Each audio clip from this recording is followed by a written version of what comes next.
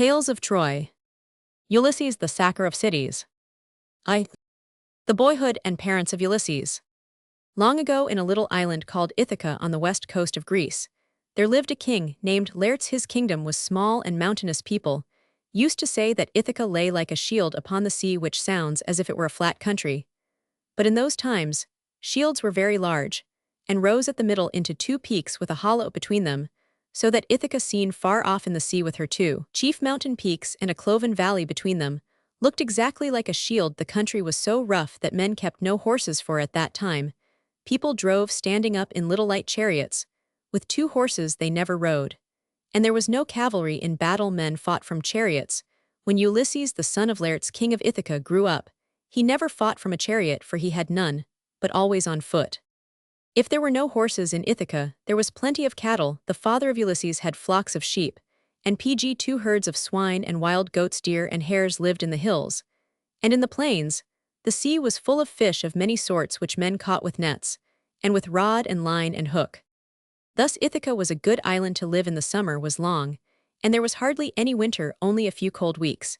And then the swallows came back, and the plains were like a garden, all covered with wild flowers, violets, lilies, narcissus, and roses, with the blue sky, and the blue sea. The island was beautiful. White temples stood on the shores, and the nymphs, a sort of fairies, had their little shrines built of stone, with wild rose bushes hanging over them.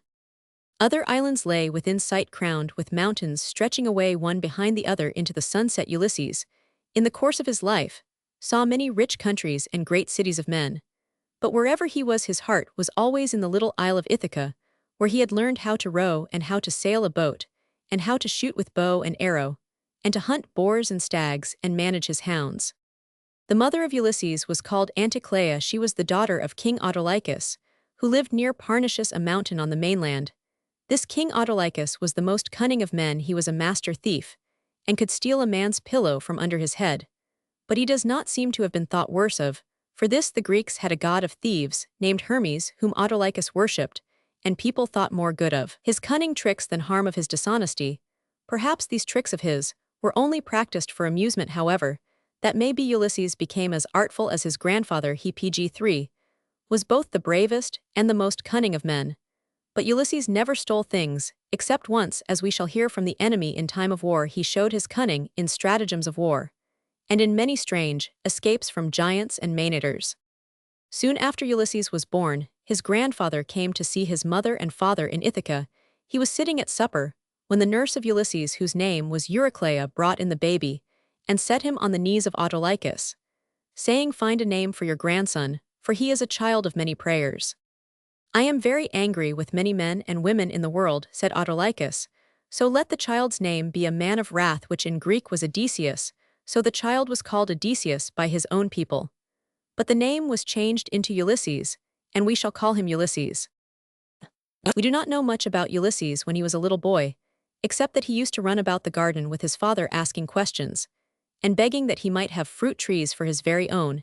He was a great pet for his parents, had no other son, so his father gave him 13 pear trees and 40 fig trees, and promised him 50 rows of vines, all covered with grapes, which he could eat when he liked without asking leave of the gardener, so he was not tempted to steal fruit like his grandfather. When Autolycus gave Ulysses his name, he said that he must come to stay with him when he was a big boy, and he would get splendid presents. Ulysses was told about this, so when he was a tall lad, he crossed the sea and drove in his chariot to the old man's house on Mount Parnassus. Everybody welcomed him, and next day his uncles and cousins, and he went out to hunt a fierce wild boar early in the morning. Probably Ulysses took his own dog, named Argus, the best of hounds, of which we shall hear again long afterwards, for the dog lived to be very old. Soon the hounds came on the scent of a wild boar, and after them the men went with spears in their hands, and Ulysses ran foremost, for he was already the swiftest runner in Greece. He came on a great boar lying in a tangled thicket of boughs and bracken, a dark place where the sun never shone nor could the rain pierce through. Then the noise of the men's shouts and the barking of the dogs awakened the boar, and up he sprang, bristling all over his back, and with fire shining from his eyes. In rushed Ulysses, first of all with his spear raised to strike, but the boar was too quick for him, and ran in and drove his sharp tusk sideways, ripping up the thigh of Ulysses.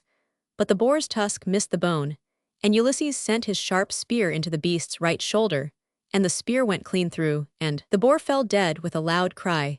The uncles of Ulysses bound up his wound carefully and sang a magical song over it, as the French soldiers wanted to do to Joan of Arc when the arrow pierced her shoulder at the siege of Orleans. Then the blood ceased to flow, and soon Ulysses was quite healed of his wound. They thought that he would be a good warrior and gave him splendid presents, and when he went home again, he told all that had happened to his father and mother and his nurse Eurycleia. But there was always a long white mark or scar above his left knee, and about that scar we shall hear again many years afterwards.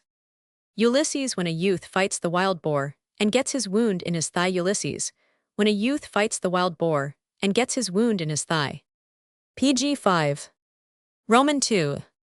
How people lived in the time of Ulysses. When Ulysses was a young man, he wished to marry a princess of his own rank.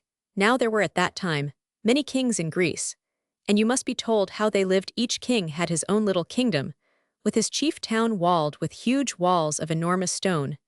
Many of these walls are still standing, though the grass has grown over the ruins of most of them, and in later years men believed that those walls must have been built by giants. The stones are so enormous. Each king had nobles under him, rich men, and all had their palaces, each with its courtyard and its long hall where the fire burned in the midst, and the king and queen sat beside it on high thrones between the four chief carved pillars that held up the roof. The thrones were made of cedar wood and ivory inlaid with gold, and there were many other chairs and small tables for guests, and the walls and doors were covered with bronze plates and gold and silver and sheets of blue glass. Sometimes they were painted with pictures of bull hunts, and a few of these pictures may still be seen. At night torches were lit and placed in the hands of golden figures of boys, but all the smoke of fire and torches escaped by a hole in the roof and made the ceiling black. On the walls hung swords and spears and helmets and shields, which needed to be often cleaned from the stains of the smoke. The minstrel or poet sat beside the king and queen, and after supper, he struck his harp and sang stories of old wars. At night the king and queen slept in their own place, and the women in their own rooms. The princesses had their PG-6 chambers upstairs, and the young princes had each his room built separate in the courtyard. There were bathrooms with polished baths where guests were taken when they arrived dirty from a journey. The guests lay at night on beds in the portico, for the climate was warm. There were plenty of servants, who were usually slaves taken in war, but they were very kindly treated and were friendly with their masters. No coin money was used. People paid for things in cattle or in weighed pieces of gold. Rich men had plenty of gold cups and gold-hilted swords and bracelets and brooches. The kings were the leaders in war and judges in peace, and did sacrifices to the gods, killing cattle and swine and sheep, on which they afterwards dined. They dressed in a simple way in a long smock of linen or silk, which fell almost to the feet, but was tucked up into a belt round the waist, and worn longer or shorter, as they happened to choose. Where it needed fastening at the throat, golden brooches were used, beautifully made with safety pins. This garment was much like the plaid that the Highlanders used to wear with its belt and brooches over it.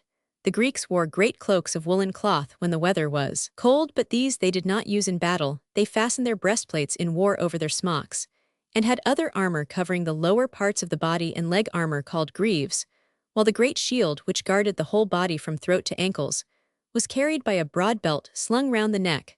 The sword was worn in another belt crossing the shield belt. They had light shoes in peace and higher, and heavier boots in war, or for walking across country. The women wore the smock with more brooches and PG-7 jewels than the men, and had head coverings with veils and mantles over all, and necklaces of gold, and amber earrings and bracelets of gold, or of bronze.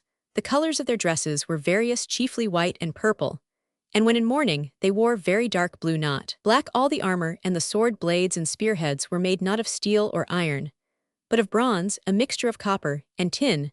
The shields were made of several thicknesses of leather, with a plating of bronze above. Tools such as axes and plowshares were either of iron or bronze, and so were the blades of knives and daggers. To us the houses and way of living would have seemed very splendid, and also in some ways rather rough. The palace floors, at least in the house of Ulysses, were littered with bones and feet of the oxen slain for food.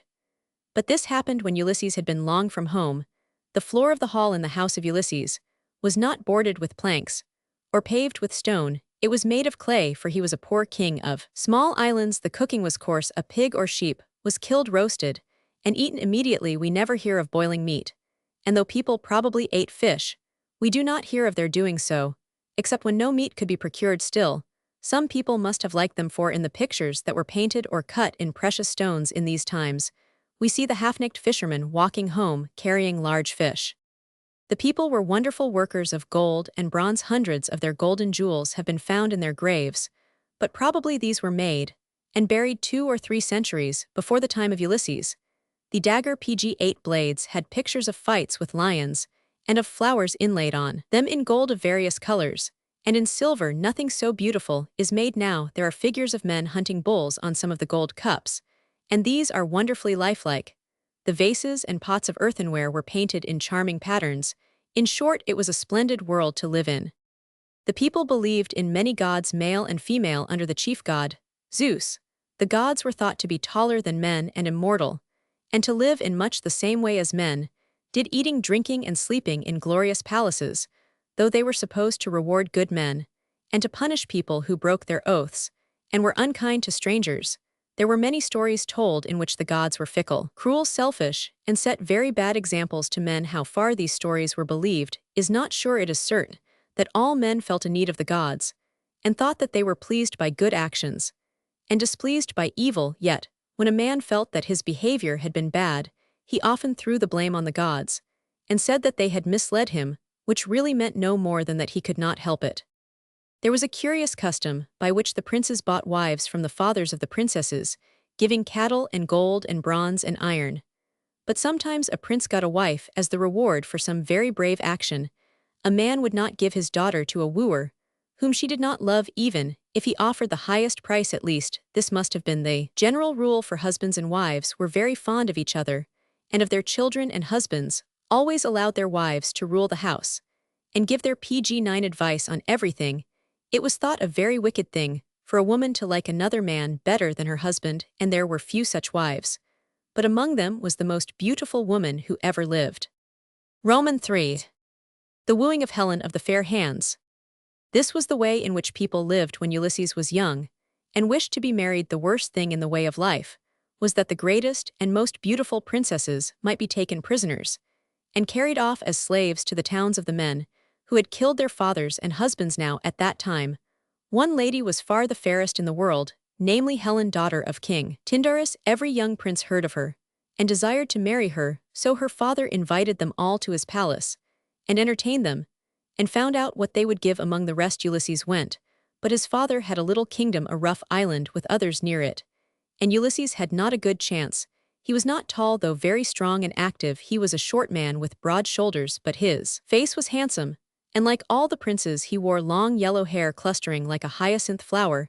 His manner was rather hesitating, and he seemed to speak very slowly at first, though afterwards his words came freely. He was good at everything a man can do. He could plow and build houses and make ships, and he was the best archer in Greece except one, and could bend the great bow, dead King Eurytus, which no other man could string. But he had no horses, and had no great PG-10 train of followers.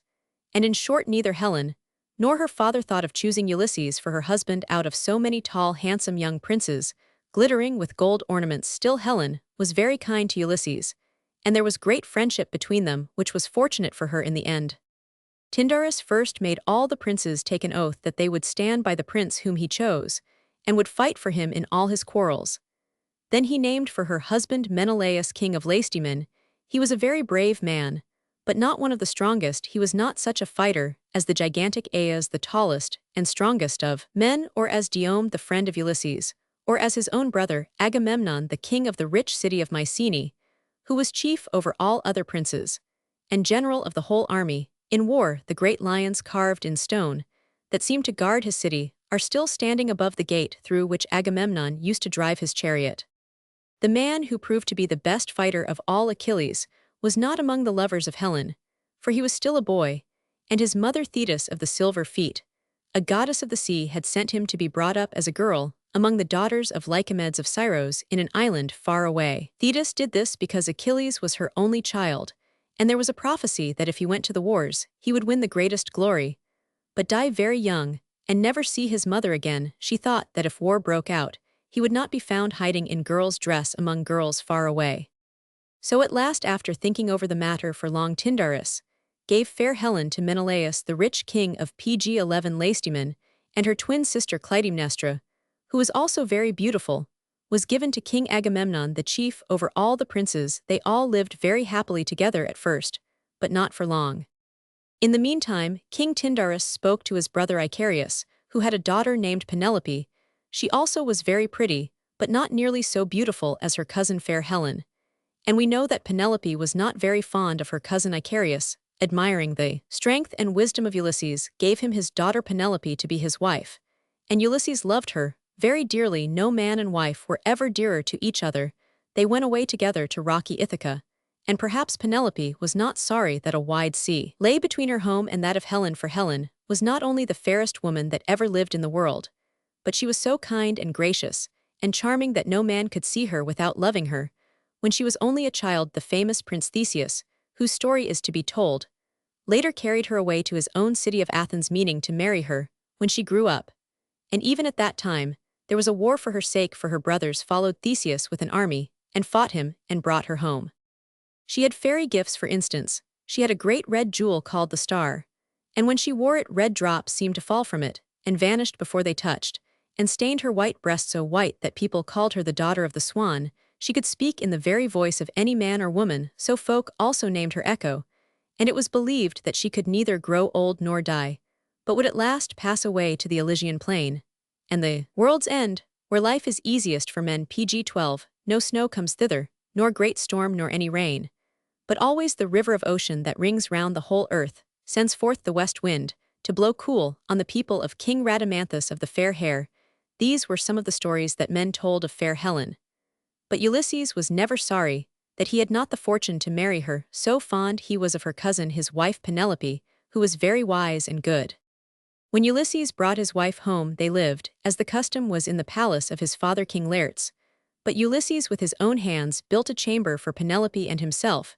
There grew a great olive tree in the inner court of the palace, and its stem was as large as one of the tall carved pillars of the hall. Round about this tree, Ulysses built the chamber and finished it with close-set stones and roofed it over and made close fastening doors. Then he cut off all the branches of the olive tree and smoothed the trunk, and shaped it into the bedpost, and made the bedstead beautiful with inlaid work of gold and silver and ivory. There was no such bed in Greece, and no man could move it from its place. And this bed comes again into the story at the very end.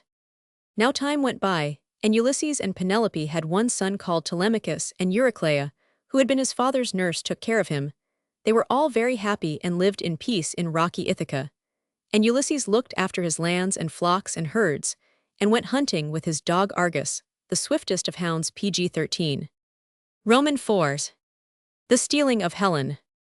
This happy time did not last long, and Telemachus was still a baby when war arose so great and mighty and marvelous as had never been known in the world. Far across the sea that lies on the east of Greece, there dwelt the rich King Priam. His town was called Troy or Ilios, and it stood on a hill near the seashore, where the Straits of Hellespont between Europe and Asia. It was a great city, surrounded by strong walls, and its ruins are still standing. The kings make merchants who passed through the straits pay toll to them, and they had allies in Thrace, a part of Europe opposite Troy, and Priam was chief of all princes on his side of the sea.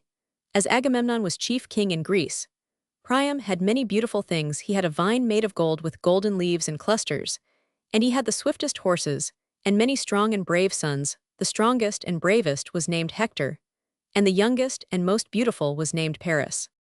There was a prophecy that Priam's wife would give birth to a burning torch, so when Paris was born, Priam sent a servant to carry the baby into a wild wood on Mount Ida, and leave him to die or be eaten by wolves and wild cats.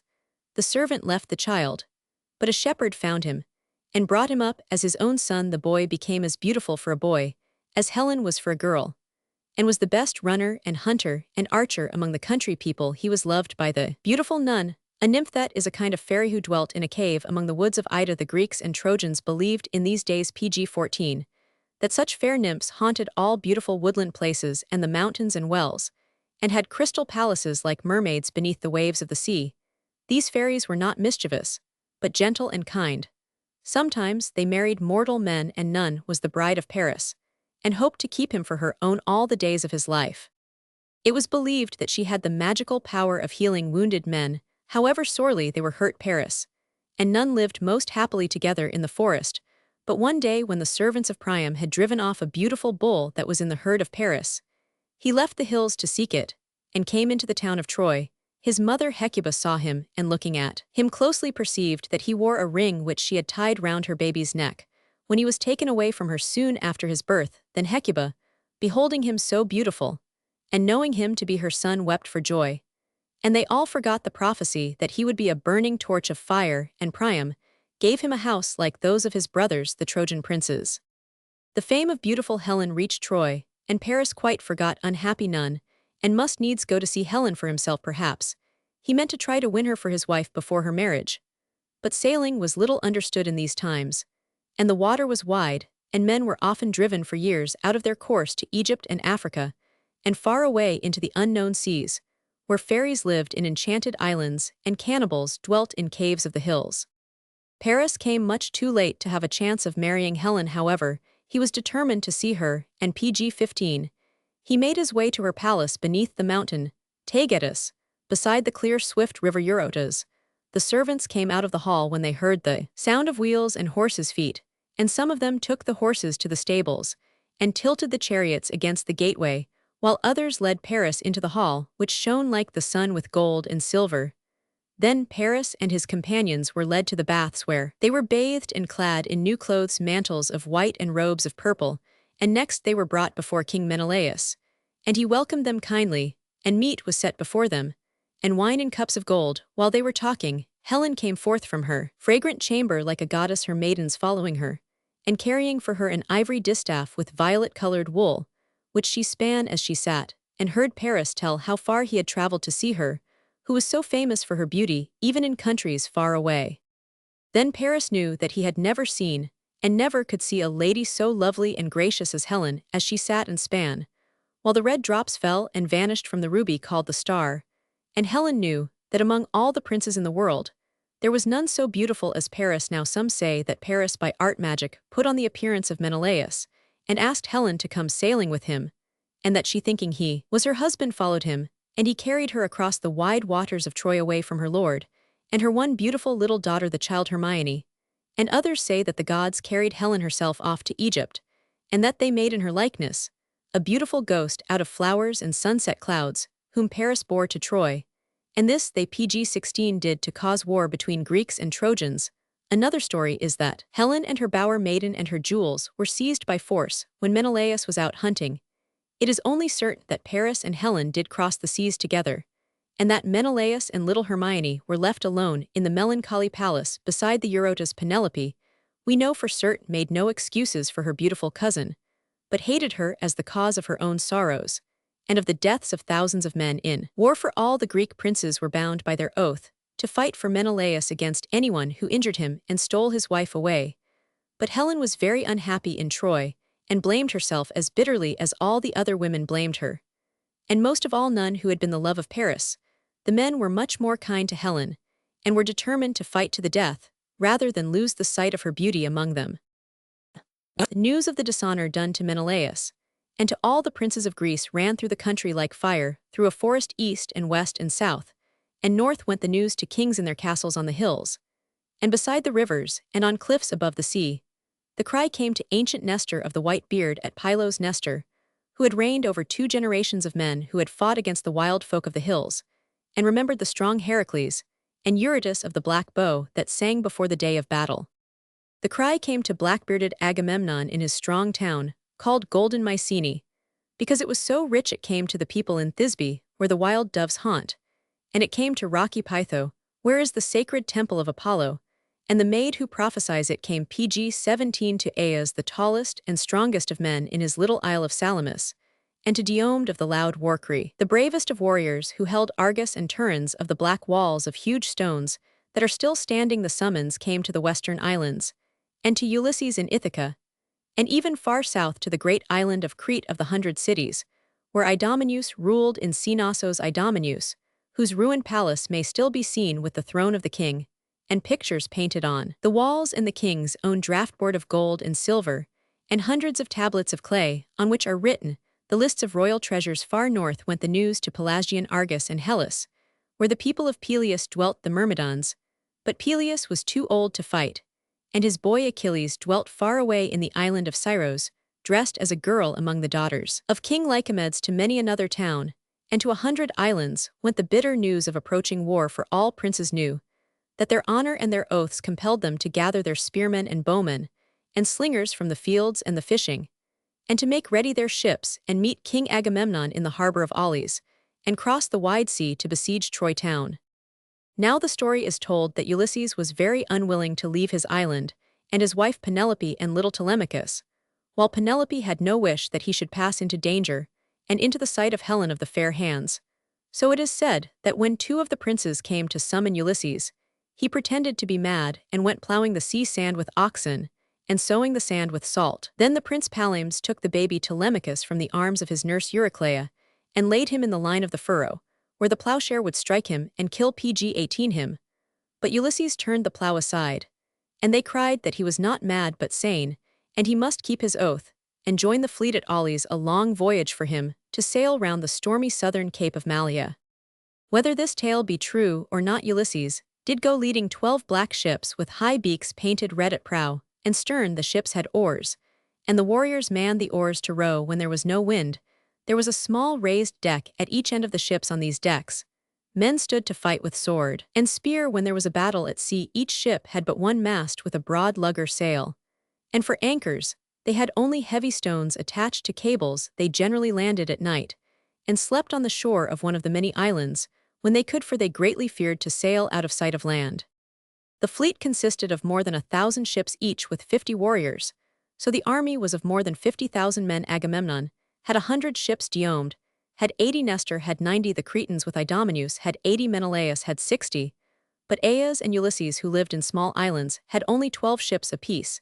Yet Aias was so brave and strong, and Ulysses so brave and wise, that they were ranked among the greatest chiefs and advisers of Agamemnon, with Menelaus, Diomed, Idomeneus, Nestor, Menestheus of Athens, and 2 or 3 others.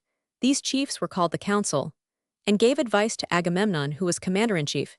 He was a brave fighter, but so anxious and fearful of losing the lives of his soldiers that Ulysses and Diomed were often obliged to speak to him very severely. Agamemnon was also very insolent and greedy, though, when anybody stood pg-19 up to him, he was ready to apologize for fear the injured chief should renounce his service and take away his soldiers. Nestor was much respected because he remained brave, though he was too old to be very useful in battle. He generally tried to make peace when the princes quarreled with Agamemnon. He loved to tell long stories about his great deeds when he was young, and he wished the chiefs to fight in old-fashioned ways. For instance, in his time, the Greeks had fought in clan regiments, and the princely men had never dismounted in battle, but had fought in squadrons of chariots. But now the owners of chariots fought on foot, each man for himself, while his squire kept the chariot near him to escape on, if he had to retreat. Nestor wished to go back to the good old way of chariot charges against the crowds of foot soldiers of the enemy. In short, he was a fine example of the old-fashioned soldier.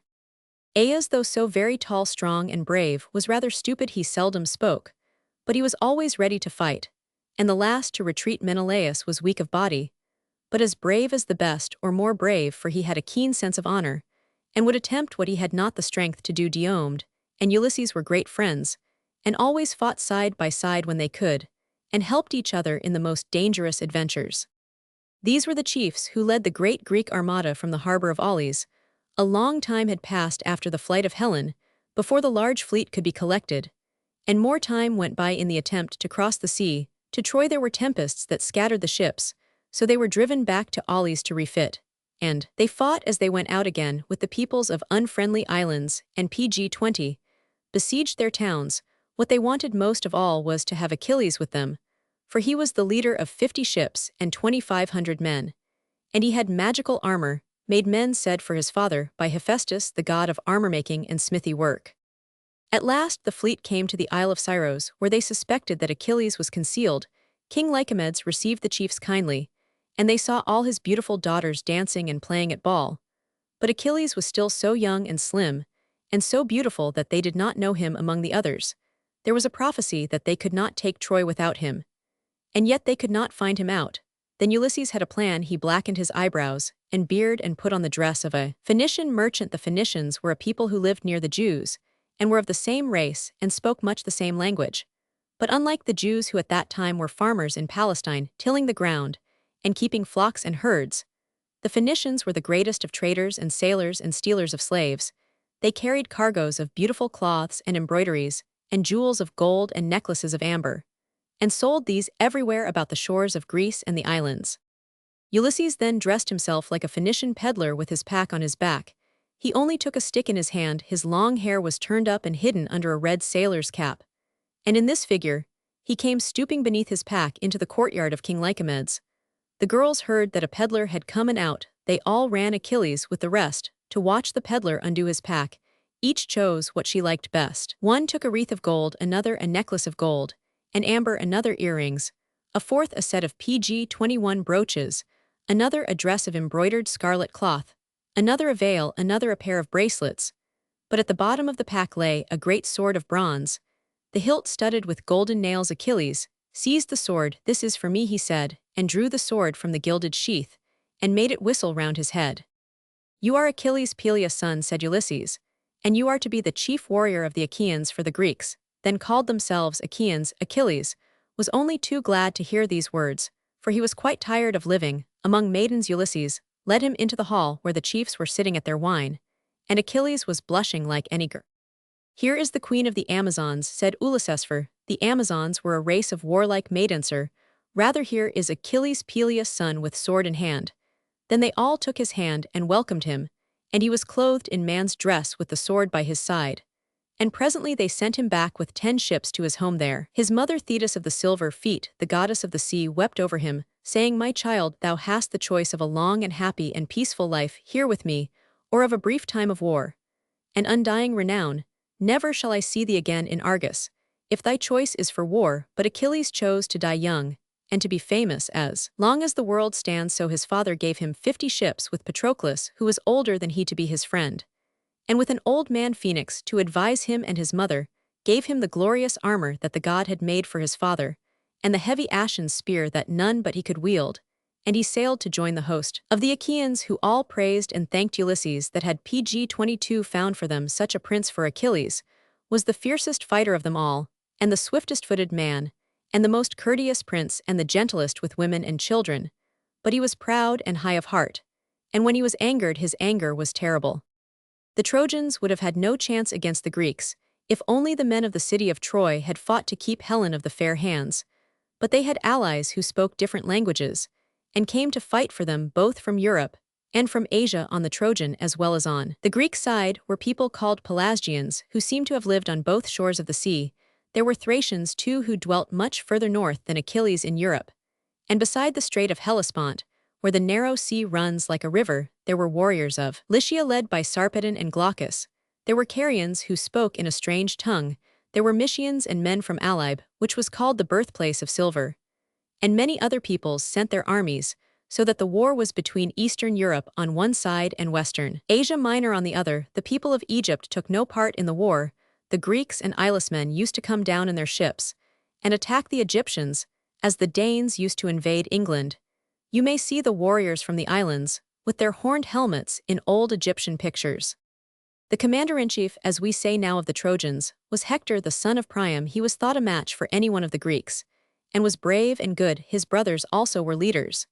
But Paris preferred to fight from a distance with bow and arrows. He and Pandarus, who dwelt on the slopes of Mount Ida, were the best archers in the Trojan army. The princes usually fought with PG-23 heavy spears, which they threw at each other, and with swords, leaving archery to the common soldiers, who had no armor of bronze. But Teucer, Merians, and Ulysses were the best archers of the Achaeans. People called Dardanians were led by Aeneas, who was said to be the son of the most beautiful of the goddesses. These, with Sarpedon and Glaucus, were the most famous of the men who fought for Troy. Troy was a strong town on a hill. Mount Ida lay behind it, and in front was a plain sloping to the seashore. Through this plain ran 2 beautiful clear rivers, and there were scattered here and there what you would have taken for steep knolls, but they were really mounds piled up over the ashes of warriors who had died long ago. On these mounds, sentinels used to stand and look across the water to give warning if the Greek fleet drew near, for the Trojans had heard that it was on its way. At last the fleet came in view, and the sea was black with ships, the oarsmen pulling with all their might.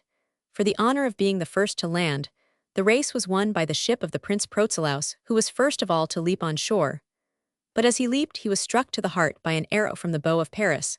This must have seemed a good omen to the Trojans, and to the Greeks evil, but we do not hear that the landing was resisted in great force, any more than that of Norman William was when he invaded England.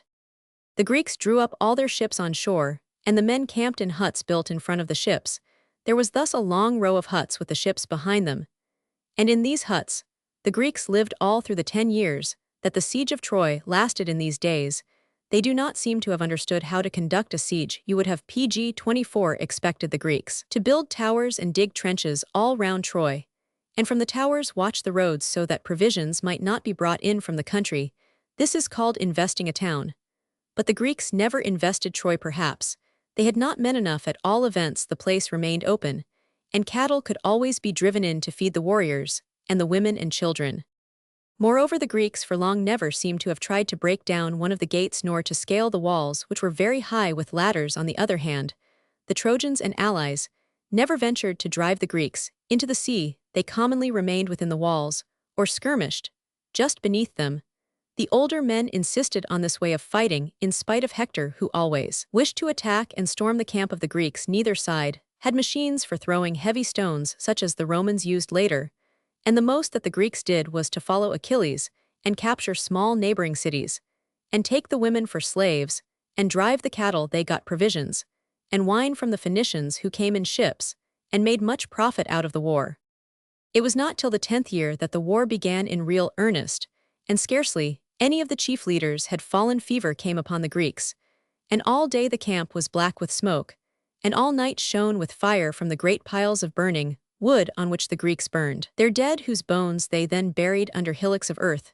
Many of these hillocks are still standing on the plain of Troy.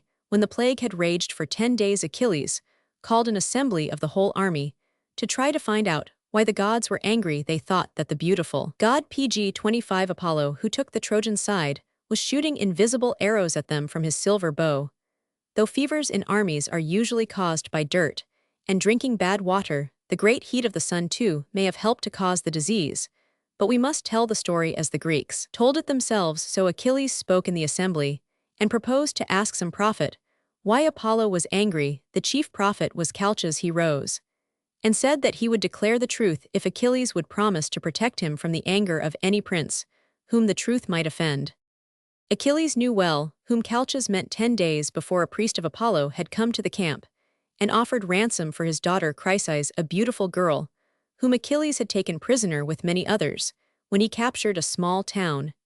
Chryseis had been given as a slave to Agamemnon, who always got the best of the plunder, because he was chief king. Whether he had taken part in the fighting or not, as a rule he did not. To Achilles had been given another girl, Briseis, of whom he was very fond. Now, when Achilles had promised to protect Calchas, the prophet spoke out and boldly said what all men knew already, that Apollo caused the plague because Agamemnon would not return Chryseis, and had insulted her father, the priest of the god. On hearing this, Agamemnon was very angry. He said that he would send Chryseis home, but that he would take Briseis away from Achilles. Then Achilles was drawing his great sword from the sheath to kill Agamemnon, but even in his anger he knew that this was wrong, so he merely called Agamemnon a greedy coward with face of dog and heart of deer, and he swore that he and his men would fight no more against the Trojans. Old Nestor tried PG 26 to make peace, and swords were not drawn, but Briseis was taken away from Achilles, and Ulysses put Chryseis on board of his ship, and sailed away with her to her father's town, and gave her up to her father. Then her father prayed to Apollo that the plague might cease, and it did cease when the Greeks had cleansed their camp, and purified themselves, and cast their filth into the sea. We know how fierce and brave Achilles was, and we may wonder that he did not challenge Agamemnon to fight a duel, but the Greeks never fought duels, and Agamemnon was believed to be chief king by right divine. Achilles went alone to the seashore when his dear Briseis was led away, and he wept and called to his mother, the silver-footed lady of the waters. Then she arose from the grey sea like a mist, and sat down beside her son, and stroked his hair with her hand, and he told her all his sorrows. So she said that she would go up to the dwelling of the gods, and pray Zeus, the chief of them all, to make the Trojans win a great battle, so that Agamemnon should feel his need of Achilles, and make amends for his insolence, and do him honor. Thetis kept her promise, And Zeus gave his word that the Trojans should defeat the Greeks. That night Zeus sent a deceitful dream to Agamemnon. The dream took the shape of old Nestor, and said that Zeus would give him victory that day. While he was still asleep, Agamemnon was full of hope that he would instantly take Troy, but when he woke, he seems not to have been nearly so confident, for in place of putting on his armor and bidding the Greeks arm themselves, he merely dressed in his robe and mantle, took his scepter, and went and told the chiefs about his dream. They did not feel much encouraged, so he said that he would try the temper of the army. He would call PG-27 them together and propose to return to Greece. But if the soldiers took him at his word, the other chiefs were to stop them.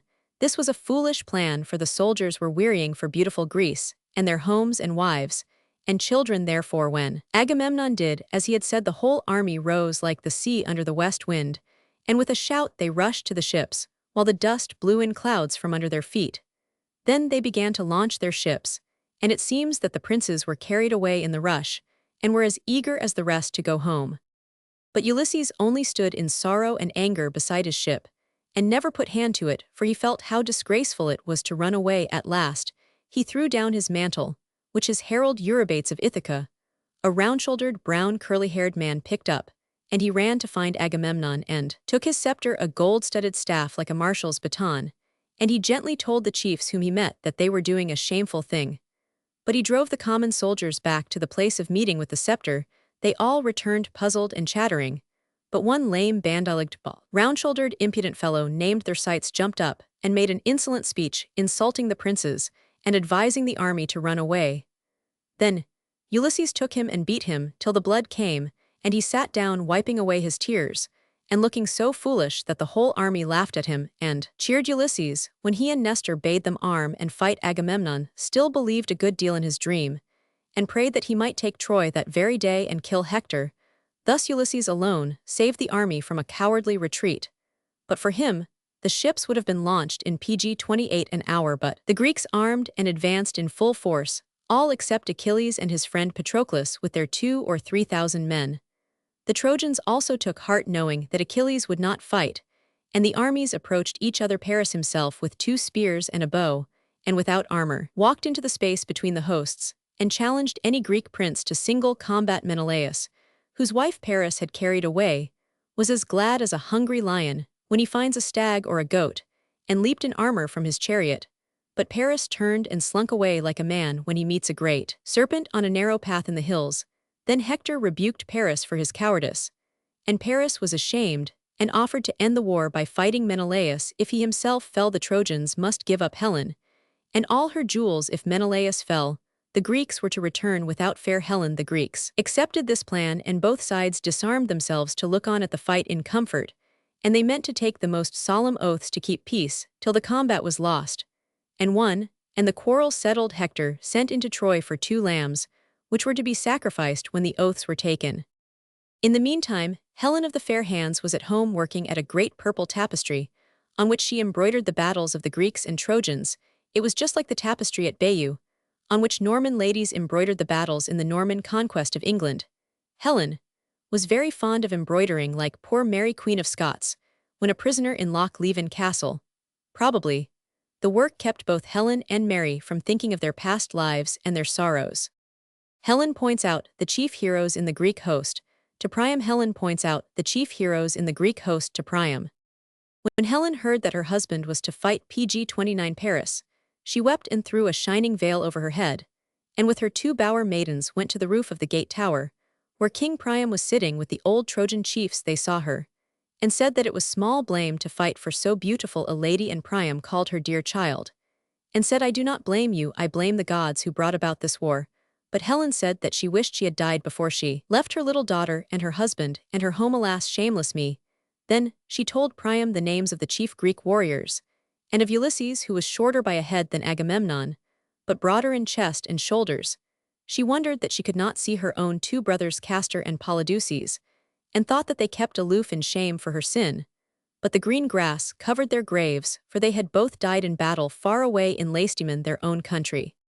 Then the lambs were sacrificed, and the oaths were taken, and Paris put on his brother's armor, helmet, breastplate, shield, and leg armor. Lots were drawn to decide whether Paris or Menelaus should throw his spear first, and as Paris won, he threw his spear, but the point was blunted against the shield of Menelaus.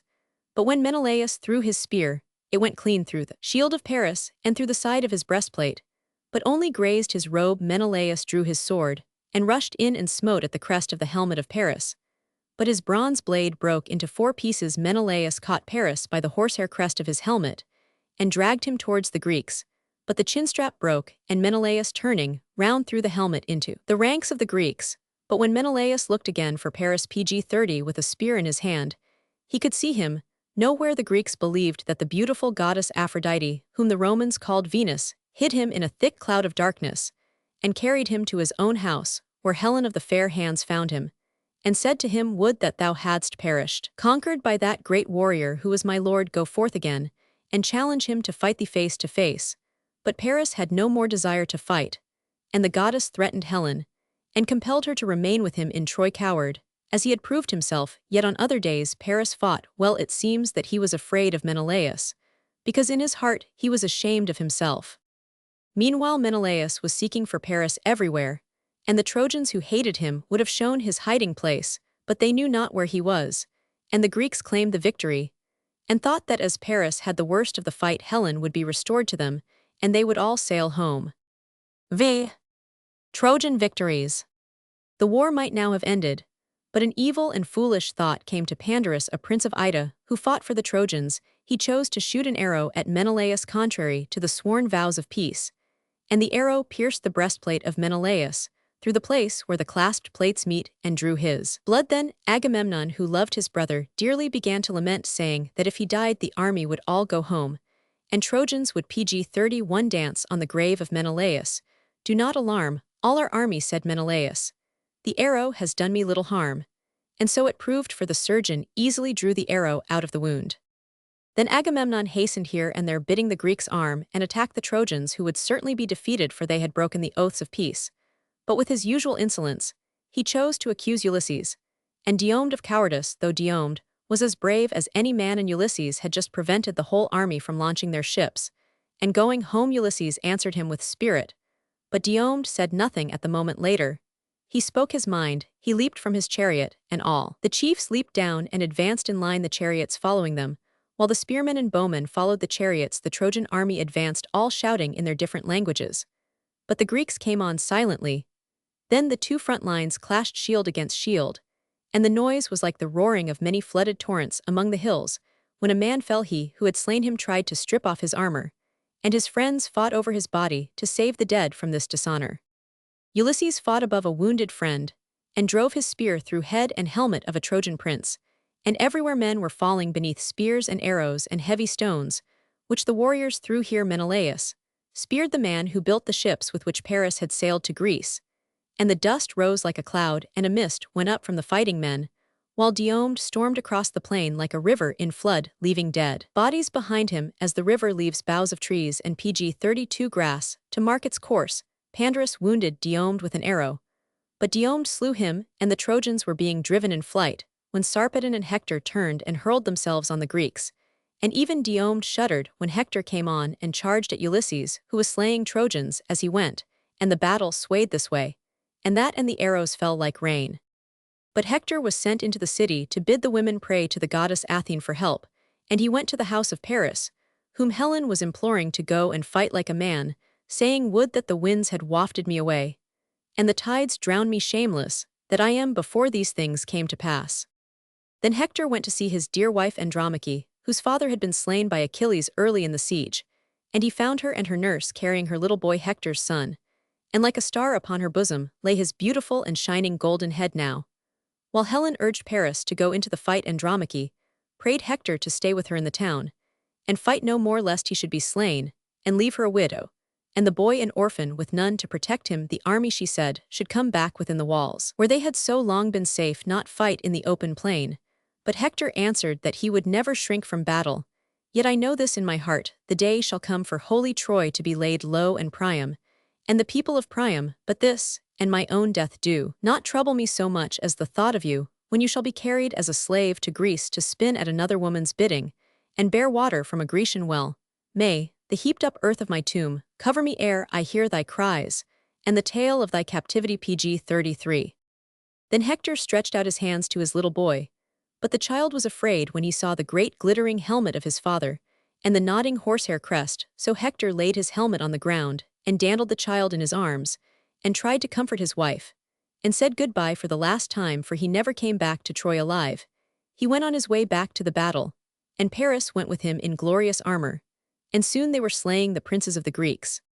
The battle raged till nightfall, and in the night the Greeks and Trojans burned their dead, and the Greeks made a trench and wall round their camp, which they needed for safety now that the Trojans came from their town, and fought in the open plain. Next day the Trojans were so successful that they did not retreat behind their walls at night, but lit great fires on the plain, 1,000 fires, with 50 men taking supper round each of them, and drinking their wine to the music of flutes. But the Greeks were much discouraged, and Agamemnon called the whole army together, and proposed that they should launch their ships in the night, and sail away home. Then Diomed stood up, and said, "You called me a coward lately. You are the coward. Sail away if you are afraid to remain here, but all the rest of us will fight till we take Troy town." Then all shouted in praise of Diomed, and Nestor advised them to send 500 young men under his own son Thrasym's to watch the Trojans and guard the new wall and the ditch, in case the Trojans attacked them in the darkness. Next Nestor counseled Agamemnon to send Ulysses and Aias to Achilles and promise to give back Briseis and rich presents of gold, and beg pardon for pg 30 for his insolence, if Achilles would be friends again with Agamemnon, and fight as he used to fight. The Trojans would soon be driven back into the town. Agamemnon was very ready to beg pardon, for he feared that the whole army would be defeated and cut off from their ships, and killed or kept as slaves. So Ulysses and Aias, and the old tutor of Achilles, Phoenix, went to Achilles and argued with him, praying him to accept the rich presents and help the Greeks. But Achilles answered that he did not believe a word that Agamemnon said. Agamemnon had always hated him, and always would hate him. No, he would not cease to be angry. He would sail away next day with all his men, and he advised the rest to come with him. "Why be so fierce?" said tall Aias, who seldom spoke. "Why make so much trouble about one girl? We offer you 7 girls and plenty of other gifts." Then Achilles said that he would not sail away next day, but he would not fight till the Trojans tried to burn his own ships, and there he thought that Hector would find work enough to do this, was the most that Achilles would promise.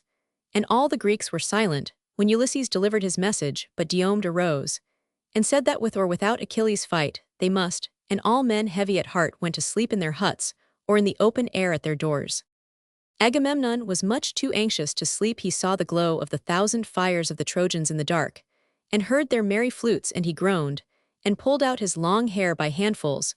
When he was tired of crying and groaning, and tearing his hair, he thought that he would go for advice to old Nestor. He threw a lion's skin, the coverlet of his bed, over his shoulder, took his spear pg 35, went out, and met Menelaus, for he too could not sleep. And Menelaus proposed to send a spy among the Trojans, if any man were brave enough to go, for the Trojan camp was all alight with fires, and the adventure was dangerous. Therefore the two wakened Nestor and the other chiefs, who came just as they were wrapped in the fur coverlets of their beds, without any armor. First they visited the 500 young men set to watch the wall, and then they crossed the ditch and sat down outside, and considered what might be done.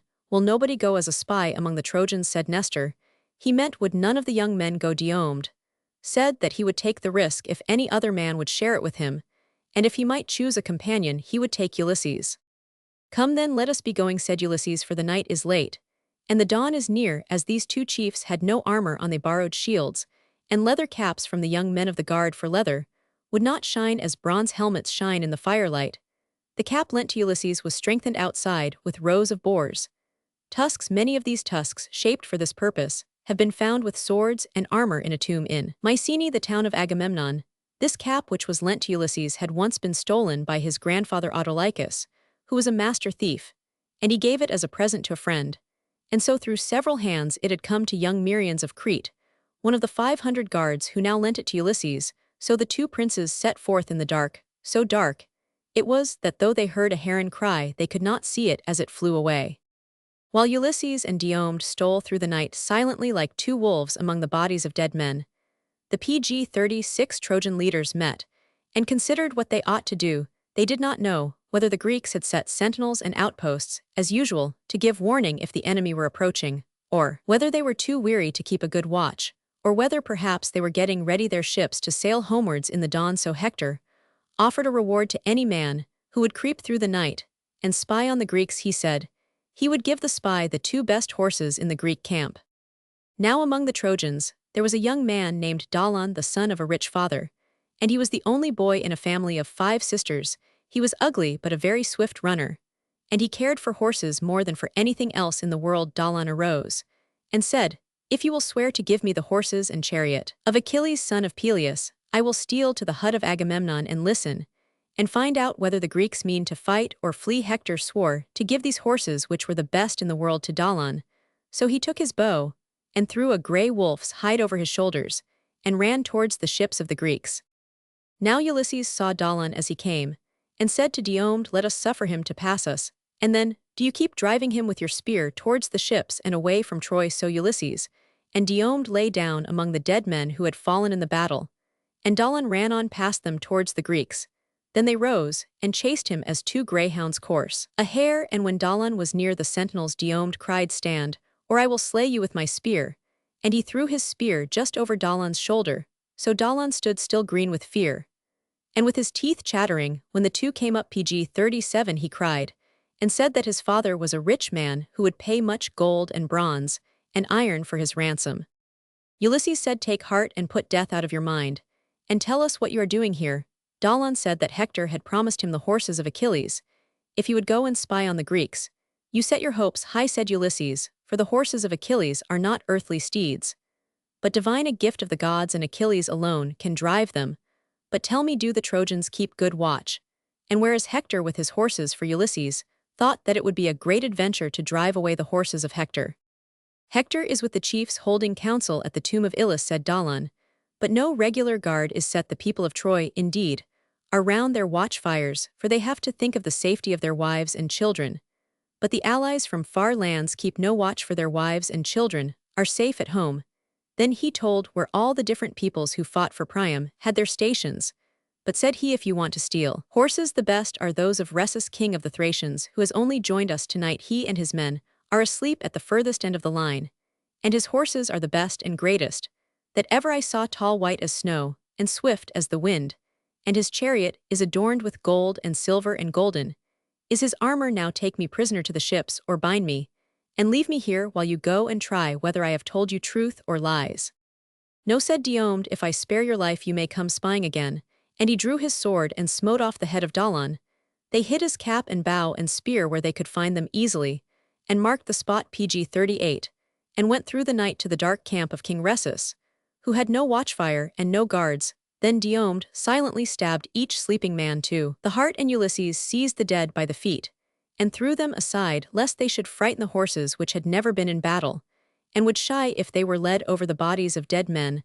Last of all, Diomed killed King Rhesus, and Ulysses led forth his horses, beating them with his bow, for he had forgotten to take the whip from the chariot. Then Ulysses and Diomed leaped on the backs of the horses, as they had not time to bring away the chariot, and they galloped to the ships, stopping to pick up the spear and bow and cap of Dolon.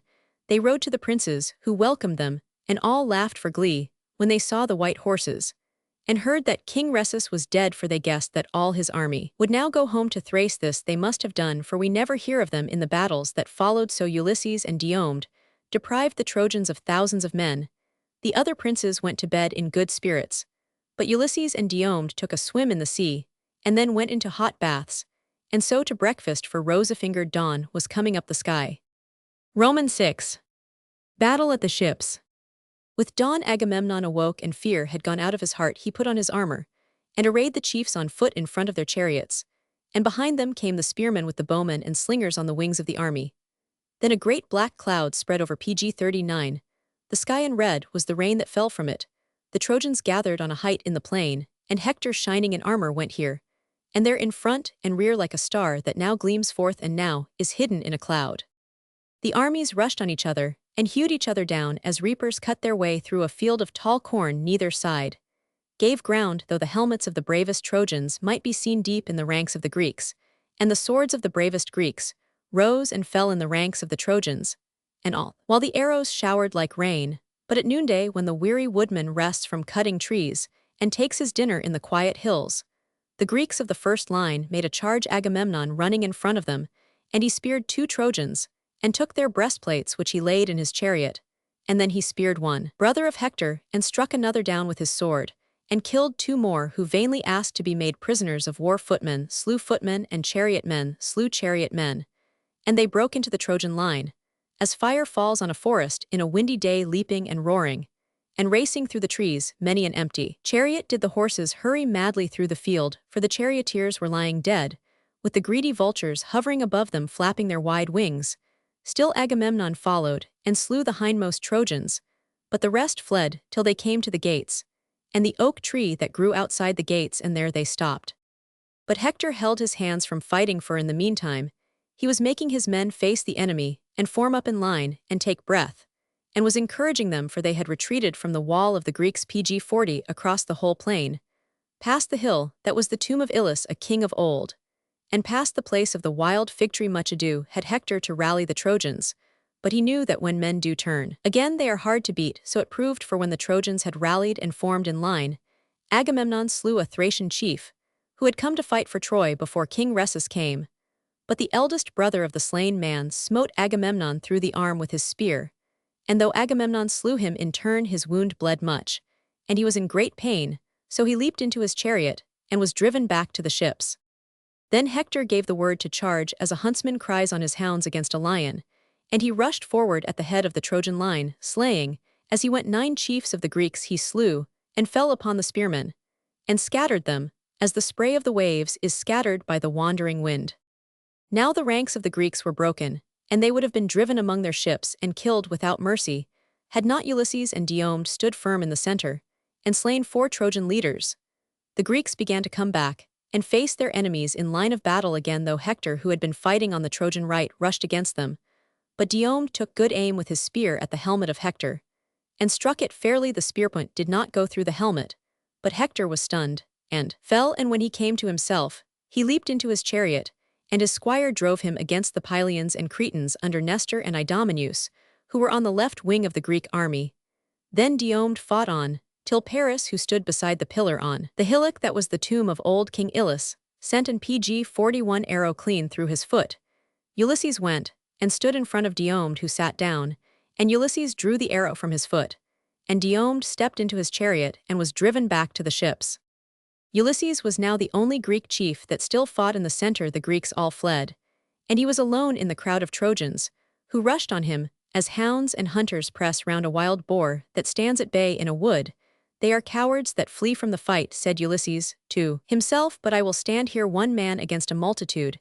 He covered the front of his body with his great shield that hung by a belt round his neck, and he smote 4 Trojans, and wounded a 5th, but the brother of the wounded man drove a spear through the shield and breastplate of Ulysses, and tore clean through his side.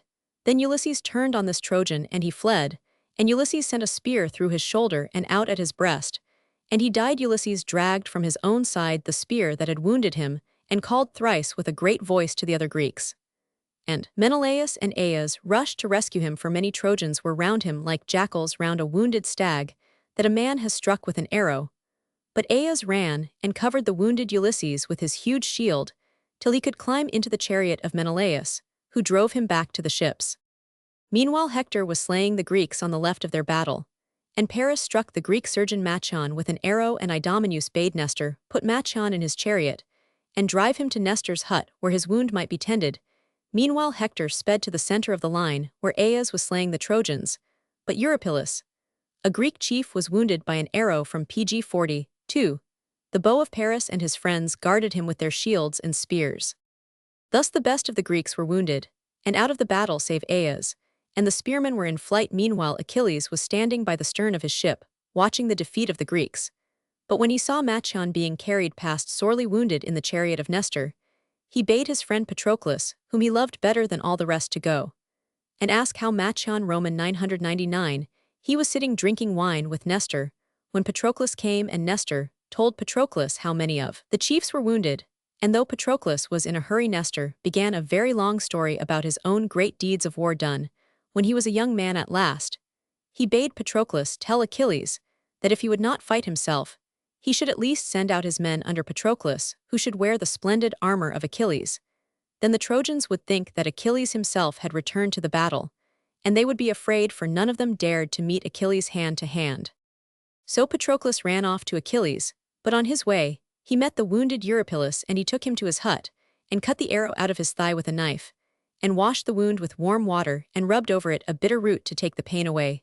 Thus, he waited for some time with Eurypylus, but the advice of Nestor was in the end to cause the death of Patroclus. The battle now raged more fiercely, while Agamemnon and Diomed and Ulysses could only limp about leaning on their spears, and again, Agamemnon wished to moor the ships near shore and embark in the night and run away. But Ulysses was very angry with him, and said, "You should lead some other pg-43 inglorious army, not us, who will fight on, till every soul of us perish rather than flee like cowards. Be silent, lest the soldiers hear you speaking of flight such words, as no man should utter. I wholly scorn your counsel, for the Greeks will lose heart, if in the midst of battle you bid them launch the ships." Agamemnon was ashamed, and by Diomed's advice the wounded kings went down to the verge of the war, to encourage the others. Though they were themselves unable to fight, they rallied the Greeks, and Aias led them, and struck Hector full in the breast with a great rock, so that his friends carried him out of the battle to the river side, where they poured water over him. But he lay fainting on the ground, the black blood gushing up from his mouth, while Hector lay there, and all men thought that he would die. Aias and Idomeneus were driving back the Trojans, and it seemed that even without Achilles and his men the Greeks were able to hold their own against the Trojans. But the battle was never lost. While Hector lived, people in those days believed in omens. They thought that the appearance of birds on the right or left hand meant good or bad luck. Once, during the battle, a Trojan showed Hector an unlucky bird, and wanted him to retreat into the town. But Hector said, "One omen is the best to fight for our own country." While Hector lay between death and life, the Greeks were winning, for the Trojans had no other great chief to lead them. But Hector awoke from his faint, and leaped to his feet, and ran here and there, encouraging the men of Troy. Then the most of the Greeks fled when they saw him, but Aias and Idomeneus, and the rest of the bravest, formed in a square between the Trojans and the ships, and down on them came pg-44 Hector and Aeneas and Paris, throwing their spears and slaying on every hand. The Greeks turned and ran, and the Trojans would have stopped to strip the armor from the slain men. But Hector cried, "Haste to the ships, and leave the spoils of war. I will slay any man who lags behind." On this all the Trojans drove their chariots down into the ditch that guarded the ships of the Greeks, as when a great wave sweeps at sea over the side of a vessel. And the Greeks were on the ship decks, thrusting with very long spears used in sea fights, and the Trojans were boarding the ships and striking with swords and axes. Hector had a lighted torch, and tried to set fire to the ship of Aias. But Aias kept him back with the long spear, and slew a Trojan whose lighted torch fell from his hand. And Aias kept shouting, "Come on and drive away Hector. It is not to a dance that he is calling his men, but to battle." The dead fell in heaps, and the living ran over them to mount the heaps of slain, and climb the ships. Hector rushed forward like a sea wave against a great steep rock. But like the rock stood the Greeks still. The Trojans charged past the beaks of the foremost ships, while Aias, thrusting with a spear more than 20 feet long, leaped from deck to deck like a man that drives 4 horses abreast, and leaps from the back of one to the back of another. Hector seized with his hand the stern of the ship of Portrayals, the prince whom Paris shot when he leaped ashore on the day when the Greeks first landed. And Hector kept calling, "Bring fire," and even Aias in this strange sea fight on land left the decks, and went below, thrusting with his spear through the portholes. 12 men lay dead, who had brought fire against the ship, which Aias guarded. pg-45. Romans 7. The slaying and avenging of Patroclus. At this moment, when torches were blazing round the ships, and all seemed lost, Patroclus came out of the hut of Eurypylus, whose wound he had been tending, and he saw that the Greeks were in great danger, and ran weeping to Achilles. "Why do you weep?" said Achilles, like a little girl that runs by her mother's side and plucks at her gown, and looks at her with tears in her eyes, till her mother takes her up in her arms. "Is there bad news from home, that your father is dead, or mine? Or are you sorry that the Greeks are getting what they deserve for their folly?"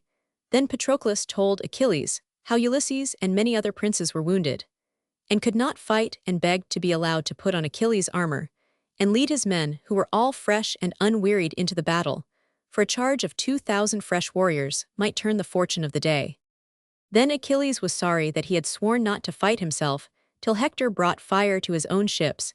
He would lend Patroclus his armor, and his horses, and his men, but Patroclus must only drive the Trojans from the ships, and not pursue them at this moment. Aias was weary, so many spears smote his armor, and he could hardly hold up his great shield, and Hector cut off his spearhead with the sword. The bronze head fell ringing on the ground, and Aias brandished only the pointless shaft, so he shrank back, and fire blazed all over his ship, and Achilles saw it, and smote his thigh and bade Patroclus make haste. Patroclus armed himself in the shining armor of Achilles' pg-46, which all Trojans feared, and leaped into the chariot, where Automedon the squire had harnessed Xanthus and Balius, 2 horses, that were the children men said of the west wind, and a led horse was harnessed beside them in the side traces. Meanwhile the 2,000 men of Achilles, who were called Myrmidons, had met in armor 5 companies of 400 apiece, under 5 chiefs of noble names. Forth they came as eager as a pack of wolves, that have eaten a great red deer, and run to slake their thirst with the dark water of a well in the hills. So all in close array, helmet touching helmet and shield touching shield, like a moving wall of shining bronze, the men of Achilles charged, and Patroclus in the chariot led the way. Down they came at full speed on the flank of the Trojans, who saw the leader, and knew the bright armor and the horses of the terrible Achilles, and thought that he had returned to the war. Then each Trojan looked round to see by what way he could escape, and when men do that in battle, they soon run by the way they have chosen. Patroclus rushed to the ship of Protelaus, and slew the leader of the Trojans there, and drove them out, and quenched the fire, while they of Troy drew back from the ships. And Aias and the other unwounded Greek princes leaped among them, smiting with sword and spear. Well did Hector know that the break in the battle had come again.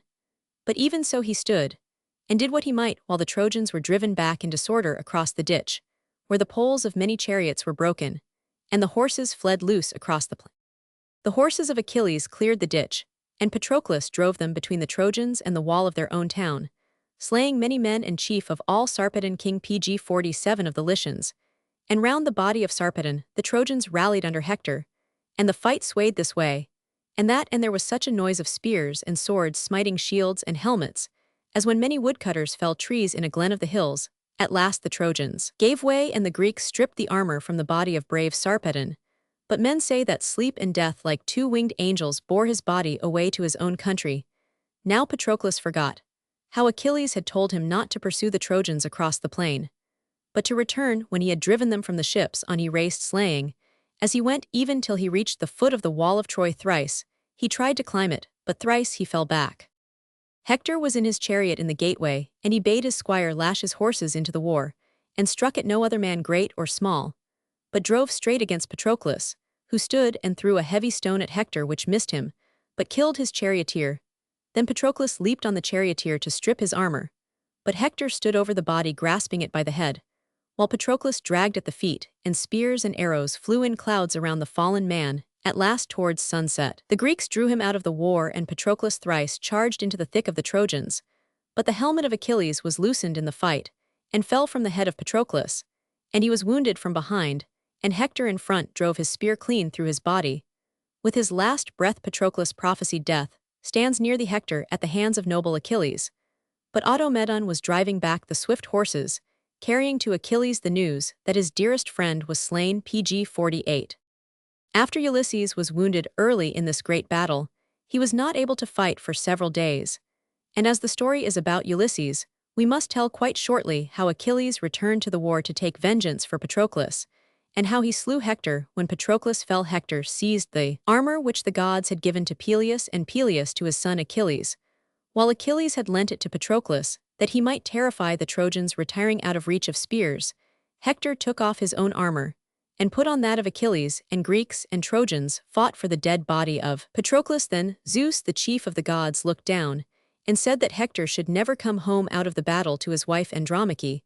But Hector returned into the fight around the dead Patroclus, and here all the best men fought, and even Automedon, who had been driving the chariot of Patroclus. Now, when the Trojans seemed to have the better of the fight, the Greeks sent Antilochus, a son of old Nestor, to tell Achilles that his friend was slain, and Antilochus ran, and Aias and his brother protected the Greeks, who were trying to carry the body of Patroclus back to the ships. Swiftly Antilochus came running to Achilles, saying, "Fallen is Patroclus, and they are fighting round his naked body for Hector. Has his armor then?" Achilles said never a word, but fell on the floor of his hut, and threw black ashes on his yellow hair, till Antilochus seized his hands, fearing that he would cut his own throat with his dagger for very sorrow. His mother Thetis arose from the sea to comfort him, But he said that he desired to die if he could not slay Hector, who had slain his friend. Then Thetis told him that he could not fight without armor, and now he had none, but she would go to the god of PG-49 armor-making, and bring from him such a shield and helmet and breastplate as had never been seen by men. Meanwhile the fight raged round the dead body of Patroclus, which was defiled with blood and dust near the ships, and was being dragged this way, and that, and torn and wounded Achilles could not bear this sight, yet his mother had warned him not to enter without armor the battle, where stones and arrows and spears were flying like hail, and he was so tall and broad that he could put on the arms of no other man, so he went down to the ditch as he was unarmed, and as he stood high above it against the red sunset fire, seemed to flow from his golden hair like the beacon blaze that soars into the dark sky when an island town is attacked at night, and men light beacons, that their neighbors may see them and come to their help from other isles. There Achilles stood in a splendor of fire, and he shouted aloud as clear as a clarion rings, when men fall on to attack a besieged city wall. Thrice Achilles shouted mightily, and thrice the horses of the Trojans shuddered for fear, and turned back from the onslaught, and thrice the men of Troy were confounded and shaken with terror. Then the Greeks drew the body of Patroclus out of the dust and the arrows, and laid him on a bier, and Achilles followed weeping, for he had sent his friend with chariot and horses to the war, but home again he welcomed him never more than the sun set, and it was night. Now one of the Trojans wished Hector to retire within the walls of Troy, for certainly Achilles would tomorrow be foremost in the war. But Hector said, "Have ye not had your fill of being shut up behind walls? Let Achilles fight. I will meet him in the open field." The Trojans cheered, and they camped in the plain, while in the hut of PG-50 Achilles' women washed the dead body of Patroclus, and Achilles swore that he would slay Hector. In the dawn came Thetis bearing to Achilles the new splendid armor that the god had made for him. Then Achilles put on that armor, and roused his men. But Ulysses, who knew all the rules of honor, would not let him fight, till peace had been made with a sacrifice, and other ceremonies between him and Agamemnon, and till Agamemnon had given him all the presents which Achilles had before refused. Achilles did not want them. He wanted only to fight, but Ulysses made him obey, and do what was usual. Then the gifts were brought, and Agamemnon stood up and said that he was sorry for his insolence, and the men took breakfast, but Achilles would neither eat nor drink. He mounted his chariot, but the horse Xanthus bowed his head, till his long mane touched the ground, and being a fairy horse, the child of the west wind, he spoke, or so men said, and these were his words: "We shall bear thee swiftly and speedily, but thou shalt be slain in fight, and thy dying day is near at hand." "Well, I know it," said Achilles, "but I will not cease from fighting till I have given the Trojans their fill of war." So all that day he chased and slew the Trojans. He drove them into the river, and though the river came down in a red flood, he crossed and slew them on the plain. The plain caught fire, the bushes and long dry grass blazed round him, but he fought his way through the fire and drove the Trojans to their walls. The gates were thrown open, and the Trojans rushed through like frightened fawns, and then they climbed to the battlements and looked down in safety, while the whole Greek army advanced in line under their shields. PG-51. But Hector stood still alone in front of the gate, and old Priam, who saw Achilles rushing on shining like a star in his new armor, called with tears to Hector, "Come within the gate. This man has slain many of my sons, and if he slays thee, whom have I to help me in my old age?" His mother also called to Hector, but he stood firm waiting for Achilles. Now, story says that he was afraid, and ran thrice in full armor round Troy with Achilles in pursuit. But this cannot be true, for no mortal men could run thrice in heavy armor, with great shields that clanked against their ankles, round the town of Troy. Moreover, Hector was the bravest of men, and all the Trojan women were looking down at him from the walls. We cannot believe that he ran away, and the story goes on to tell that he asked Achilles to make an agreement with him. The conqueror in the fight should give back the body of the fallen to be buried by his friends, but should keep his armor. But Achilles said that he could make no agreement with Hector, and threw his spear, which flew over Hector's shoulder. Then Hector threw his spear, but it could not pierce the shield which the god had made for Achilles. Hector had no other spear, and Achilles had one, so Hector cried, "Let me not die without honor," and drew his sword, and rushed at Achilles, who sprang to meet him. But before Hector could come within a sword stroke, Achilles had sent his spear clean through the neck of Hector. He fell in the dust, and Achilles said, "Dogs and birds shall tear your flesh unburied." With his dying breath Hector prayed him to take gold from Priam, and give back his body to be burned in Troy.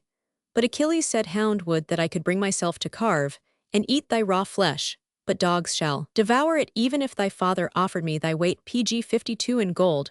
With his last words Hector prophesied, and said, remember me in the day when Paris shall slay thee in the Scaean gate.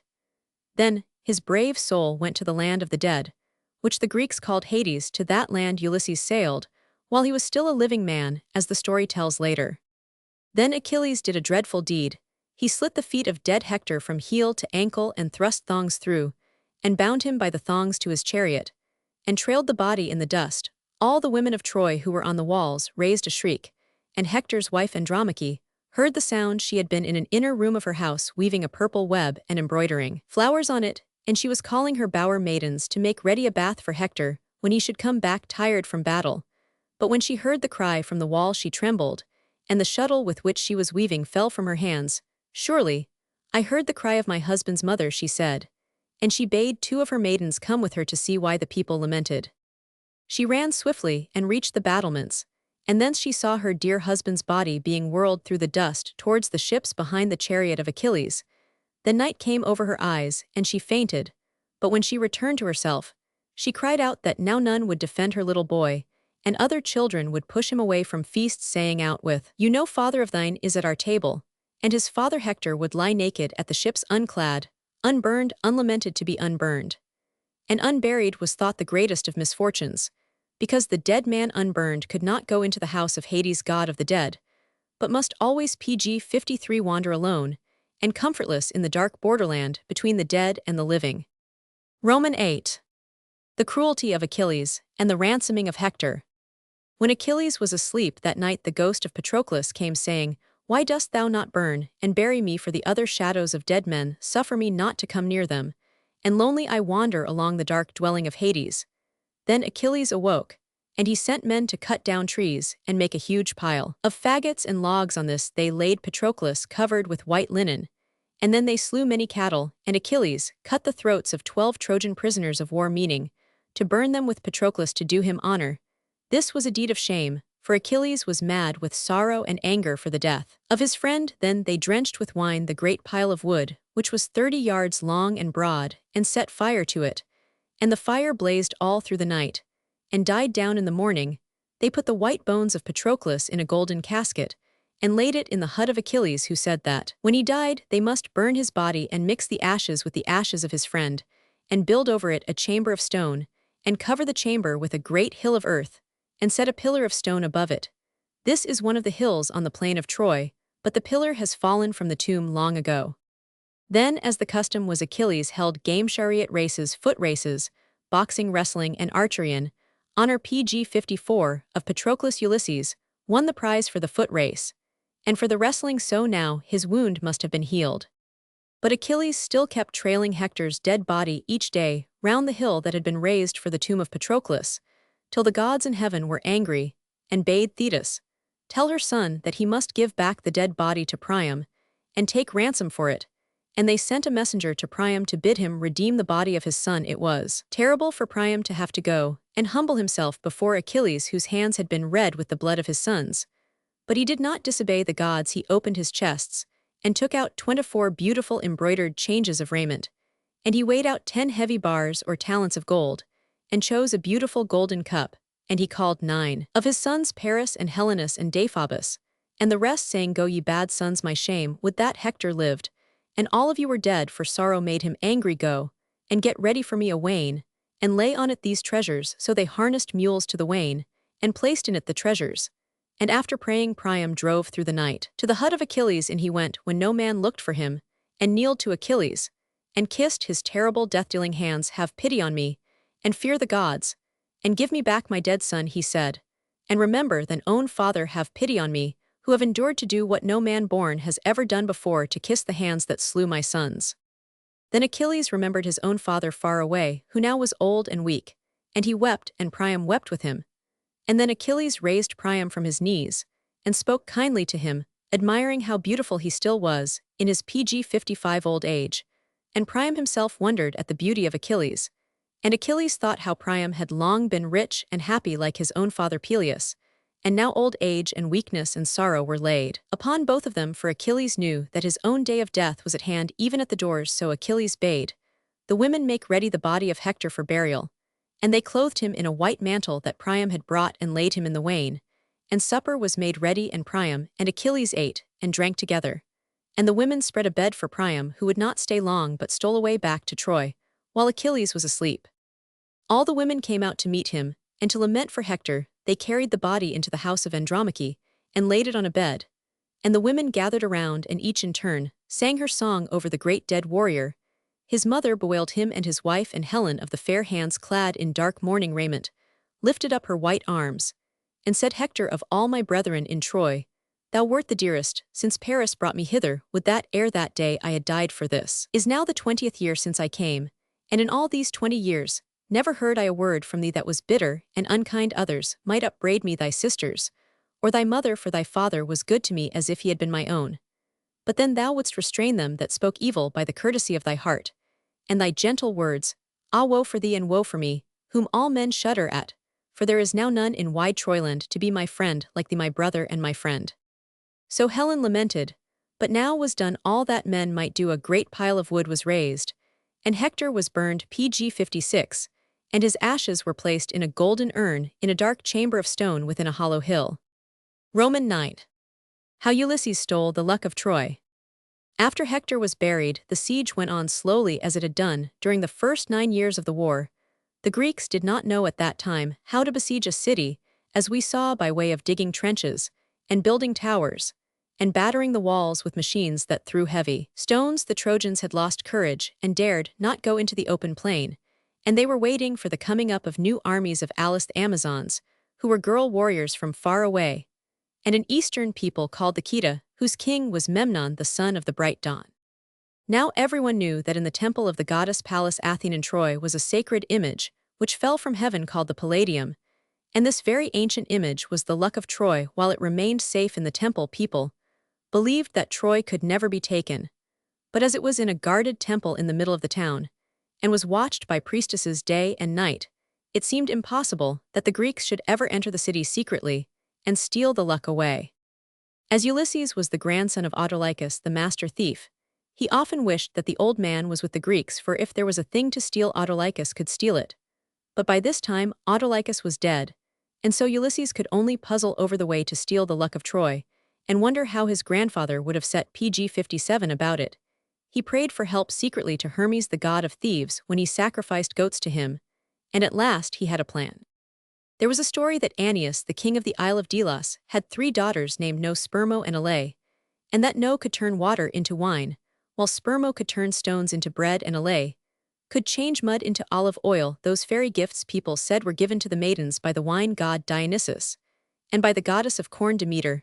Now corn and wine and oil were sorely needed by the Greeks, who were tired of paying much gold and bronze to the Phoenician merchants for their supplies. Ulysses therefore went to Agamemnon one day, and asked leave to take his ship and voyage to Delos to bring, if he could, the 3 maidens to the camp, if indeed they could do these miracles. As no fighting was going on, Agamemnon gave Ulysses leave to depart, so he went on board his ship with a crew of 50 men of Ithaca, and away they sailed, promising to return in a month. 2 or 3 days after that, a dirty old beggar man began to be seen in the Greek camp. He had crawled in late one evening, dressed in a dirty smock, and a very dirty old cloak full of holes, and stained with smoke over everything. He wore the skin of a stag with half the hair worn off, and he carried a staff and a filthy tattered wallet to put food, which swung from his neck by a cord. He came crouching and smiling up to the door of the hut of Diomed, and sat down just within the doorway where beggars still sit in the east. Diomed saw him, and sent him a loaf and 2 handfuls of flesh, which the beggar laid on his wallet between his feet, and he made his supper greedily, gnawing a bone like a dog. pg 58. After supper Diomed asked him who he was, and whence he came, and he told a long story about how he had been a Cretan pirate, and had been taken prisoner by the Egyptians when he was robbing there, and how he had worked for many years in their stone quarries, where the sun had burned him brown, and had escaped by hiding among the great stones carried down the Nile, in a raft for building a temple on the seashore. The raft arrived at night, and the beggar said that he stole out from it in the dark, and found a Phoenician ship in the harbor, and the Phoenicians took him on board, meaning to sell him somewhere as a slave. But a tempest came on and wrecked the ship off the Isle of Tenedos, which is near Troy, and the beggar alone escaped to the island on a plank of the ship from Tenedos. He had come to Troy in a fisher's boat hoping to make himself useful in the camp and earn enough to keep body and soul together till he could find a ship sailing to Crete. He made his story rather amusing, describing the strange ways of the Egyptians, how they worshipped cats and bulls, and did everything in just the opposite of the Greek way of doing things. So Diomed let him have a rug and blankets to sleep on in the portico of the hut.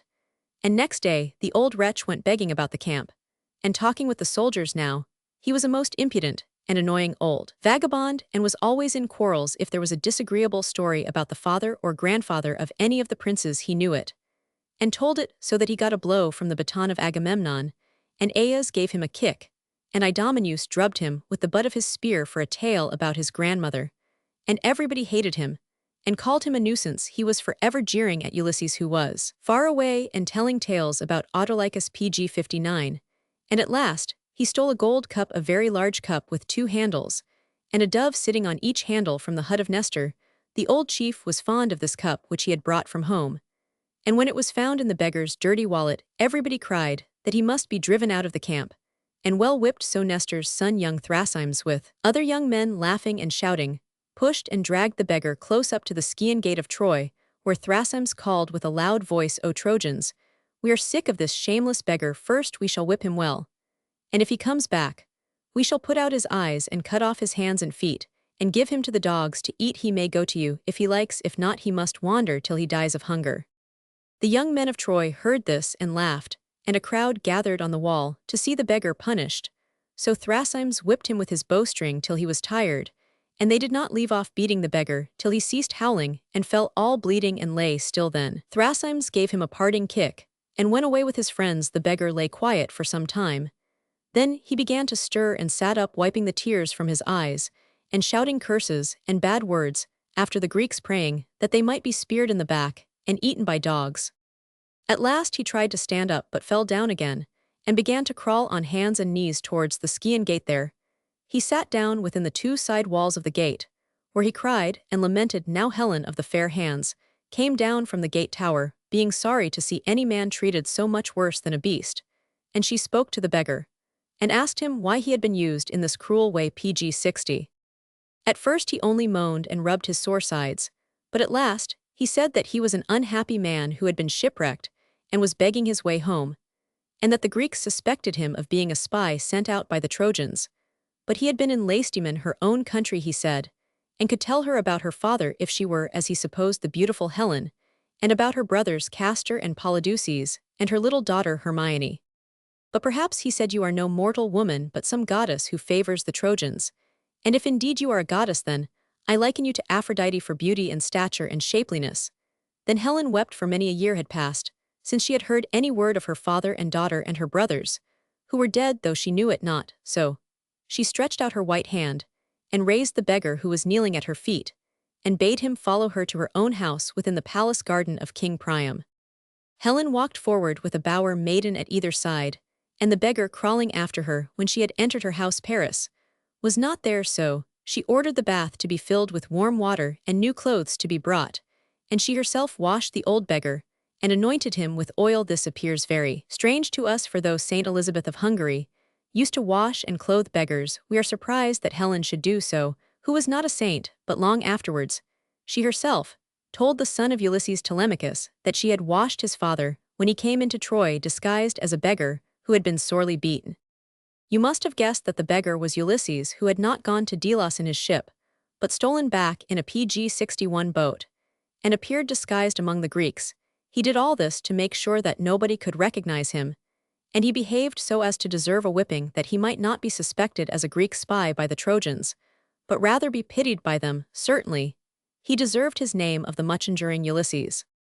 Meanwhile he sat in his bath, and Helen washed his feet, but when she had done, and had anointed his wounds with olive oil, and when she had clothed him in a white tunic and a purple mantle, then she opened her lips to cry out with amazement, for she knew Ulysses, but he laid his finger on her lips, saying, "Hush."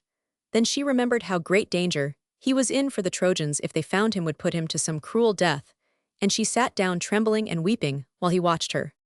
"O thou strange one," she said, "how enduring is thy heart, and how cunning beyond measure. How hast thou borne to be thus beaten and disgraced, and to come within the walls of Troy? Well, it is for thee that Paris my lord is far from home, having gone to guide Penthesilea the queen of the warrior maids, whom men call Amazons, who is on her way to help the Trojans. Then Ulysses smiled, and Helen saw that she had said a word which she ought not to have spoken, and had revealed the secret hope of the Trojans. Then she wept and said, O cruel and cunning, you have made me betray the people with whom I live, though woe is me, that ever I left my own people and my husband dear and my child. And now if you escape alive out of Troy, you will tell the Greeks, and they will lie in ambush by night for the Amazons on the way to Troy, and will slay them all. If you and I were not friends long ago, I would tell the Trojans pg 62 that you are here, and they would give your body to the dogs to eat, and fix your head on the palisade above the wall. Woe is me that ever I was born.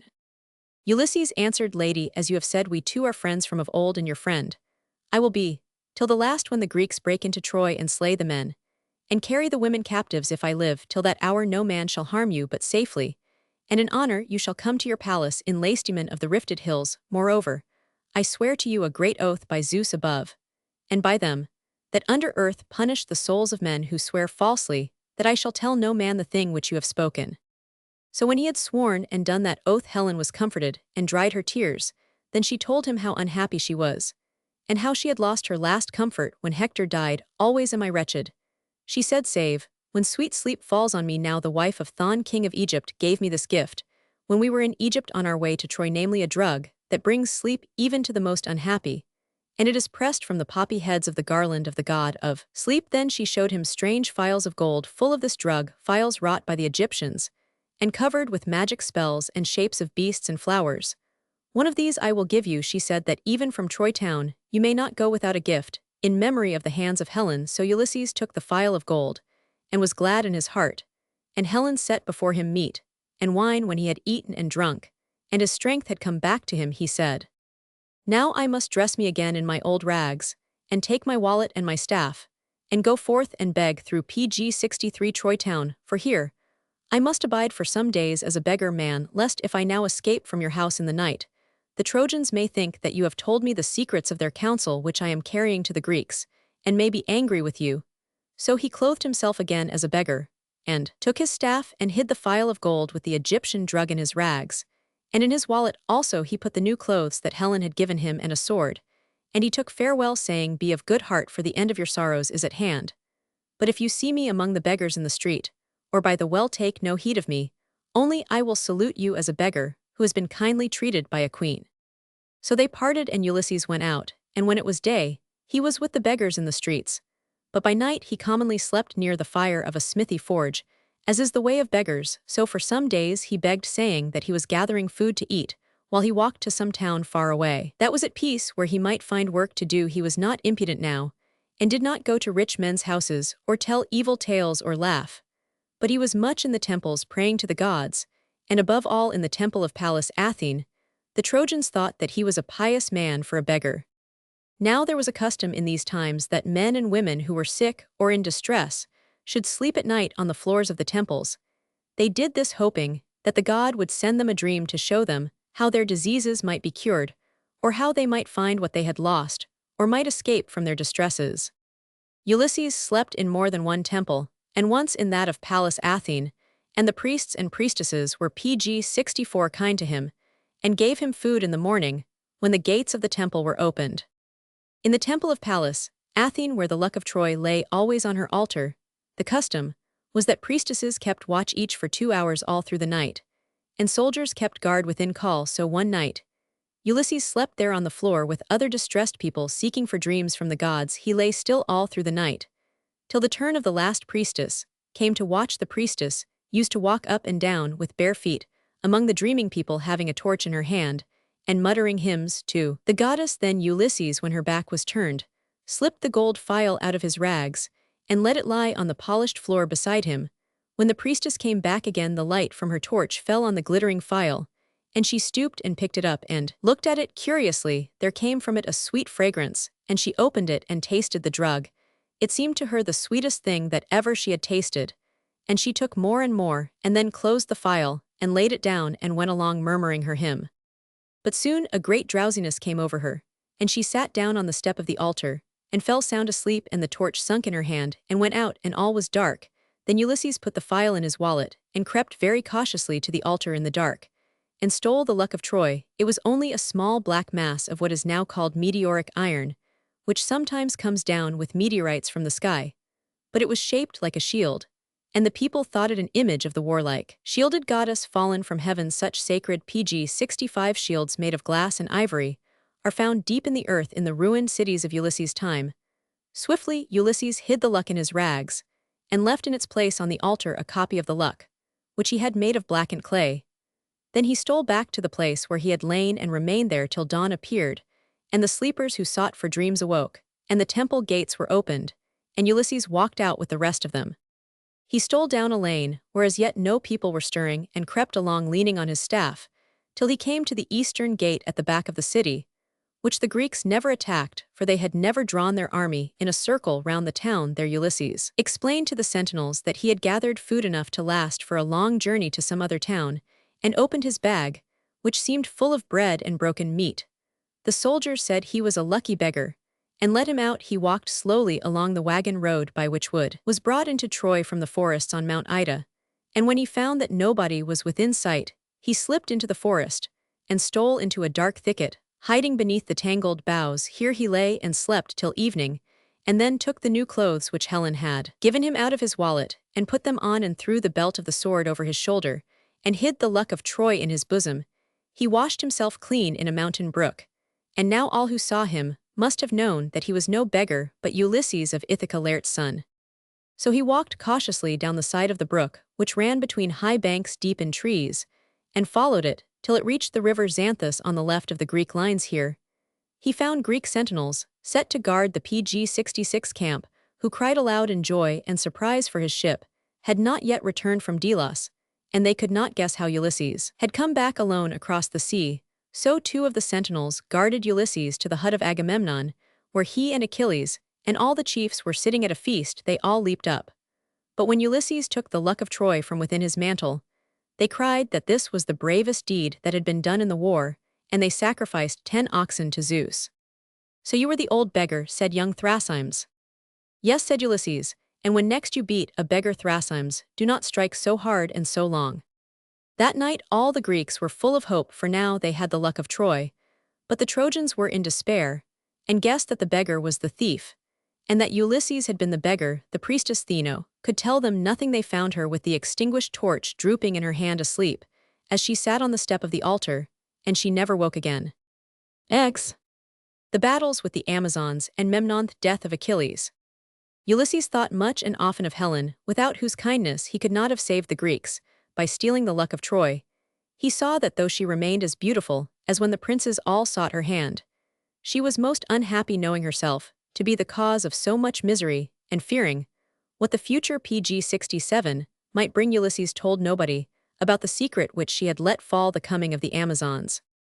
The Amazons were a race of warlike maids who lived far away on the banks of the river Thermodon. They had fought against Troy in former times, and one of the great hillgraves on the plain of Troy covered the ashes of an Amazon. Swift-footed Myrian people believed that they were the daughters of the god of war, and they were reckoned equal in battle to the bravest men. Their young queen Penthesilea had 2 reasons for coming to fight at Troy. One was her ambition to win renown, and the other her sleepless sorrow for having accidentally killed her sister Hippolyte. When hunting, the spear which she threw at a stag struck Hippolyte and slew her, and Penthesilea cared no longer for her own life, and desired to fall gloriously in battle. So Penthesilea and her bodyguard of 12 Amazons set forth from the wide streams of Thermodon, and rode into Troy. The story says that they did not drive in chariots like all the Greek and Trojan chiefs, but rode horses, which must have been the manner of their country.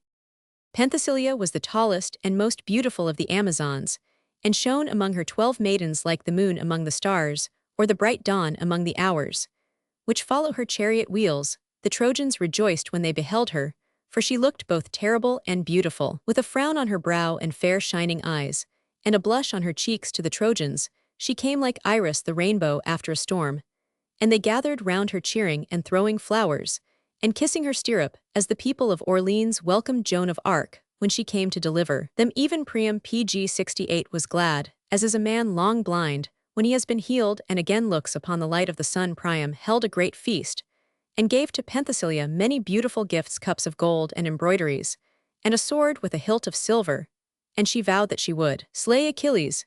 But when Andromache, the wife of Hector, heard her, she said within herself, "Ah, unhappy girl, what is this boast of thine? Thou hast not the strength to fight the unconquerable son of Peleus. For if Hector could not slay him, what chance hast thou? But the piled-up earth covers Hector."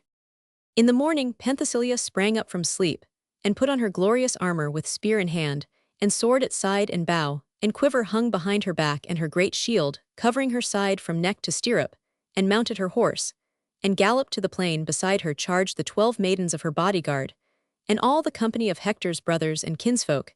These headed the Trojan lines, and they rushed towards the ships of the Greeks.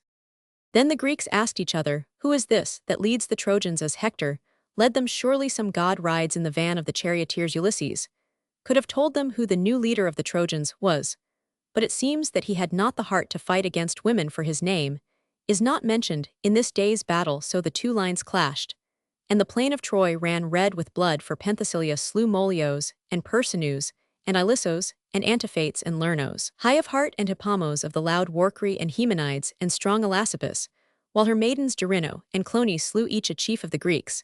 But Clone fell beneath the spear of Podarches, whose hand Penthesilea cut off with the sword pg-69, while Idomeneus speared the Amazon Bremousa, and Myrians of Crete slew Avater, and Diomede killed Alcibe and Dorymacheia in close fight with the sword. So the company of the 12 were thin, the bodyguard of Penthesilea. The Trojans and Greeks kept slaying each other, but Penthesilea avenged her maidens, driving the ranks of Greece as a lioness drives the cattle on the hills, for they could not stand before her. Then she shouted, "Dogs, today shall you pay for the sorrows of Priam. Where is Diomede? Where is Achilles? Where is Aias, that men say are your bravest? Will none of them stand before my spear?" Then she charged again at the head of the household of Priam, brothers and kinsmen of Hector, and where they came the Greeks fell like yellow leaves before the wind of autumn. The white horse that Penthesilea rode, a gift from the wife of the north wind, flashed like lightning through a dark cloud among the companies of the Greeks, and the chariots that followed the charge of the Amazon rocked as they swept over the bodies of the slain. Then the old Trojans watching from the walls cried, "This is no mortal maiden but a goddess, and today she will burn the ships of the Greeks, and they will all perish in Troyland, and see Greece never more again." Now it so was that Aias and Achilles had not heard the din, and the cry of war for both had gone to weep over the great new grave of Patroclus. Penthesilea and the Trojans had driven back the Greeks within their ditch, and they were hiding here and there among the ships, and torches were blazing in men's hands to burn the ships, as in the day of the valor of Hector, when Aias heard the din of battle, and called to Achilles to make speed towards the ships pg-70. So they ran swiftly to their huts and armed themselves, and Aias fell smiting and slaying upon the Trojans, but Achilles slew 5 of the bodyguard of Penthesilea. She, beholding her maidens fallen, rode straight against Aias, and Achilles like a dove defying 2 falcons, and cast her spear, but it fell back blunted from the glorious shield that the god had made for the son of Peleus. Then she threw another spear at Aias, crying, "I am the daughter of the god of war," but his armor kept out the spear, and he and Achilles laughed aloud. Aias paid no more heed to the Amazon, but rushed against the Trojan men, while Achilles raised the heavy spear that none but he could throw, and drove it down through breastplate and breast of Penthesilea. Yet still her hand grasped her sword hilt, but ere she could draw her sword, Achilles speared her horse and rider fell and died in their fall. There lay fair Penthesilea in the dust, like a tall poplar tree that the wind has overthrown, and her helmet fell, and the Greeks who gathered round marveled to see her lie so beautiful in death, like Artemis, the goddess of the woods, when she sleeps alone, weary with hunting on the hills. Then the heart of Achilles was pierced with pity and sorrow, thinking how she might have been his wife in his own country, had he spared her. But he was never to see pleasant Phthia, his native land, again. So Achilles stood and wept over Penthesilea dead. Now the Greeks in pity and sorrow held their hands, and did not pursue the Trojans who had fled, nor did they strip the armor from Penthesilea and her 12 maidens, but laid the bodies on biers, and sent them back in peace to Priam. Then the Trojans burned Penthesilea in the midst of her dead maidens on a great pile of dry wood, and pg-71 placed their ashes in a golden casket, and buried them all in the great hillgrave of Laomedon, an ancient king of Troy, while the Greeks with lamentation buried them whom the Amazon had slain. Achilles pities Penthesilea, after slaying her. Achilles pities Penthesilea, after slaying her. The old men of Troy and the chiefs now held a council, and Priam, said that they must not yet despair, for if they had lost many of their bravest warriors, many of the Greeks had also fallen. Their best plan was to fight only with arrows from the walls and towers, till King Memnon came to their rescue with a great army of Ethiops. Now Memnon was the son of the bright dawn, beautiful goddess who had loved and married a mortal man, Tithonus. She had asked Zeus, the chief of the gods, to make her lover immortal, and her prayer was granted. Tithonus could not die. But he began to grow gray, and then white-haired with a long white beard, and very weak, till nothing of him seemed to be left, but his voice always feebly chattering like the grasshoppers on a summer day. Memnon was the most beautiful of men, except Paris and Achilles, and his home was in a country that borders on the land of sunrising. There he was reared by the lily maidens called Hesperides, till he came to his full strength, and commanded the whole army of the Ethiops. For their arrival Priam wished to wait, but Polydamas advised that the Trojans should give back Helen to the Greeks with jewels twice as valuable as those which she had brought from the house of Menelaus. Then Paris was very angry, and said that Polydamas was a coward, for it was little to Paris that Troy should be taken and burned in a month, if for a month he could keep Helen of the fair hands. At length Memnon came leading a great army of men who had nothing white about them, but the teeth so fiercely pg 72 the sun burned on them in their own country. The Trojans had all the more hopes of Memnon, because on his long journey from the land of sunrising, and the river Oceanus that girdles the round world, he had been obliged to cross the country of the Solymi. Now the Solymi were the fiercest of men, and rose up against Memnon, but he and his army fought them for a whole day and defeated them, and drove them to the hills. When Memnon came, Priam gave him a great cup of gold full of wine to the brim, and Memnon drank the wine at one draught. But he did not make great boasts of what he could do like poor Penthesilea, for said he, whether I am a good man at arms will be known in battle, where the strength of men is tried. So now let us turn to sleep, for to wake, and drink wine all through the night, is an ill beginning of war. Then Priam praised his wisdom, and all men betook them to bed.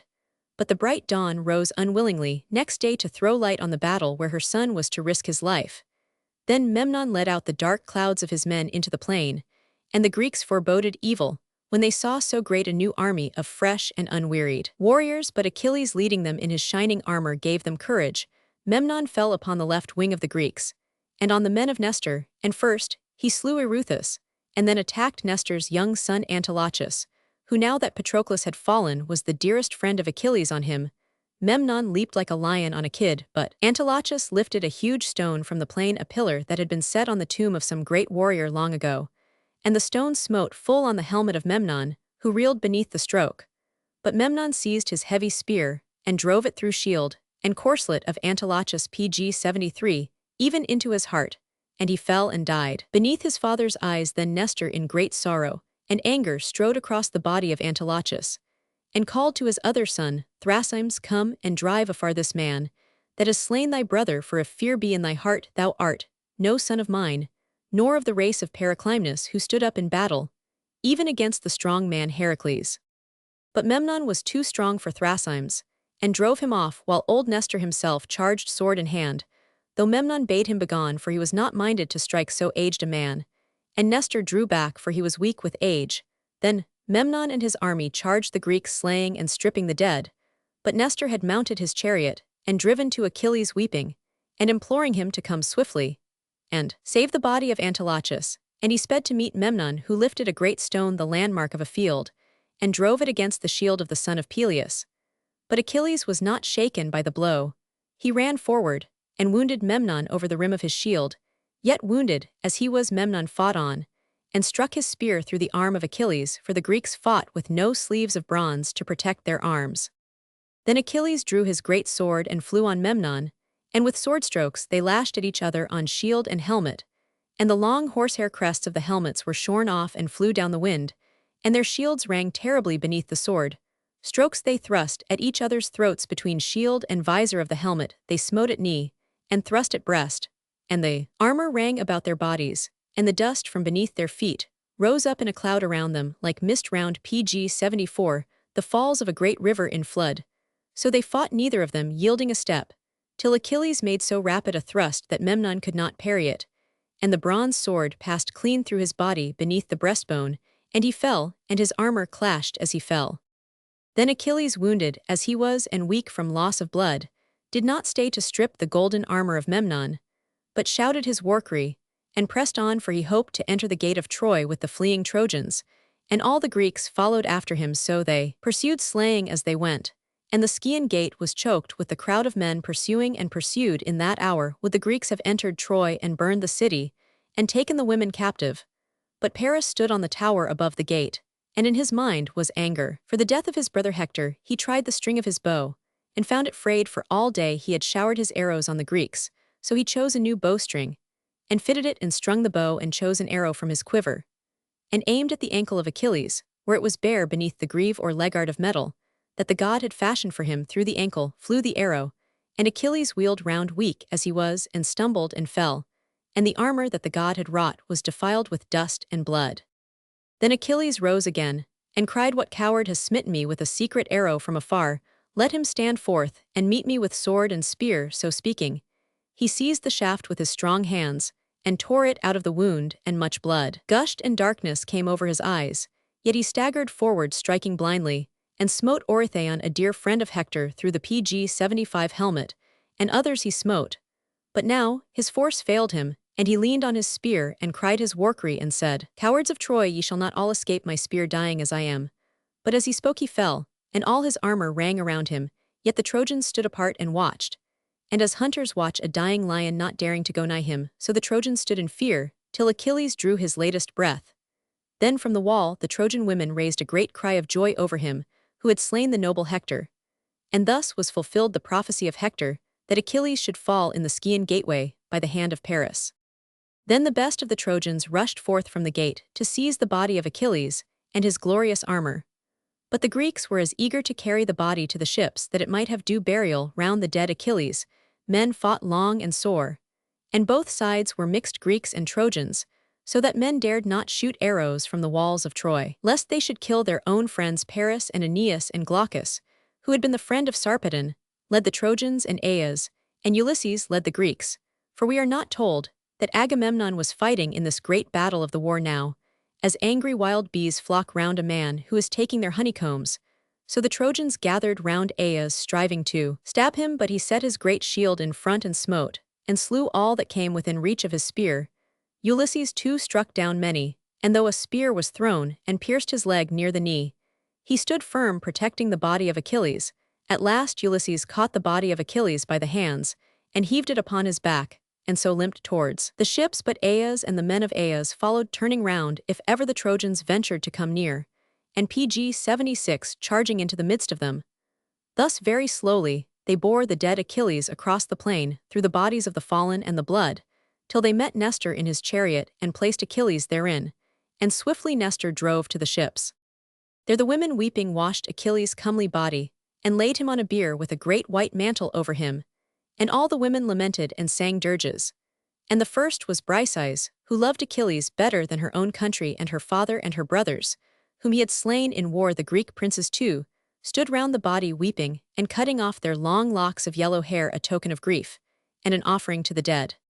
Men say that forth from the sea came Thetis of the silver feet, the mother of Achilles, with her ladies, the deathless maidens of the waters. They rose up from their glassy chambers, below the sea, moving on many, and beautiful like the waves on a summer day. And their sweet song echoed along the shores, and fear came upon the Greeks. Then they would have fled, but Nestor cried, "Hold, flee not, young lords of the Achaeans. Lo, she that comes from the sea is his mother, with the deathless maidens of the waters, to look on the face of her dead son." Then the sea nymphs stood around the dead Achilles, and clothed him in the garments of the gods' fragrant raiment. And all the 9 muses, one to the other replying with sweet voices, began their lament. Next the Greeks made a great pile of dry wood, and laid Achilles on it, and set fire to it, till the flames had consumed his body, except the white ashes. These they placed in a great golden cup, and mingled with them the ashes of Patroclus, and above all they built a tomb, like a PG-77 hill high on a headland above the sea, that men for all time may see it, as they go sailing by, and may remember Achilles. Next they held in his honor foot races, and chariot races, and other games, and Thetis gave splendid prizes. Last of all, when the games were ended, Thetis placed before the chiefs the glorious armor that the god had made for her son on the night after the slaying of Patroclus by Hector. "Let these arms be the prize of the best of the Greeks," she said, and of him that saved the body of Achilles out of the hands of the Trojans. Then stood up on one side Aias, and on the other Ulysses, for these two had rescued the body, and neither thought himself a worse warrior than the other, both were the bravest of the brave. And if Aias was the taller and stronger, and upheld the fight at the ships on the day of the valor of Hector, Ulysses had alone withstood the Trojans, and refused to retreat even when wounded, and his courage and cunning had won for the Greeks the luck of Troy. Therefore old Nestor arose, and said, "This is a luckless day, when the best of the Greeks are rivals for such a prize. He who is not the winner will be heavy at heart, and will not stand firm by us in battle as of old, and hence will come great loss to the Greeks. Who can be a just judge in this question? For some men will love Aias better, and some will prefer Ulysses, and thus will arise disputes among ourselves. Lo, have we not here among us many Trojan prisoners waiting till their friends pay their ransom in cattle and gold and bronze and iron? These hate all the Greeks alike, and will favor neither Aias nor Ulysses. Let them be the judges, and decide who is the best of the Greeks, and the man who has done most harm to the Trojans." Pg 78. Agamemnon said that Nestor had spoken wisely. The Trojans were then made to sit as judges in the midst of the assembly, and Aias and Ulysses spoke, and told the stories of their own great deeds, of which we have heard already. But Aias spoke roughly and discourteously, calling Ulysses a coward and a weakling. "Perhaps the Trojans know," said Ulysses quietly, "whether they think that I deserve what Aias has said about me, that I am a coward, and perhaps Aias may remember that he did not find me so weak when we wrestled for a prize at the funeral of Patroclus."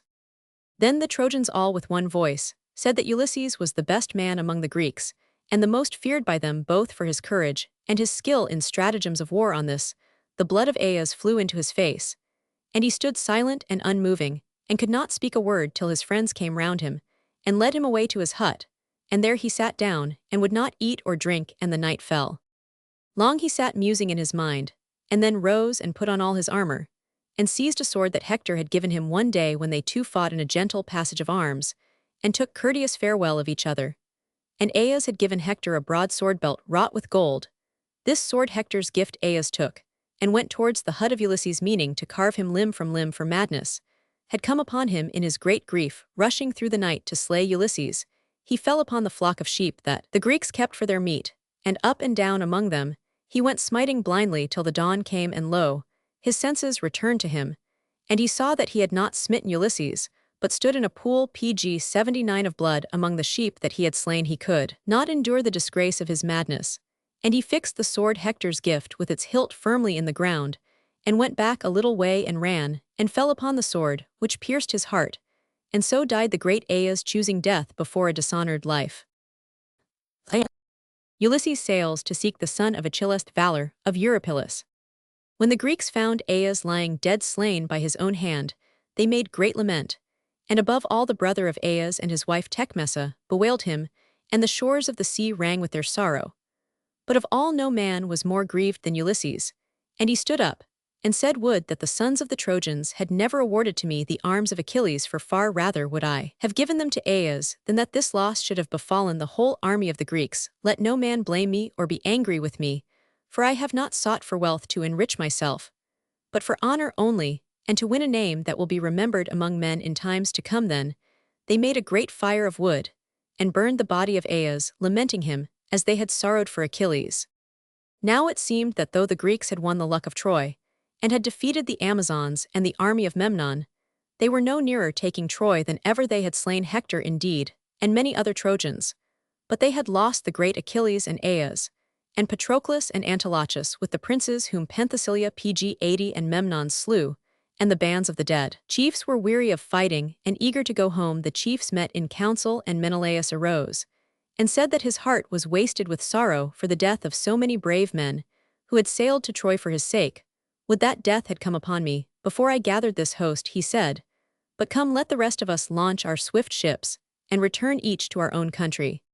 He spoke thus to try the Greeks, and see of what courage they were, for his desire was still to burn Troy town, and to slay Paris with his own hand. Then up rose Diomed, and swore that never would the Greeks turn cowards. No, he bade them sharpen their swords, and make ready for battle. The prophet Calchas too arose, and reminded the Greeks how he had always foretold that they would take Troy in the 10th year of the siege, and how the 10th year had come, and victory was almost in their hands. Next Ulysses stood up, and said that though Achilles was dead, and there was no prince to lead his men, yet a son had been born to Achilles, while he was in the Isle of Scyros, and that son he would bring to fill his father's place. Surely he will come, and for a token I will carry to him those unhappy arms of the great Achilles, unworthy am I to wear them, and they bring back to my mind our sorrow for Aias. But his son will wear them in the front of the spearmen of Greece, and in the thickest ranks of Troy shall the helmet of Achilles shine as it was wont to do, for always he fought among the foremost.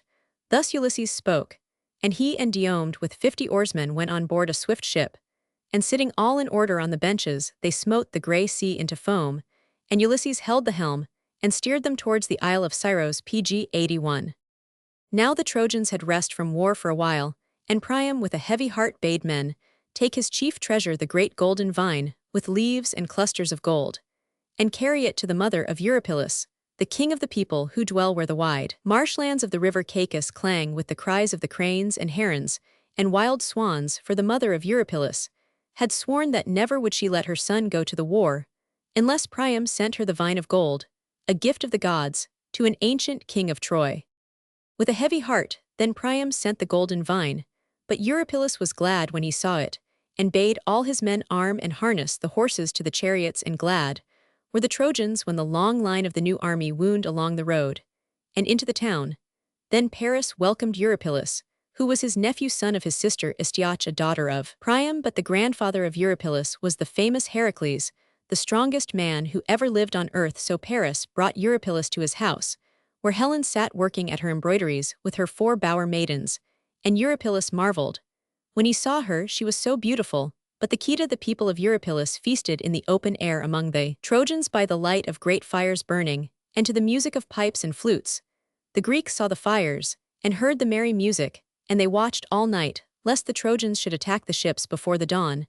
But in the dawn Eurypylus rose from sleep and put on his armor, and hung from his neck, by the belt, the great shield on which were fashioned in gold of many colors, and in silver, the 12 adventures of Heracles his grandfather's strange deeds, that he did fighting with monsters and giants. And with the hound of Pg 82, Hades, who guards the dwellings of the dead. Then Eurypylus led on his whole army, and with the brothers of Hector, he charged against the Greeks who were led by Agamemnon. In that battle Eurypylus first smote Nereus, who was the most beautiful of the Greeks. Now that Achilles had fallen, there lay Nereus like an apple tree, all covered with blossoms red and white that the wind has overthrown in a rich man's orchard. Then Eurypylus would have stripped off his armor, but Machaon rushed in, Machaon who had been wounded, and taken to the tent of Nestor on the day of the valor of Hector. When he brought fire against the ships, Machaon drove his spear through the left shoulder of Eurypylus, but Eurypylus struck at his shoulder with his sword, and the blood flowed. Nevertheless Machaon stooped and grasped a great stone, and sent it against the helmet of Eurypylus. He was shaken, but he did not fall. He drove his spear through breastplate and breast of Machaon, who fell and died. With his last breath, he said, "Thou too shalt fall." But Eurypylus made answer, "So let it be, men cannot live for ever, and such is the fortune of war." Thus the battle rang and shone and shifted, till few of the Greeks kept steadfast, except those with Menelaus and Agamemnon, for Diomed and Ulysses were far away upon the sea, bringing from Scyros the son of Achilles. But Teucer slew Polydamas, who had warned Hector to come within the walls of Troy, and Menelaus wounded Deiphobus, the bravest of the sons of Priam, who were still in arms, for many had fallen, and Agamemnon slew certain spearmen of the Trojans round Eurypylus.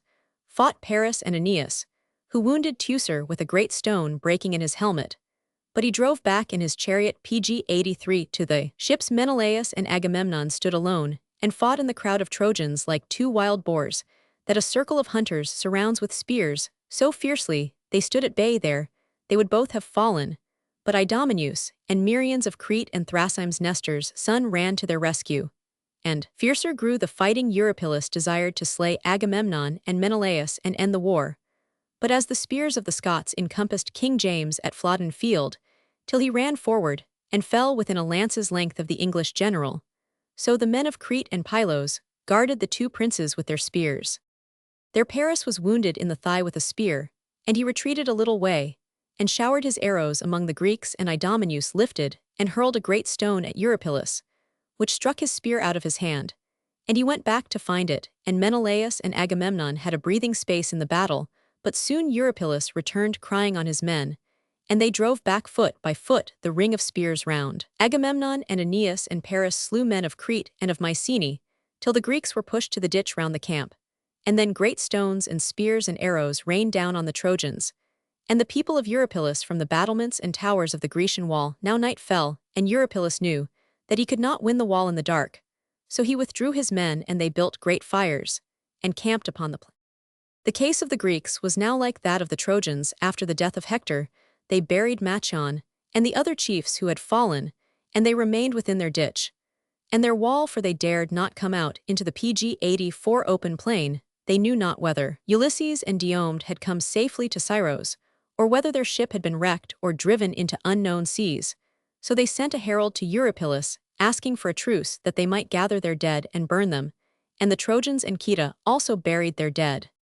Meanwhile the swift ship of Ulysses had swept through the sea to Scyros, and to the palace of King Lycomedes. There they found Neoptolemus the son of Achilles in the court before the doors. He was as tall as his father, and very like him in face and shape, and he was practicing the throwing of the spear at a mark. Right glad were Ulysses and Diomed to behold him, and Ulysses told Neoptolemus who they were, and why they came, and implored him to take pity on the Greeks, and help them. My friend is Diomed, prince of Argos, said Ulysses, and I am Ulysses of Ithaca. Come with us, and we Greeks will give you countless gifts, and I myself will present you with the armor of your father, such as it is not lawful for any other mortal man to wear, seeing that it is golden and wrought by the hands of a god. Moreover, when we have taken Troy and gone home, Menelaus will give you his daughter, the beautiful Hermione, to be your wife, with gold in great plenty. Then Neoptolemus answered, It is enough that the Greeks need my sword. Tomorrow we shall sail for Troy. He led them into the palace to dine, and there they found his mother, beautiful Deidamia, in mourning raiment, and she wept when she heard that they had come to take her son away. But Neoptolemus comforted her, promising to return safely with the spoils of Troy. Or even if I fall, he said, it will be after doing deeds worthy of my fathers. pg-80, 5 names. So next day they sailed, leaving Deidamia mournful like a swallow whose nest a serpent has found, and has killed her young ones. Even so she wailed, and went up and down in the house.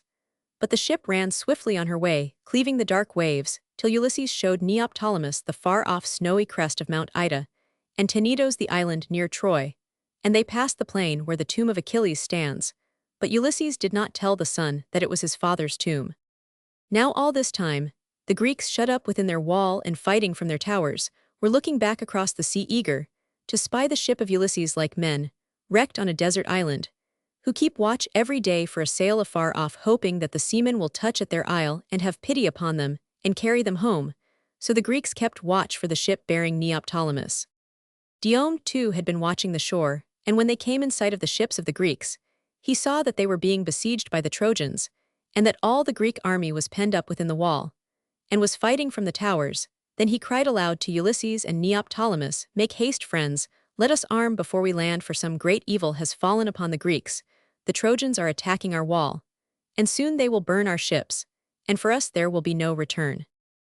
Then all the men on the ship of Ulysses armed themselves, and Neoptolemus, in the splendid armor of his father, was the first to leap ashore. The Greeks could not come from the wall to welcome him, for they were fighting hard and hand-to-hand with Eurypylus and his men, but they glanced back over their shoulders, and it seemed to them that they saw Achilles himself, spear and sword in pg-86 hand.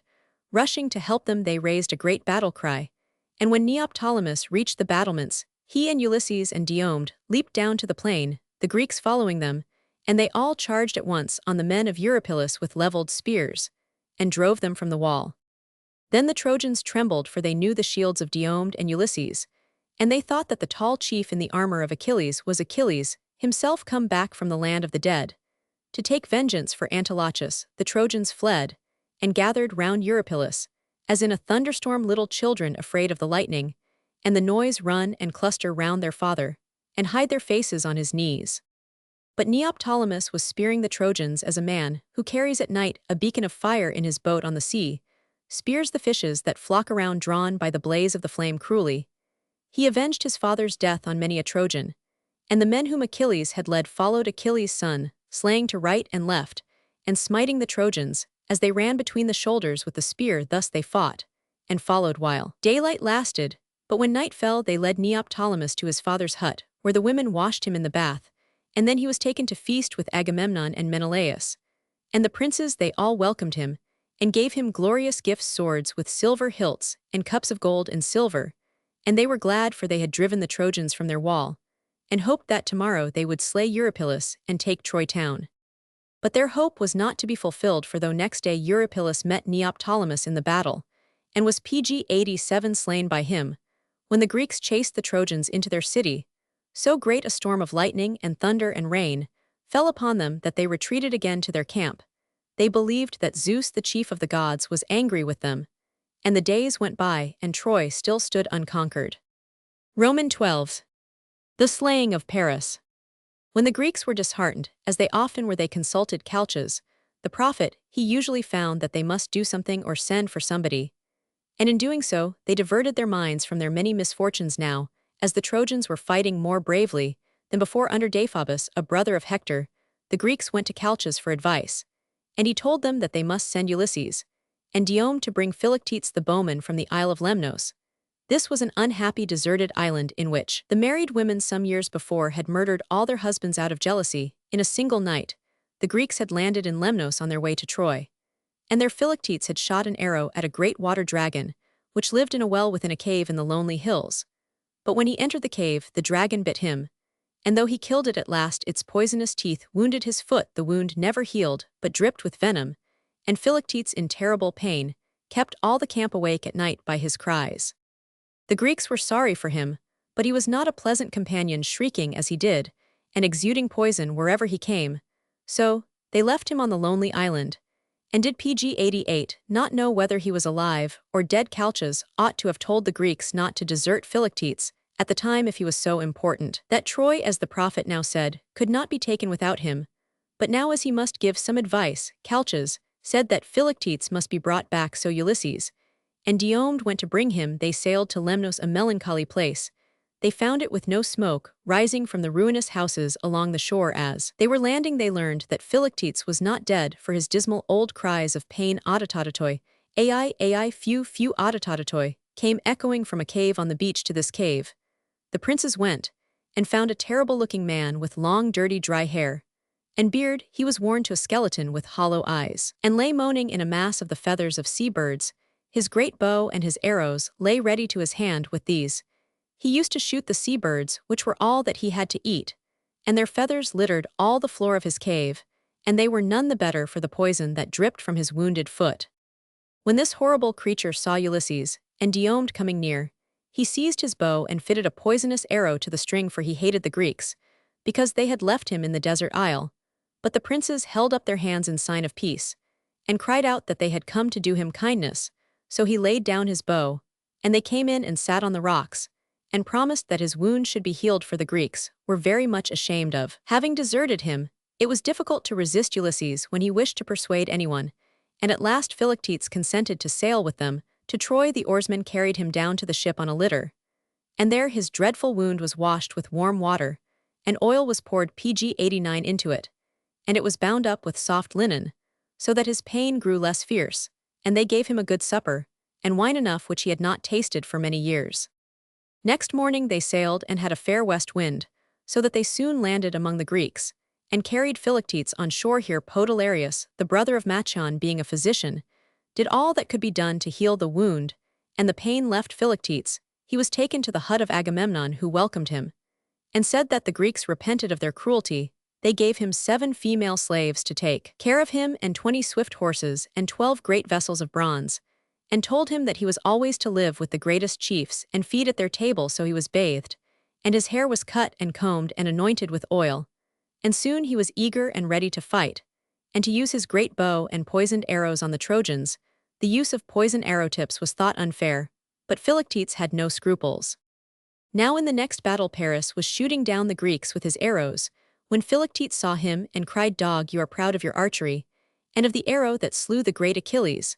But behold, I am a better bowman than you by far, and the bow in my hands was borne by the strong man Heracles." So he cried and drew the bowstring to his breast, and the poisoned arrowhead to the bow, and the bowstring rang, and the arrow flew and did but graze the hand of Paris. Then the bitter pain of the poison came upon him, and the Trojans carried him into their city, where the physicians tended him all night. But he never slept, and lay tossing in agony till dawn, when he said there is but one hope, take me to Nun the nymph of Mount Ida pg 90. Then his friends laid Paris on a litter, and bore him up the steep path to Mount Ida. Often had he climbed it swiftly when he was young, and went to see the nymph who loved him. But for many a day he had not trod the path where he was now carried in great pain and fear, for the poison turned his blood to fire. Little hope he had, for he knew how cruelly he had deserted Nun, and he saw that all the birds which were disturbed in the wood flew away to the left hand, an omen of evil. At last the bearers reached the cave where the nymph Nun lived, and they smelled the sweet fragrance of the cedar fire that burned on the floor of the cave. And they heard the nymph singing a melancholy song. Then Paris called to her in the voice which she had once loved to hear, and she grew very pale, and rose up, saying to herself, the day has come for which I have prayed. He is sore hurt, and has come to bid me heal his wound. So she came and stood in the doorway of the dark cave, white against the darkness. And the bearers laid Paris on the litter at the feet of Nun, and he stretched forth his hands to touch her knees, as was the manner of suppliants. But she drew back, and gathered her robe about her, that he might not touch it with his hands.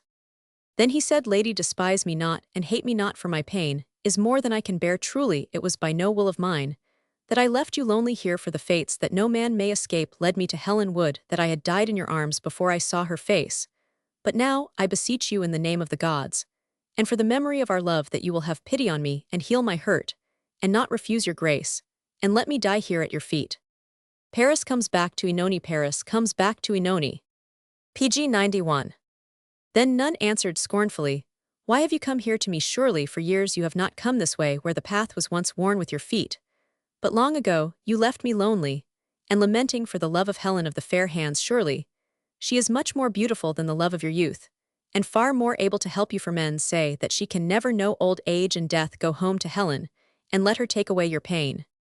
Thus Nun spoke, and went within the cave, where she threw herself down among the ashes of the hearth, and sobbed for anger and sorrow. In a little while she rose, and went to the door of the cave, thinking that Paris had not been borne away back to Troy. But she found him not, for his bearers had carried him by another path, till he died beneath the boughs of the oak trees. Then his bearers carried him swiftly down to Troy, where his mother bewailed him, and Helen sang over him, as she had sung over Hector, remembering many things, and fearing to think of what her own end might be. But the Trojans hastily built a great pile of dry wood, and thereon laid the body of Paris, and set fire to it, and the flame went up through the darkness, for now night had fallen. But Nun was roaming in the dark woods, crying and calling after Paris like a lioness, whose cubs the hunters have carried away. The moon rose to give her light, and the flame of the funeral fire shone against the sky. And then Nun knew that Paris had died. Beautiful Paris, and that the Trojans were burning his body on the plain at the foot of Mount Ida. Then she cried that now Paris was all her own, and that Helen had no more hold on him. And though when he was living he left me in death, we shall not be divided, she said. And she sped down the hill pg 92, and through the thickets where the wood nymphs were wailing for Paris. And she reached the plain, and covering her head with her veil like a bride, she rushed through the throng of Trojans. She leaped upon the burning pile of wood. She clasped the body of Paris in her arms, and the flame of fire consumed the bridegroom and the bride, and their ashes mingled. No man could divide them any more. And the ashes were placed in a golden cup within a chamber of stone, and the earth was mounded above them on that grave. The wood nymphs planted 2 rose trees, and their branches met and plaited together. This was the end of Paris and Nun. Roman 13. How Ulysses invented the device of the horse of tree. After Paris died, Helen was not given back to Menelaus. We are often told that only fear of the anger of Paris had prevented the Trojans from surrendering Helen and making peace. Now Paris could not terrify them, yet for all that the men of the town would not part with Helen, whether because she was so beautiful, or because they thought it dishonorable to yield her to the Greeks, who might put her to a cruel death. So Helen was taken by Deiphobus, the brother of Paris, to live in his own house. And Deiphobus was at this time the best warrior, and the chief captain of the men of Troy. Meanwhile the Greeks made an assault against the Trojan walls, and fought long and heartily, but being safe behind the battlements, and shooting through loopholes pg 93, the Trojans drove them back, with loss of many of their men. It was in vain that Philoctetes shot his poisoned arrows. They fell back from the stone walls, or stuck in the palisades of wood above the walls, and the Greeks who tried to climb over were speared or crushed with heavy stones. When night fell they retreated to the ships, and held a council. And as usual they asked the advice of the prophet Calchas. It was the business of Calchas to go about looking at birds, and taking omens from what he saw them doing, a way of prophesying which the Romans also used, and some savages do the same to this day. Calchas said that yesterday he had seen a hawk pursuing a dove which hid herself in a hole in a rocky cliff for a long while. The hawk tried to find the hole and follow the dove into it, but he could not reach her, so he flew away for a short distance and hid himself. Then the dove fluttered out into the sunlight, and the hawk swooped on her and killed her. The Greeks said Calchas ought to learn a lesson from the hawk, and take Troy by cunning as by force they could do nothing. Then Ulysses stood up, and described a trick, which it is not easy to understand the Greeks. He said ought to make an enormous hollow horse of wood, and place the bravest men in the horse. Then all the rest of the Greeks should embark in their ships and sail to the Isle of Tenedos, and lie hidden behind the island. The Trojans would then come out of the city like the dove out of her hole in the rock, and would wander about the Greek camp, and wonder why the great horse of tree had been made, and why it had been left behind, lest they should set fire to the horse, when they would soon have found out the warriors hidden in it. A cunning Greek whom the Trojans did not know by sight should be left in the camp, or near it. He pg 94 would tell the Trojans that the Greeks had given up all hope and gone home, and he was to say that they feared the goddess Pallas was angry with them, because they had stolen her image that fell from heaven, and was called the luck of Troy, to soothe Pallas, and prevent her from sending great storms against the ships. The Greeks, so the man was to say, had built this wooden horse as an offering to the goddess. The Trojans, believing this story, would drag the horse into Troy, and in the night the princes would come out, set fire to the city, and open the gates to the army, which would return from Tenedos as soon as darkness came on.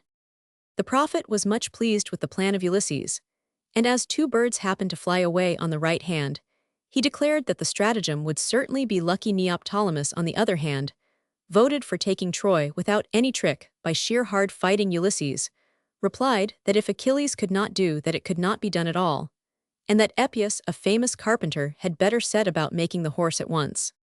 Next day half the army, with axes in their hands, were sent to cut down trees on Mount Ida, and thousands of planks were cut from the trees by Epeius and his workmen, and in 3 days he had finished the horse. Ulysses then asked the best of the Greeks to come forward and go inside the machine, while one whom the Greeks did not know by sight should volunteer to stay behind in the camp and deceive the Trojans. Then a young man called Sinon stood up and said that he would risk himself and take the chance that the Trojans might disbelieve him and burn him alive. Certainly none of the Greeks did anything more courageous, yet Sinon had not been considered brave. pg 95 Had he fought in the front ranks, the Trojans would have known him, but there were many brave fighters who would not have dared to do what Sinon undertook.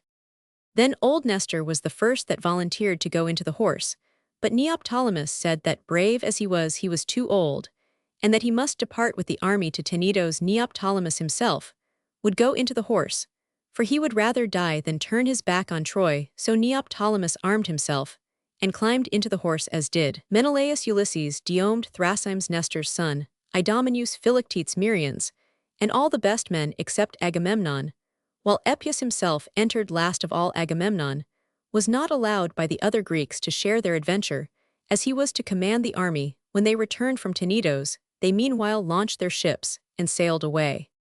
But first Menelaus had led Ulysses apart, and told him that if they took Troy, and now they must either take it or die at the hands of the Trojans, he would owe to Ulysses the glory when they came back to Greece.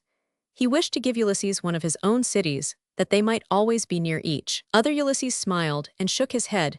He could not leave Ithaca, his own rough island kingdom. But if we both live through the night that is coming, he said, I may ask you for one gift, and giving it will make you none the poorer. Then Menelaus swore by the splendor of Zeus that Ulysses could ask him for no gift that he would not gladly give. So they embraced, and both armed themselves, and went up into the horse. With them were all the chiefs except Nestor, whom they would not allow to come, and Agamemnon, who as chief general had to command the army. They swathed themselves and their pg 96 arms in soft silks, that they might not ring and clash when the Trojans, if they were so foolish, dragged the horse up into their town, and there they sat in the dark waiting. Meanwhile the army burned their huts and launched their ships, and with oars and sails made their way to the back of the Isle of Tenedos. Roman 14. The end of Troy and the saving of Helen. From the walls the Trojans saw the black smoke go up thick into the sky, and the whole fleet of the Greeks sailing out to sea. Never were men so glad, and they armed themselves for fear of an ambush, and went cautiously sending forth scouts in front of them down to the seashore. Here they found the huts burned down, and the camp deserted. And some of the scouts also caught Sinon, who had hid himself in a place where he was likely to be found. They rushed on him with fierce cries and bound his hands with a rope and kicked, and dragged him along to the place where Priam and the princes were wondering at the great horse of tree. Sinon looked round upon them, while some were saying that he ought to be tortured with fire to make him tell all the truth about the horse. The chiefs in the horse must have trembled for fear, lest torture should wring the truth out of Sinon, for then the Trojans would simply burn the machine and them within it. But Sinon said, "Miserable man that I am, whom the Greeks hate, and the Trojans are eager to slay." When the Trojans heard that the Greeks hated him, they were curious and asked who he was, and how he came to be there. "I will tell you all, O king," he answered. Priam Ipc 97 was a friend and squire of an unhappy chief Palames, whom the wicked Ulysses hated and slew secretly. One day when he found him alone fishing in the sea, I was angry, and in my folly I did not hide my anger, and my words came to the ears of Ulysses from that hour. He sought occasion to slay me. Then Calchas here he stopped, saying, "But why tell a long tale if you hate all Greeks alike? Then slay me. This is what Agamemnon and Ulysses desire. Menelaus would thank you for my head." The Trojans were now more curious than before. They bade him go on, and he said that the Greeks had consulted an oracle, which advised them to sacrifice one of their army to appease the anger of the gods, and gain a fair wind homewards. But who was to be sacrificed? They asked Calchas, who for 15 days refused to speak. At last, being bribed by Ulysses, he pointed to me Sinon, and said that I must be the victim. I was bound, and kept in prison while they built their great horse as a present for Pallas, Athene the goddess. They made it so large that you Trojans might never be able to drag it into your city, while if you destroyed it, the goddess might turn her anger against you. And now they have gone home to bring back the image that fell from heaven, which they had sent to Greece, and to restore it to the temple of Pallas Athene. When they have taken your town, for the goddess is angry with them for that theft of Ulysses. The Trojans were foolish enough to believe the story of Sinon, and they pitied him, and unbound his hands. Then they tied ropes to the wooden horse, and laid rollers in front of it like men launching a ship. And they all took turns to drag the horse up to the Scaean gate. Children and women put their hands to the ropes, and hauled, and PG 98 with shouts and dances and hymns they twalled, till about nightfall the horse stood in the courtyard of the inmost castle. Then all the people of Troy began to dance and drink, and sing such sentinels as were set at the gates got as drunk as all the rest who danced about the city, till after midnight, and then they went to their homes and slept heavily.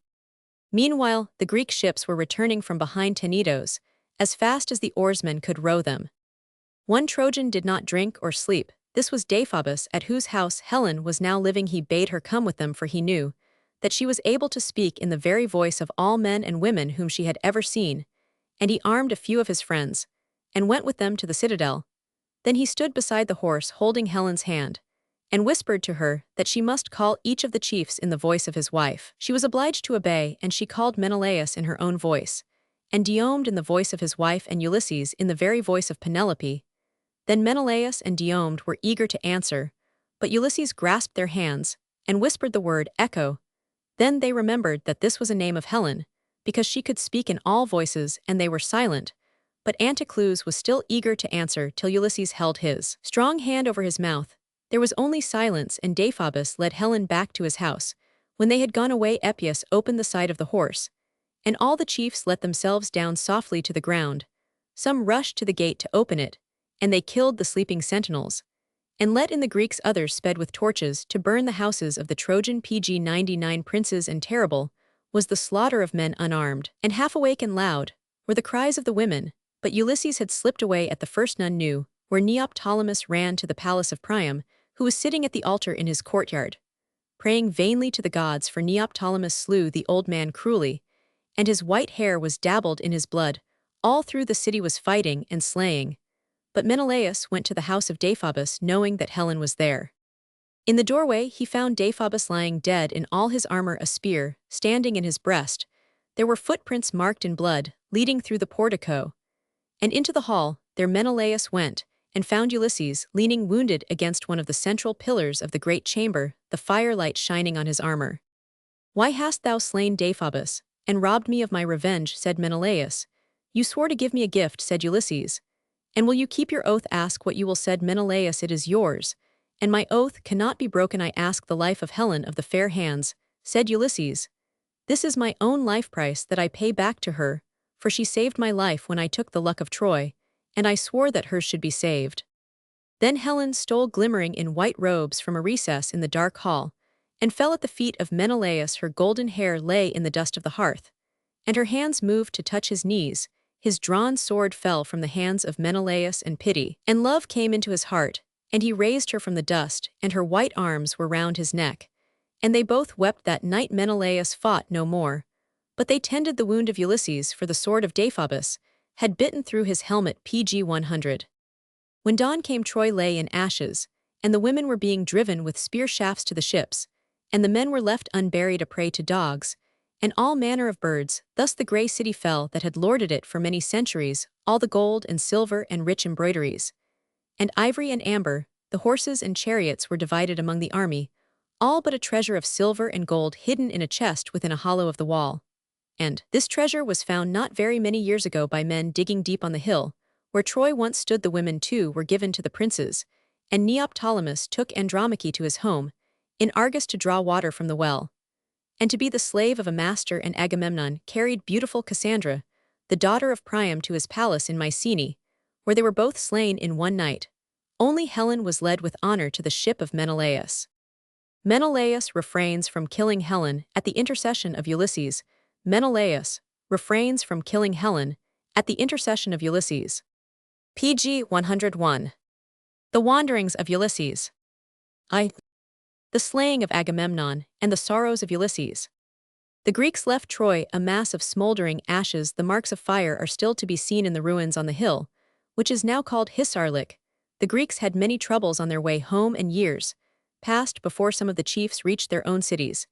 As for Agamemnon, while he was at Troy, his wife Clytemnestra, the sister of Helen, had fallen in love with a young man named Odysseus who wished to be king, so he married Clytemnestra just as if Agamemnon had been dead. Meanwhile, Agamemnon was sailing home with his share of the wealth of Troy, and many a storm drove him out of his course. At last, he reached the harbor about 7 miles from his city of Mycenae, and he kissed the earth when he landed, thinking that all his troubles were over, and that he would find his son and daughter Orestes and Electra grown up, and his wife happy because of his return. But Odysseus had set a year before a watchman on a high tower to come with the news as soon as Agamemnon landed, and the watchman ran to Mycenae with the good news. Odysseus placed 20 armed men in a hidden Pg 102 place in the great hall, and then he shouted for his chariots and horses, and drove down to meet Agamemnon and welcome him and carry him to his own palace. Then he gave a great feast, and when men had drunk much wine, the armed men who had been hiding behind curtains rushed out with sword and spear and fell on Agamemnon and his company. Though taken by surprise, they drew their swords and fought so well for their lives that none were left alive, not one, neither of the company of Agamemnon, nor of the company of Odysseus. They were all slain in the hall except Odysseus, who had hidden himself when the fray began. The bodies lay round the great mixing bowl of wine, and about the tables, and the floor ran with blood. Before Agamemnon died, he saw Clytemnestra herself stab Cassandra, the daughter of Priam, whom he had brought from Troy.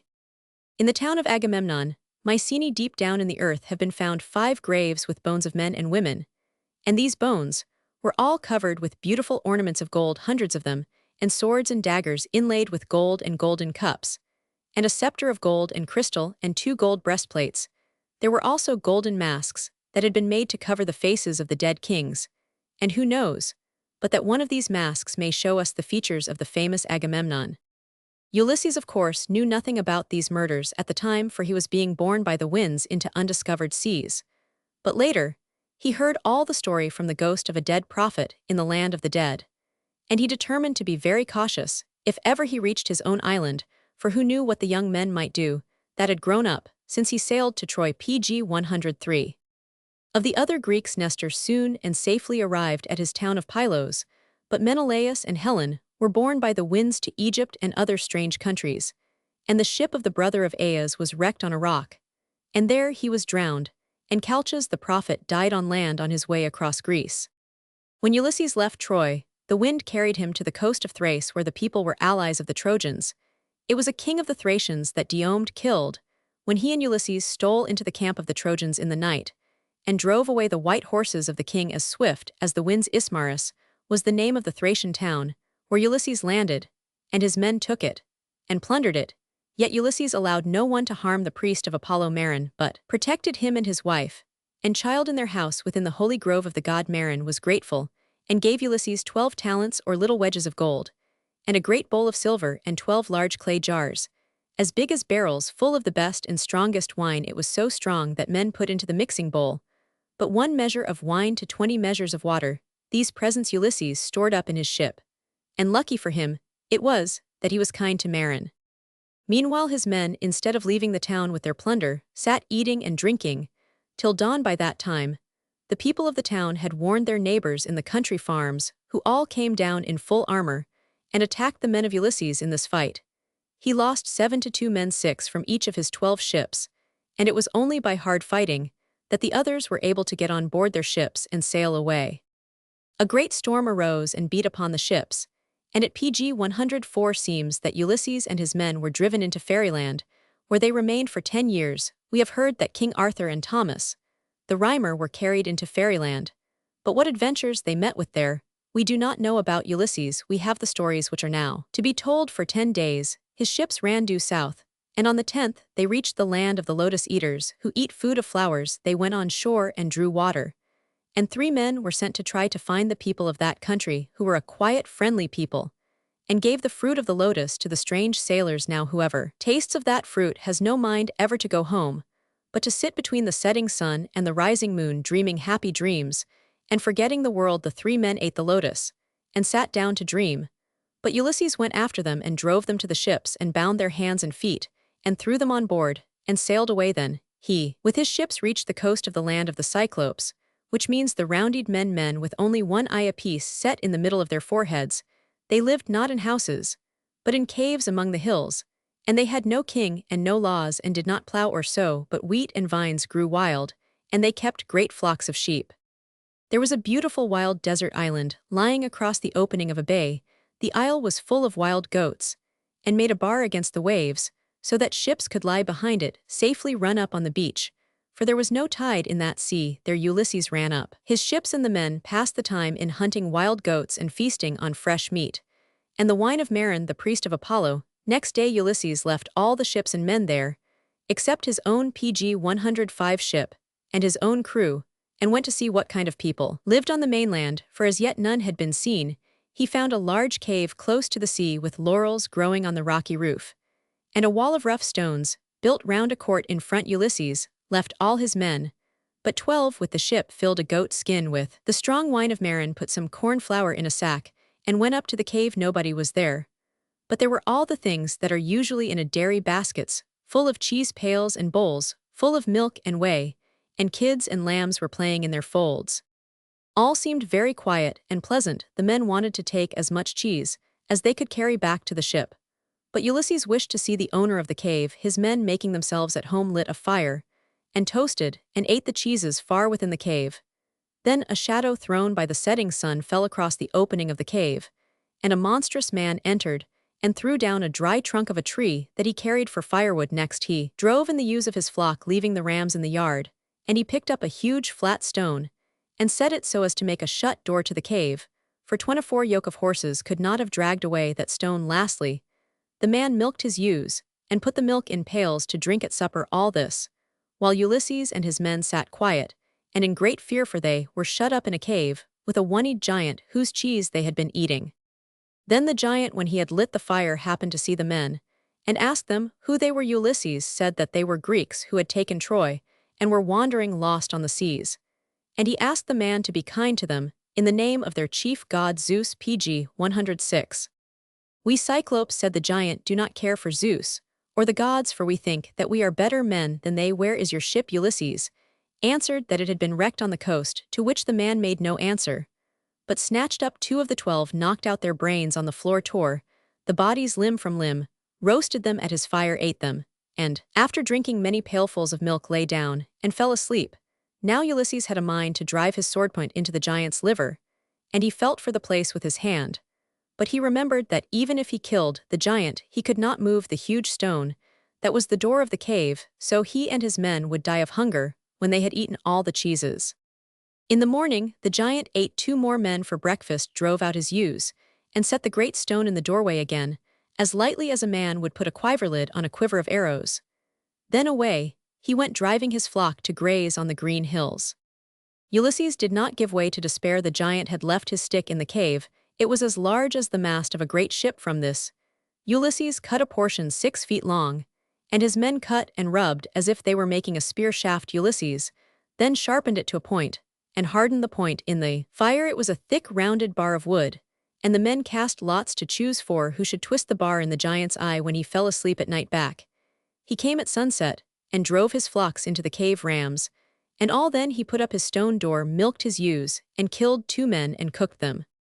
Ulysses meanwhile had filled one of the wooden ivy bowls full of the strong wine of Marin, without putting a pg 107 drop of water into it. This bowl he offered to the giant, who had never heard of wine. He drank one bowl after another, and when he was merry, he said that he would make Ulysses a present. What is your name? He asked. My name is Nobody, said Ulysses. Then I shall eat the others first, and nobody last, said the giant. That shall be your gift. Then he fell asleep. Ulysses took his bar of wood, and made the point red hot in the fire. Next his 4 men rammed it into the giant's one eye, and held it down, while Ulysses twirled it round, and the eye hissed like red-hot iron. When men dip it into cold water, which is the strength of iron, the Cyclops roared, and leaped to his feet, and shouted for help to the other giants who lived in the neighboring caves. Who is troubling you, Polyphemus? They answered. Why do you wake us out of our sleep? The giant answered. Nobody is killing me by his cunning, not at all in fair fight. Then if nobody is harming you, nobody can help you, shouted a giant. If you are ill, pray to your father Poseidon, who is the god of the sea. So the giants all went back to bed, and Ulysses laughed low to see how his cunning had deceived them.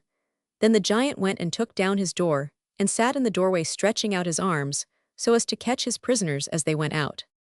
But Ulysses had a plan. He fastened sets of 3 rams together with twisted withes, and bound a man to each ram in the middle, so that the blind giant's hands would only feel the 2 outside rams.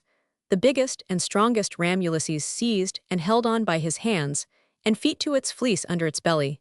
And then all the sheep went out through the doorway, and the giant felt them, but did not know that they were carrying out the men. Dear pg 108 ram, he said to the biggest, which carried Ulysses, you do not come out first as usual, but last, as if you were slow with sorrow for your master, whose eye nobody has blinded. Then all the rams went out into the open country, and Ulysses unfastened his men and drove the sheep down to his ship, and so on board his crew wept when they heard of the death of 6 of their friends. But Ulysses made them row out to sea. When he was just so far away from the cave as to be within hearing distance, he shouted at the Cyclops, and mocked him. Then that giant broke off the rocky peak of a great hill, and threw it in the direction of the sound. The rock fell in front of the ship, and raised a wave that drove it back to shore.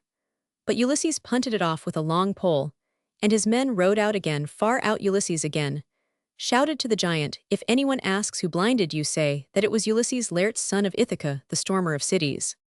Then the giant prayed to the sea god his father that Ulysses might never come home, or if he did, that he might come late and lonely with loss of all his men, and find sorrow in his house. Then the giant heaved and threw another rock, but it fell at the stern of the ship, and the wave drove the ship further out to sea to the shore of the island. There Ulysses and his men landed and killed some of the giant's sheep, and took supper and drank wine. But the sea god heard the prayer of his son, the blind giant. Ulysses and his men sailed on in what direction, and for how long we do not know, till they saw far off an island that shone in the sea. When they came nearer, they pg 109 found that it had a steep cuff of bronze with a palace on the top. Here lived Aeolus, the king of the winds, with his 6 sons and 6 daughters. He received Ulysses kindly on his island and entertained him for a whole month. Then he gave him a leather bag in which he had bound the ways of all the noisy winds. This bag was fastened with a silver cord, and Aeolus left no wind out, except the west wind, which would blow Ulysses straight home to Ithaca. Where he was we cannot guess, except that he was to the west of his own island. So they sailed for 9 days and nights towards the east, and Ulysses always held the helm and steered. But on the 10th day he fell asleep. Then his men said to each other, what treasure is it that he keeps in the leather bag? A present from King Aeolus, no doubt. The bag is full of gold and silver, while we have only empty hands, so they opened the bag when they were so near Ithaca that they could see people lighting fires on the shore. Then out rushed all the winds and carried the ship into unknown seas. And when Ulysses woke, he was so miserable that he had a mind to drown himself. But he was of an enduring heart, and he lay still. And the ship came back to the Isle of Aeolus, who cried, "Away with you, you are the most luckless of living men, you must be hated by the gods." Thus Aeolus drove them away, and they sailed for 7 days and nights till they saw land, and came to a harbor with a narrow entrance, and with tall steep rocks on either side. The other 11 ships sailed into the haven, but Ulysses did not venture in. He fastened his ship to a rock at the outer end of the harbor. The place must have been very far north, for as it was summer the sun had hardly set till dawn began again, as it does in Norway and pg 110 Iceland, where there are many such narrow harbors within walls of rock. These places are called fjords. Ulysses sent 3 men to spy out the country, and at a well outside the town they met a damsel drawing water. She was the child of the king of the people, the Laestrygonians. The damsel led them to her father's house. He was a giant, and seized one of the men of Ulysses, meaning to kill and eat him. The 2 other men fled to the ships, but the Laestrygonians ran along the tops of the cliffs, and threw down great rocks, sinking the vessels and killing the sailors. When Ulysses saw this, he drew his sword, and cut the cable that fastened his ship to the rock outside the harbor, and his crew rowed for dear life, and so escaped, weeping for the death of their friends. Thus the prayer of the blind Cyclops was being fulfilled, for now out of 12 ships Ulysses had but 1 left. Roman 2. The enchantress Circe, the land of the dead, the Sirens. On they sailed till they came to an island, and there they landed. What the place was they did not know, but it was called Aea, and here lived Circe, the enchantress, sister of the wizard King Aetes, who was the lord of the fleece of gold that Jason won from him by help of the king's daughter Medea. For 2 days Ulysses and his men lay on land beside their ship, which they anchored in a bay of the island. On the 3rd morning, Ulysses took his sword and spear, and climbed to the top of a high hill, whence he saw the smoke rising out of the wood, where Circe had her palace. He thought of going to the house, but it seemed better to return to his men, and send some of pg 111 them to spy out the place, since the adventure of the Cyclops Ulysses did not care to risk himself among unknown people. And for all that he knew, there might be mainating giants on the island, so he went back. And as he came to the bank of the river, he found a great red deer drinking under the shadow of the green boughs. He speared the stag, and tying his feet together, slung the body from his neck. And so, leaning on his spear, he came to his fellows, glad they were to see fresh venison, which they cooked, and so dined with plenty of wine. Next morning, Ulysses divided his men into 2 companies. Eurylochus led 1 company, and he himself the other. Then they put 2 marked pieces of wood, one for Eurylochus, one for Ulysses, in a helmet to decide who should go to the house in the wood.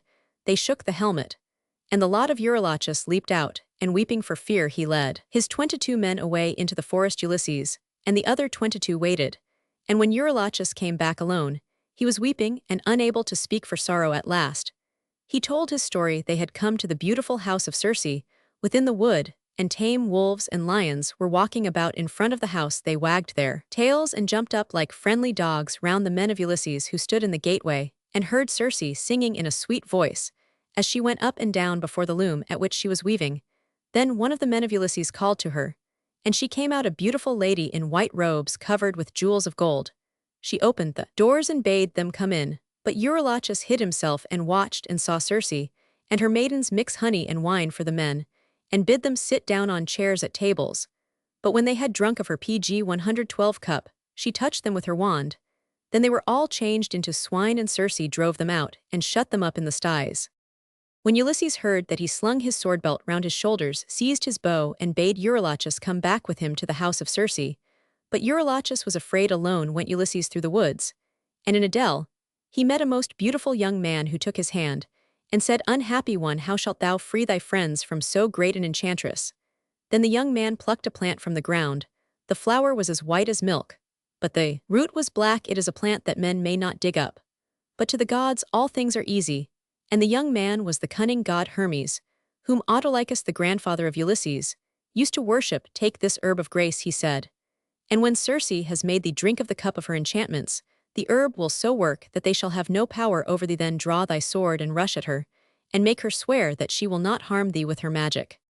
Then Hermes departed, and Ulysses went to the house of Circe, and she asked him to enter and seated him on a chair, and gave him the enchanted cup to drink, and then smote him with her wand, and bade him go to the sties of the swine, but Ulysses drew his sword, and Circe, with a great cry, fell at his feet, saying, Who art thou, on whom the cup has no power? Truly thou art Ulysses of Ithaca, for the god Hermes has told me that he should come to my island on his way from Troy. Come now, fear not, let us be friends.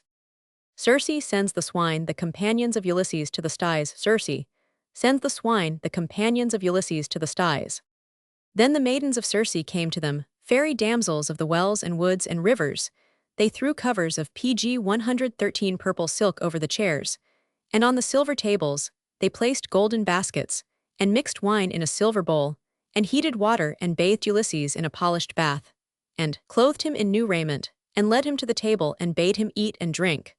But he sat silent, neither eating nor drinking, in sorrow for his company, till Circe called them out from the sties, and disenchanted them. Glad they were to see Ulysses, and they embraced him, and wept for joy.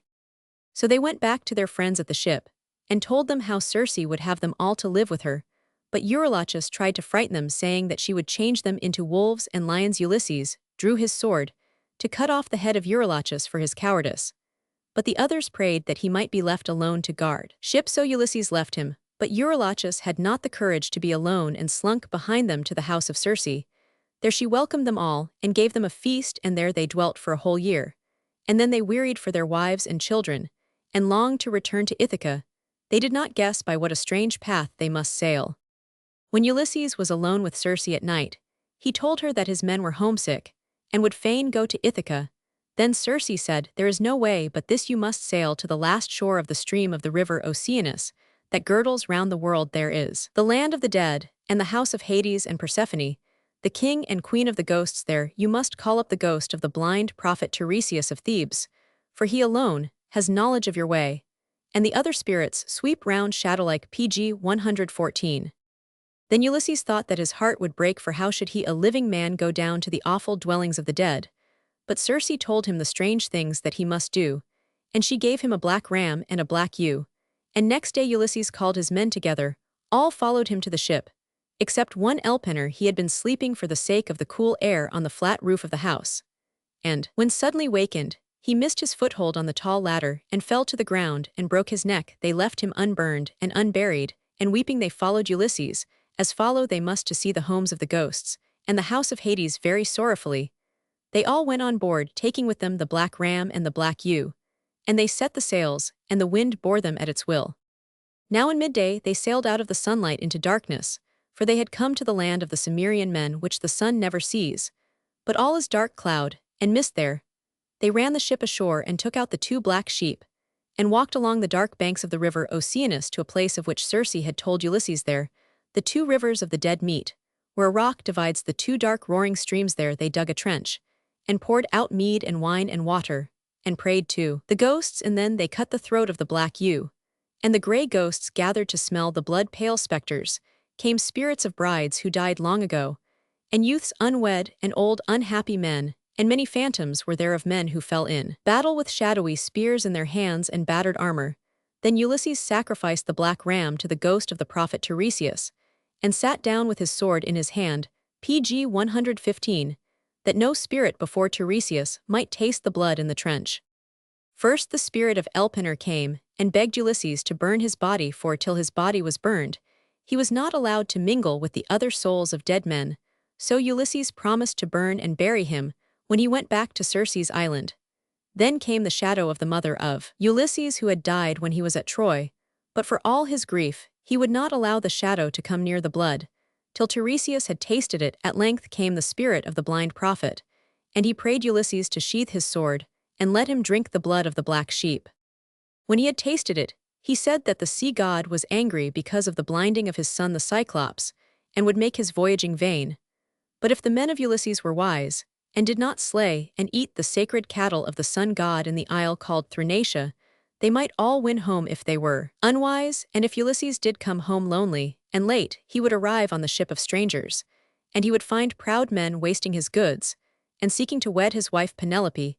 Even if Ulysses alone could kill these men, his troubles would not be ended. He must wander over the land as he had wandered over the waters, carrying an oar on his shoulder, till he came to men who had never heard of the sea or of boats, when one of these men, not knowing what an oar was, came, and told him that he carried a fan for winnowing corn. Then Ulysses must fix the oar in the ground, and offer a sacrifice to the sea god and go home where he would at last live in peace. Ulysses said so be it, and asked how he could have speech with the ghosts. Tiresias told him how this might be done, and then his mother told him how she died of sorrow. For pg 116, him and Ulysses tried to embrace and kiss her, but his arms only clasped the empty air. Then came up the beautiful spirits of many dead unhappy ladies of old times, and then came the souls of Agamemnon and of Achilles. And of Aias Achilles was glad when he heard how bravely his young son had fought at Troy. But he said it was better to be the servant of a poor farmer on earth than to rule over all the ghosts of the dead in the still grey land, where the sun never shone and no flowers grew. But the mournful asphodel, many other spirits of Greeks slain at Troy came, and asked for news about their friends. But Aias stood apart and silent still in anger, because the arms of Achilles had been given to Ulysses in vain. Ulysses told him that the Greeks had mourned as much for him. As for Achilles, he passed silently away into the house of Hades. At last the legions of the innumerable dead, all that have died, since the world began, flocked, and filled the air with their low wailing cries, and fear fell on Ulysses, and he went back along that sad last shore of the world's end to his ship, and sailed again out of the darkness into the sunlight, and to the Isle of Circe. There they burned the body of Elpenor and piled a mound over it, and on the mound set the oar of the dead man, and so went to the palace of Circe. Ulysses told Circe all his adventures, and then she warned him of dangers yet to come, and showed him how he might escape them. He listened, and remembered all that she spoke.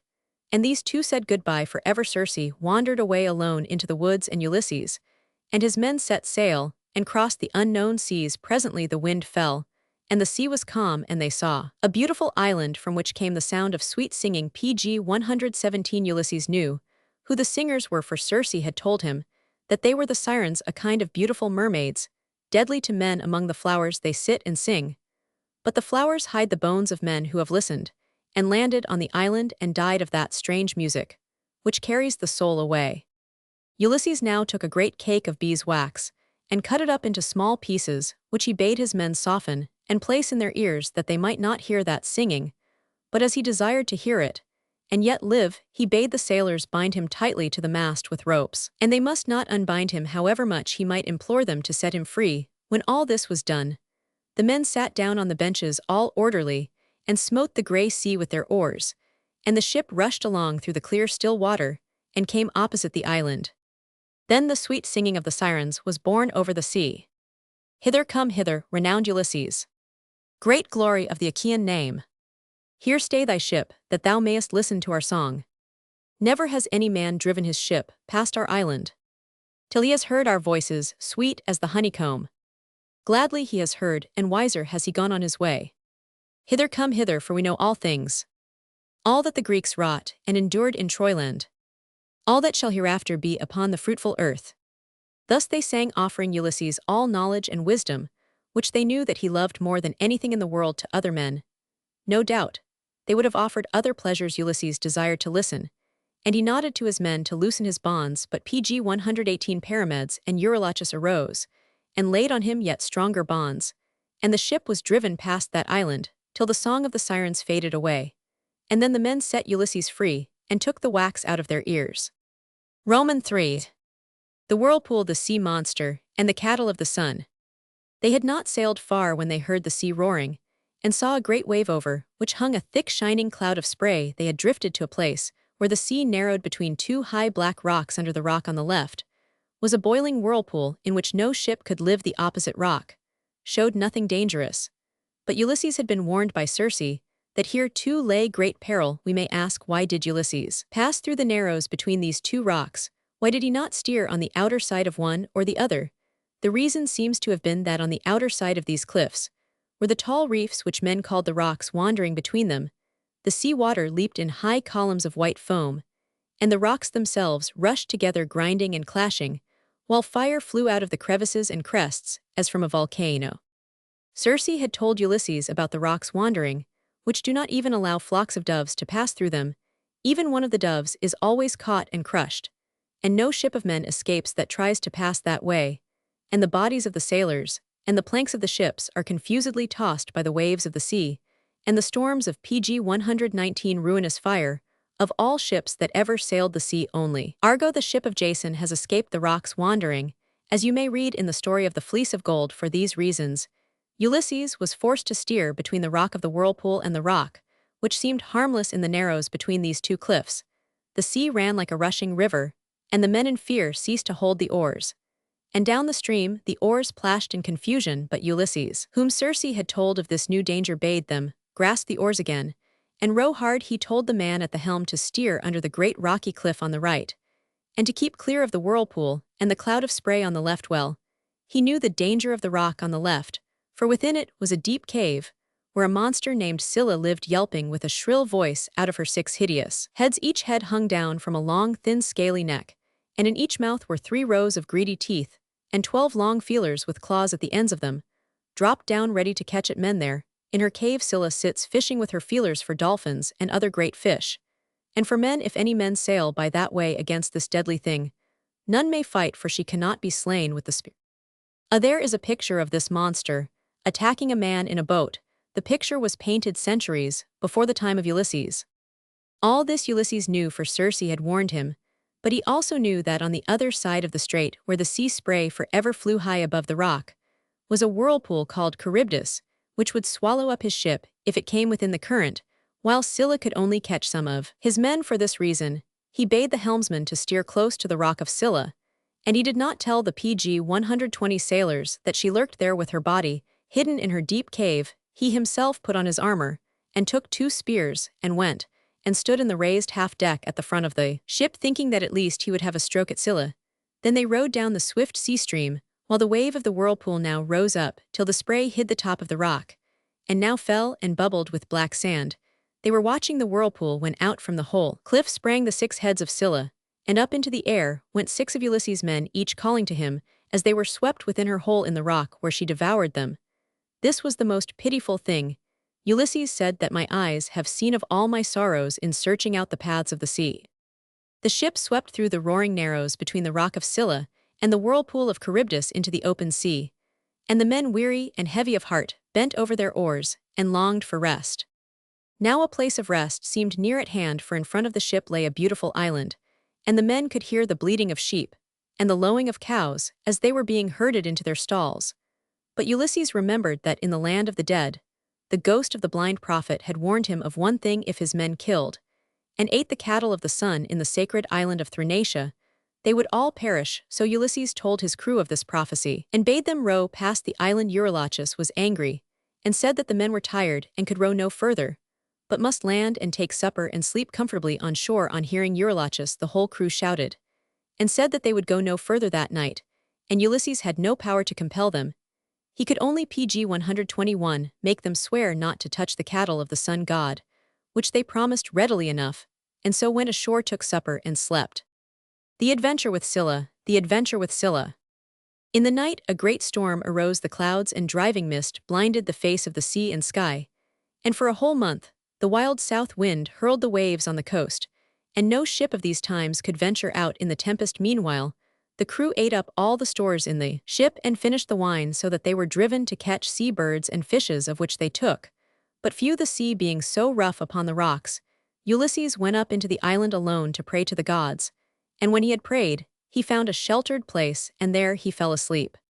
Eurylochus took the occasion while Ulysses was away to bid the crew seize and slay the sacred cattle of the sun god, which no man might touch, and this they did, so that when Ulysses wakened and came near the ship, he smelled the roast meat, and knew what had been done. He rebuked the men, but as the cattle were dead, they kept eating them for 6 days, and then the storm ceased, the wind fell, the sun shone, and they set the sails, and away they went. But this evil deed was punished, for when they were out of sight of land, a great thunder cloud overshadowed them, the wind broke the mast, which crushed the head of the helmsman. The lightning struck the ship in the center, she reeled, the men fell overboard, and the heads of the crew floated a moment like cormorants above the waves. But Ulysses had kept hold of a rope, and when the vessel righted, he walked the deck till a wave stripped off all the tackling and loosened the sides from the keel. Ulysses had only time to lash the broken mast with a rope PG 122 to the keel, and sit on this raft with his feet in the water, while the south wind rose again furiously, and drove the raft back till it came under the rock where was the whirlpool of Charybdis. Here Ulysses would have been drowned, but he caught at the root of a fig tree that grew on the rock, and there he hung clinging with his toes to the crumbling stones, till the whirlpool boiled up again. And up came the timbers. Down on the timbers Ulysses dropped, and so sat rowing with his hands, and the wind drifted him at last to a shelving beach of an island. Here dwelt a kind of fairy called Calypso, who found Ulysses nearly dead on the beach, and was kind to him, and kept him in her cave, where he lived for 7 long years, always desiring to leave the beautiful fairy and return to Ithaca and his wife Penelope. But no ship of men ever came near that isle which is the central place of all the seas, and he had no ship and no men to sail and row. Calypso was very kind and very beautiful, being the daughter of the wizard Atlas, who holds the 2 pillars that keep earth and sea asunder. But Ulysses was longing to see if it were but the smoke going up from the houses of rocky Ithaca, and he had a desire to die. Roman 4. How Telemachus went to seek his father. When Ulysses had lived nearly 7 years in the island of Calypso, his son Telemachus, whom he had left in Ithaca, as a little child went forth to seek for his father in Ithaca. He and his mother Penelope had long been very unhappy, as Ulysses did not come home after the war, and as nothing was heard about him from the day when the Greeks sailed pg 123 from Troy. It was supposed that he must be dead, but Telemachus was still but a boy of 12 years old, and the father of Ulysses, Laertes, was very old, and had gone to a farm in the country where he did nothing but take care of his garden.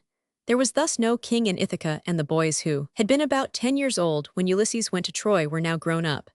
And as their fathers had gone to the war, they did just as they pleased. 12 of them wanted to marry Penelope, and they with about 100 others as wild as themselves, from the neighboring islands, by way of paying court to Penelope, ate and drank all day at her house. They killed the cattle, sheep, and swine. They drank the wine, and amused themselves with Penelope's maidens, of whom she had many. Nobody could stop them. They would never go away, they said, till Penelope chose one of them to be her husband and king of the island, though Telemachus was the rightful prince. Penelope at last promised that she would choose one of them when she had finished a great shroud of linen, to be the death shroud of old Laertes. When he died, all day she wove it. But at night, when her wooers had gone, for they did not sleep in her house, she unwove it again. But one of her maidens told this to the wooers, so she had to finish the shroud, and now they pressed her more than ever to make her choice. But she kept hoping that Ulysses was still alive, and would return, though if he did, how was he to turn so many strong young men out of his house? The goddess of wisdom Athene had always favored Ulysses, and now she spoke up among the gods, where they sat, as men say, in their holy heaven. Not by winds is it shaken, nor wet with rain, nor does the snow come thither, but clear air is spread about it, cloudless, and the white pg 124 light floats over it. Athene told how good, wise, and brave Ulysses was, and how he was kept in the isle of Calypso, while men ruined his wealth and wooed his wife. She said that she would herself go to Ithaca and make Telemachus appeal to all the people of the country, showing how evilly he was treated, and then sail abroad to seek news of his father. So Athene spoke, and flashed down from Olympus to Ithaca, where she took the shape of a mortal man, Mensa, chief of the Taphians. In front of the doors she found the proud wooers playing at draughts and other games, while supper was being made ready. When Telemachus, who was standing apart, saw the stranger, he went to him, and led him into the house, and treated him kindly, while the wooers ate and drank and laughed noisily. Then Telemachus told Athene, or as he supposed the stranger, how evilly he was used, while his father's white bones might be wasting on an unknown shore, or rolling in the billows of the salt sea. Athene said, or Mens said, that he himself was an old friend of Ulysses, and had touched at Ithaca on his way to Cyprus to buy copper. But Ulysses, he said, is not dead, he will certainly come home, and that speedily. You are so like him, you must be his son. Telemachus replied that he was, and Mens was full of anger, seeing how the wooers insulted him, and told him first to complain to an assembly of all the people, and then to take a ship and go seeking news of Ulysses. Then Athene departed, and next day Telemachus called an assembly and spoke to the people.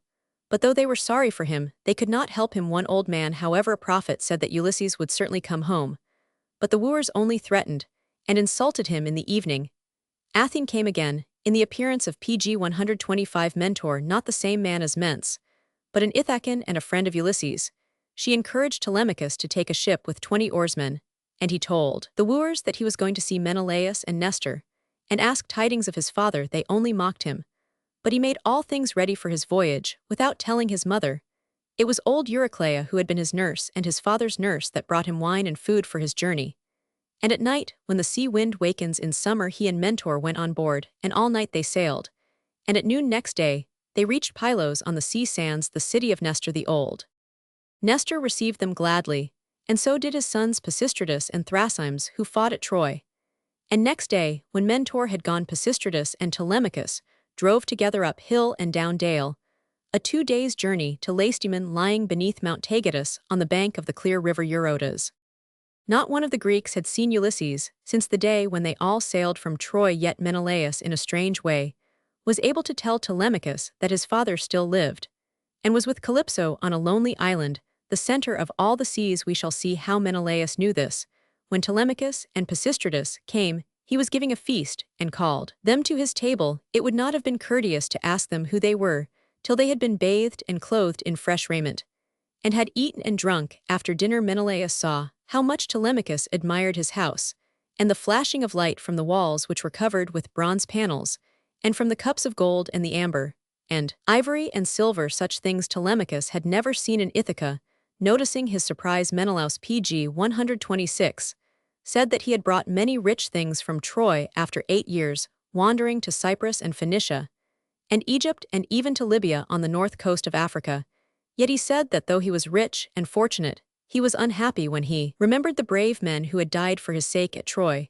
But above all, he was miserable for the loss of the best of them, all Ulysses, who was so long unheard of, and none knew whether at that hour he was alive or dead. At these words Telemachus hid his face in his purple mantle and shed tears, so that Menelaus guessed who he was, but he said nothing.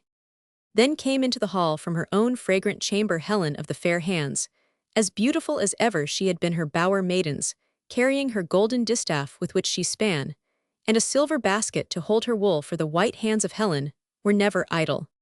Helen knew Telemachus by his likeness to his father Ulysses, and when she said this to Menelaus, Pisistratus overheard her, and told how Telemachus had come to them seeking for news of his father. Menelaus was much moved in his heart, and Helen no less. When they saw the son of Ulysses, who had been the most trusty of all their friends, they could not help shedding tears, for Pisistratus remembered his dear brother Antilochus, whom Memnon slew in battle at Troy, Memnon the son of the bright dawn. But Helen wished to comfort them, and she brought a drug of magical virtue, which Polydamna, the wife of Thon, king of Egypt, had given to her. This drug lulls all pain and anger, and brings forgetfulness of every sorrow. And Helen poured it from a golden vial into the mixing bowl of gold, and they drank the wine and were comforted. Then Helen told Telemachus what great deeds Ulysses pg 127 did at Troy, and how he crept into the town disguised as a beggar, and came to her house.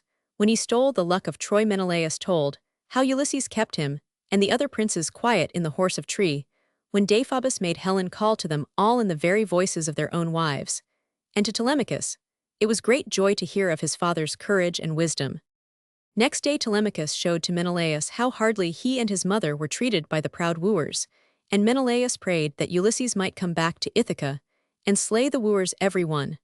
But as to what you ask me, he said, I will tell you all that I have heard about your father. In my wanderings after I sailed from Troy, the storm winds kept me for 3 weeks in the island called Pharos, a day's voyage, from the mouth of the river Gyptus, which is the old name of the Nile. We were almost starving, for our food was done, and my crew went round the shores, fishing with hook and line. Now in that isle lives a goddess, the daughter of Proteus, the old man of the sea.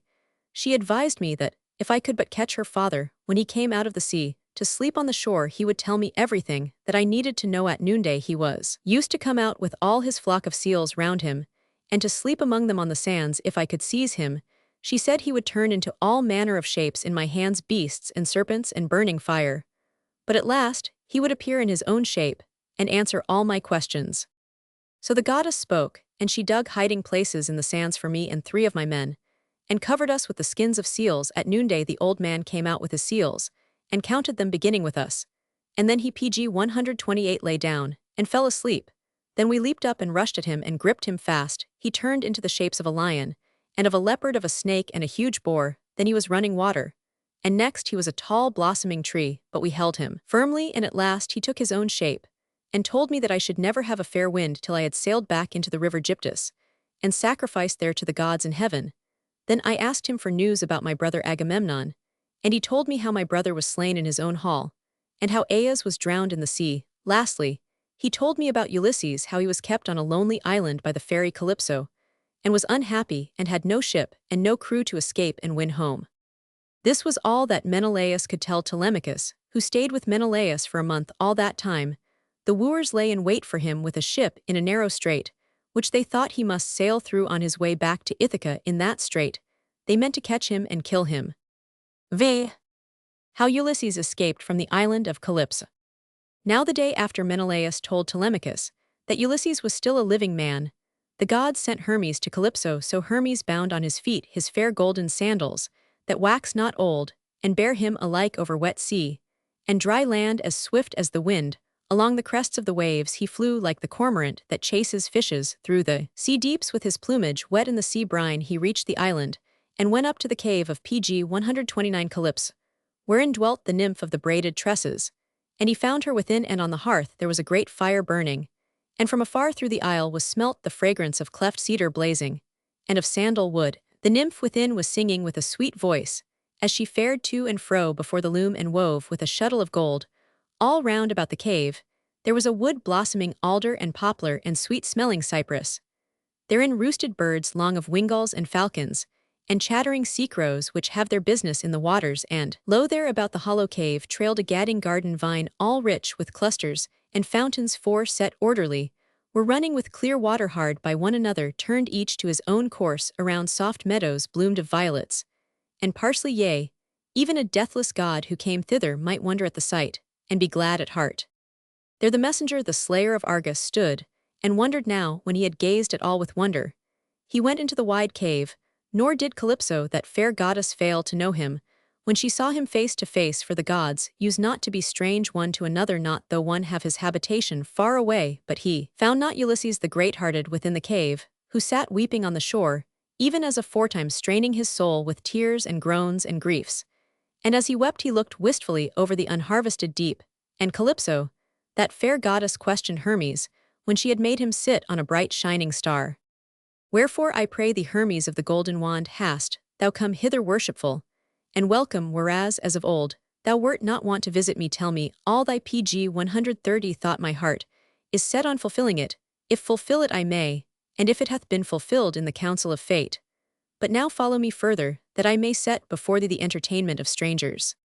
Therewith the goddess spread a table with ambrosia, and set it by him, and mixed the ruddy nectar. So the messenger, the slayer of Argus, did eat and drink. Now, after he had supped and comforted his soul with food at the last, he answered and spake to her on this wise: Thou makest question of me on my coming a goddess of a god, and I will tell thee this my saying truly. At thy command 'twas Zeus that bade me come hither by no will of mine. Nay, who of his free will would speed over such a wondrous space of sea, whereby is no city of mortals that do sacrifice to the gods he saith, that thou hast with thee a man most wretched beyond his fellows, beyond those men that round the city of Priam for 9 years fought, and in the 10th year sacked the city, and departed homeward. Yet on the way they sinned against Athene, and she raised upon them an evil blast and long waves of the sea. Then all the rest of his good company was lost. But it came to pass that the wind bare, and the wave brought him hither, and now Zeus biddeth thee send him hence with what speed thou mayest, for it is not ordained that he die away from his friends, but rather it is his fate to look on them even yet, and to come to his high-roofed home and his own country. Calypso takes pity on Ulysses. Calypso takes pity on Ulysses. So spake he, and Calypso, that fair goddess, shuddered and spake unto him hard: Are ye gods and jealous exceeding, who ever grudge goddesses openly to mate with men? Him I saved, as he went all alone bestriding the keel of a bark, for that Zeus had crushed and cleft his swift PG 131 ship, with a white bolt in the midst of the wine-dark deep. There all the rest of his good company was lost. But it came to pass that the wind bare and the wave brought him hither, and him have I loved and cherished, and I said that I would make him to know not death and age forever. But I will give him no dispatch, not I, for I have no ships by me with oars, nor company to bear him on his way over the broad back of the sea. Yet will I be forward to put this in his mind, and will hide not, that all unharmed he may come to his own country.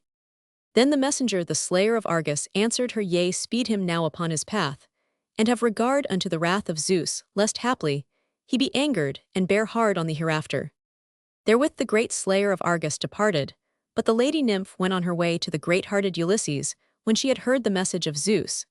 And there she found him sitting on the shore, and his eyes were never dry of tears, and his sweet life was ebbing away. As he mourned for his return in the daytime, he would sit on the rocks and on the beach straining his soul with tears and groans and griefs. And through his tears, he would look wistfully over the unharvested deep, so standing near him that fair goddess spake to him. Hapless man, sorrow no more I pray thee in this isle, nor let thy good life waste away, for even now will I send thee hence with all my heart, nay arise, and cut long beams and fashion a wide raft with the axe, and lay deckings high thereupon, that it may bear thee over the misty deep, and I will place therein bread and water and red wine to thy heart's desire to keep hunger far away, and I will put raiment upon thee, and send a fair gale that so pg 132 thou mayest come all unharmed to thine own country, if indeed it be the good pleasure of the gods who hold wide heaven, who are stronger than I am both to will and to do. Then Ulysses was glad and sad, glad that the gods took thought for him, and sad to think of crossing alone the wide unsailed seas. Calypso said to him, So it is indeed thy wish to get thee home to thine own dear country. Even in this hour good fortune go with thee, even so yet didst thou know in thine heart what thou art ordained to suffer, or ever thou reach thine own country here, even here thou wouldst abide with me, and keep this house, and wouldst never taste of death, though thou longest to see thy wife, for whom thou hast ever a desire day by day. Not in sooth that I avow me to be less noble than she in form or fashion, for it is in no wise meet that mortal women should match them with immortals in shape and comeliness. And Ulysses of many counsels answered and spake unto her, Be not wroth with me, goddess and queen myself. I know it well how wise Penelope is meaner to look upon than thou in comeliness and stature. But she is mortal, and thou knowest not age nor death. Yet even so I wish and long day by day to fare homeward and see the day of my returning, yea, and if some god shall wreck me in the wine-dark deep, even so I will endure with a heart within me patient of affliction, for already have I suffered full much, and much have I twalled in perils of waves, and war let this be added to the tale of those. Next day Calypso brought to Ulysses carpenter's tools, and he felled trees, and made a great raft and a mast, and sails out of canvas in 5 days.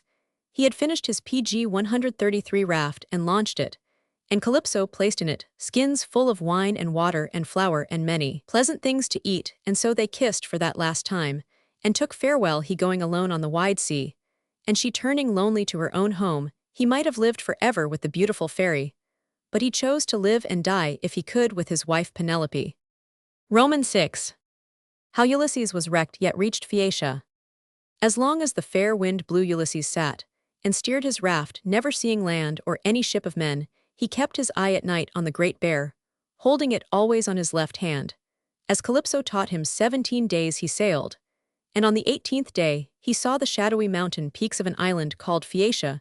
But now the sea gods saw him, and remembered how Ulysses had blinded his son the Cyclops. In anger, he raised a terrible storm, great clouds covered the sky, and all the winds met. Ulysses wished that he had died when the Trojans gathered round him, as he defended the dead body of Achilles, for had he died then, he would have been burned and buried by his friends. But if he were now drowned, his ghost would always wander alone on the fringes of the land of the dead, like the ghost of Elpenor. As he thought thus, the winds broke the mast of his raft, and the sail and yardarm fell into the sea, and the waves dragged him deep down. At last he rose to the surface and swam after his raft, and climbed onto it, and sat there, while the winds tossed the raft about like a feather. The sea goddess Ino saw him and pitied him, pg 134, and rose from the water as a seagull rises after it has dived. She spoke to him, and threw her bright veil to him, saying, Wind this round your breast, and throw off your clothes, leap from the raft and swim. And when you reach land, cast the veil back into the sea, and turn away your head. Ulysses caught the veil and wound it about his breast, but he determined not to leave the raft, while the timbers held together. Even as he thought thus, the timbers were driven asunder by the waves, and he seized a plank, and sat astride it as a man rides a horse. Then the winds fell, all but the north wind, which drifted Ulysses on for 2 days and nights. On the 3rd day all was calm, and the land was very near, and Ulysses began to swim towards it through a terrible surf, which crashed and foamed on sheer rocks, where all his bones would be broken thrice.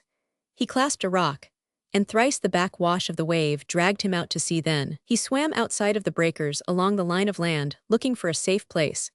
And at last he came to the mouth of the river. Here all was smooth, with a shelving beach, and his feet touched bottom. He staggered out of the water, and swooned away. As soon as he was on dry land, when he came to himself, he unbound the veil of Ino and cast it into the sea, and fell back quite spent among the reeds of the river. Naked and starving, he crept between two thick olive trees that grew close together, and made a shelter against the wind.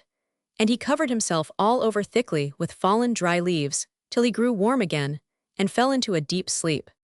While Ulysses slept alone and naked in an unknown land, a dream came to beautiful Nausicaa, the daughter of the king of that country, which is called Phaeacia. The PG 135 dream was in the shape of a girl who was a friend of Nausicaa, and it said, "Nausicaa, how has your mother such a careless daughter? There are many beautiful garments in the house that need to be washed against your wedding day.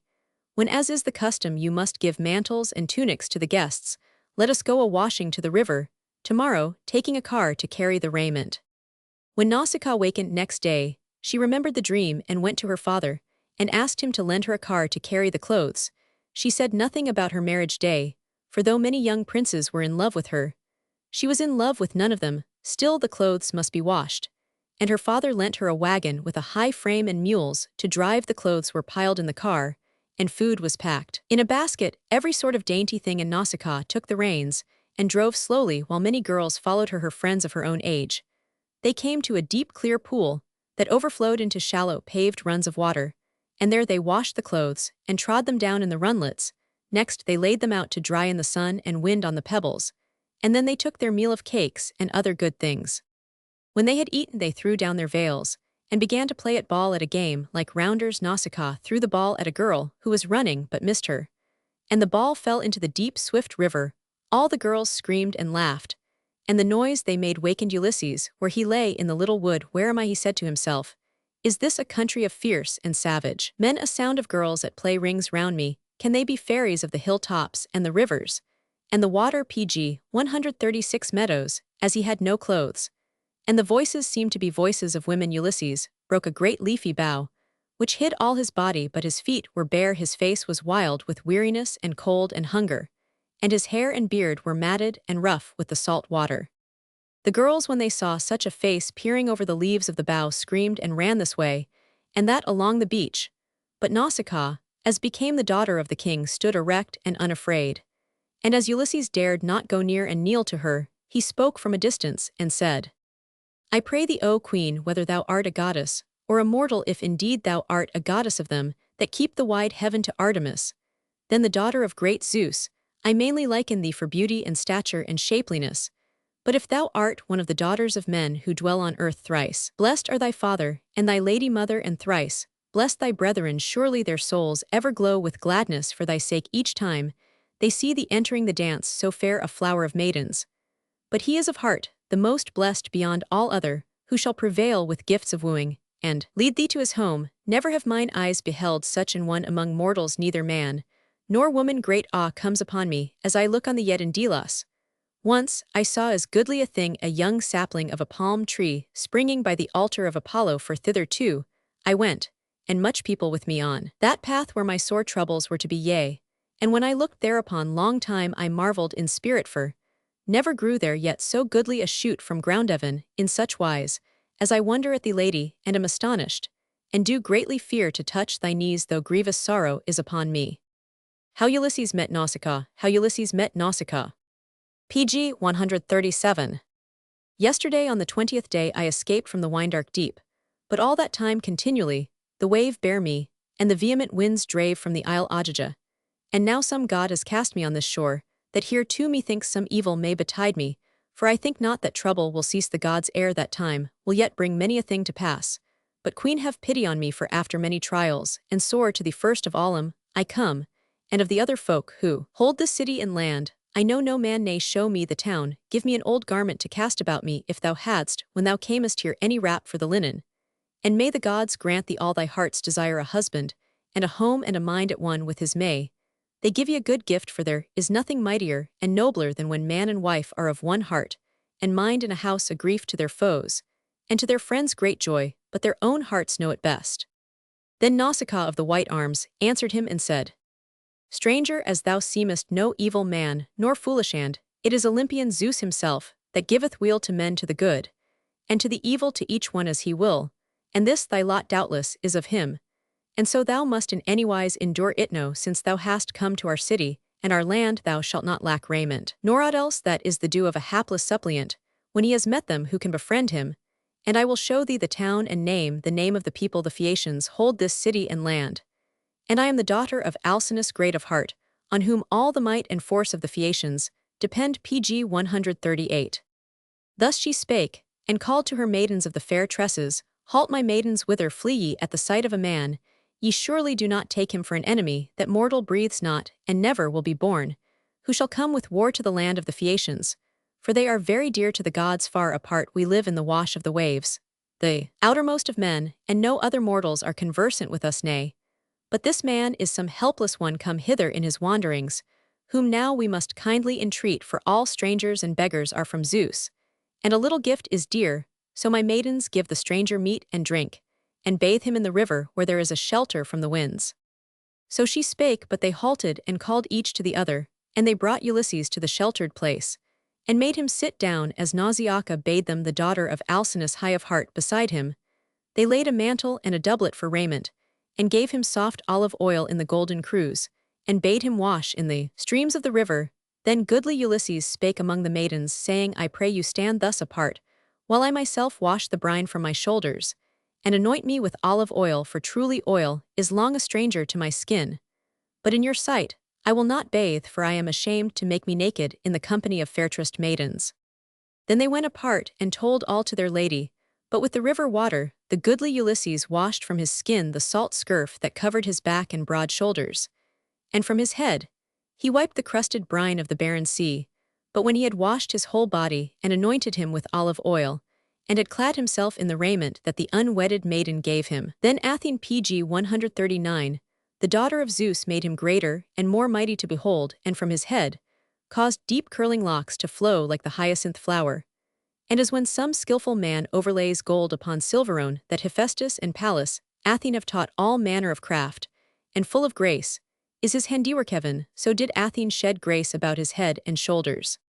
Then to the shore of the sea went Ulysses apart, and sat down glowing in beauty and grace, and the princess marveled at him, and spake among her fairtressed maidens, saying, Listen, my white-armed maidens, and I will say somewhat not without the will of all the gods who hold Olympus.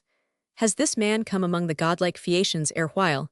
He seemed to me uncomely, but now he is like the gods that keep the wide heaven. Would that such an one might be called my husband, dwelling here, and that it might please him here to abide. But come, my maidens, give the stranger meat and drink. Thus she spake, and they gave ready ear and hearkened, and set beside Ulysses meat and drink. And the steadfast goodly Ulysses did eat and drink eagerly, for it was long since he had tasted food. Now Nausicaa of the white arms had another thought. She folded the raiment, and stored it in the goodly wain, and yoked the mules strong of hoof, and herself climbed into the car. Then she called on Ulysses and spake, and hailed him up, Now, stranger, and rouse thee to go to the city, that I may convey thee to the house of my wise father, where I promise thee thou shalt get knowledge of all the noblest of the Phaeacians. But do thou even as I tell thee, and thou seemest a discreet man enough. So long. Pg 140. As we are passing along the fields and farms of men, do thou fare quickly with the maidens behind the mules and the chariot, and I will lead the way. But when we set foot within the city, whereby goes a high wall with towers, and there is a fair haven on either side of the town, and narrow is the entrance, and curved ships are drawn up on either hand of the mole, thou shalt find a fair grove of Athene, a poplar grove near the road, and a spring wells forth therein, and a meadow lies all around. There is my father's land, and his fruitful close within the sound of a man's shout from the city. Sit thee down there, and wait until such time as we may have come into the city and reached the house of my father.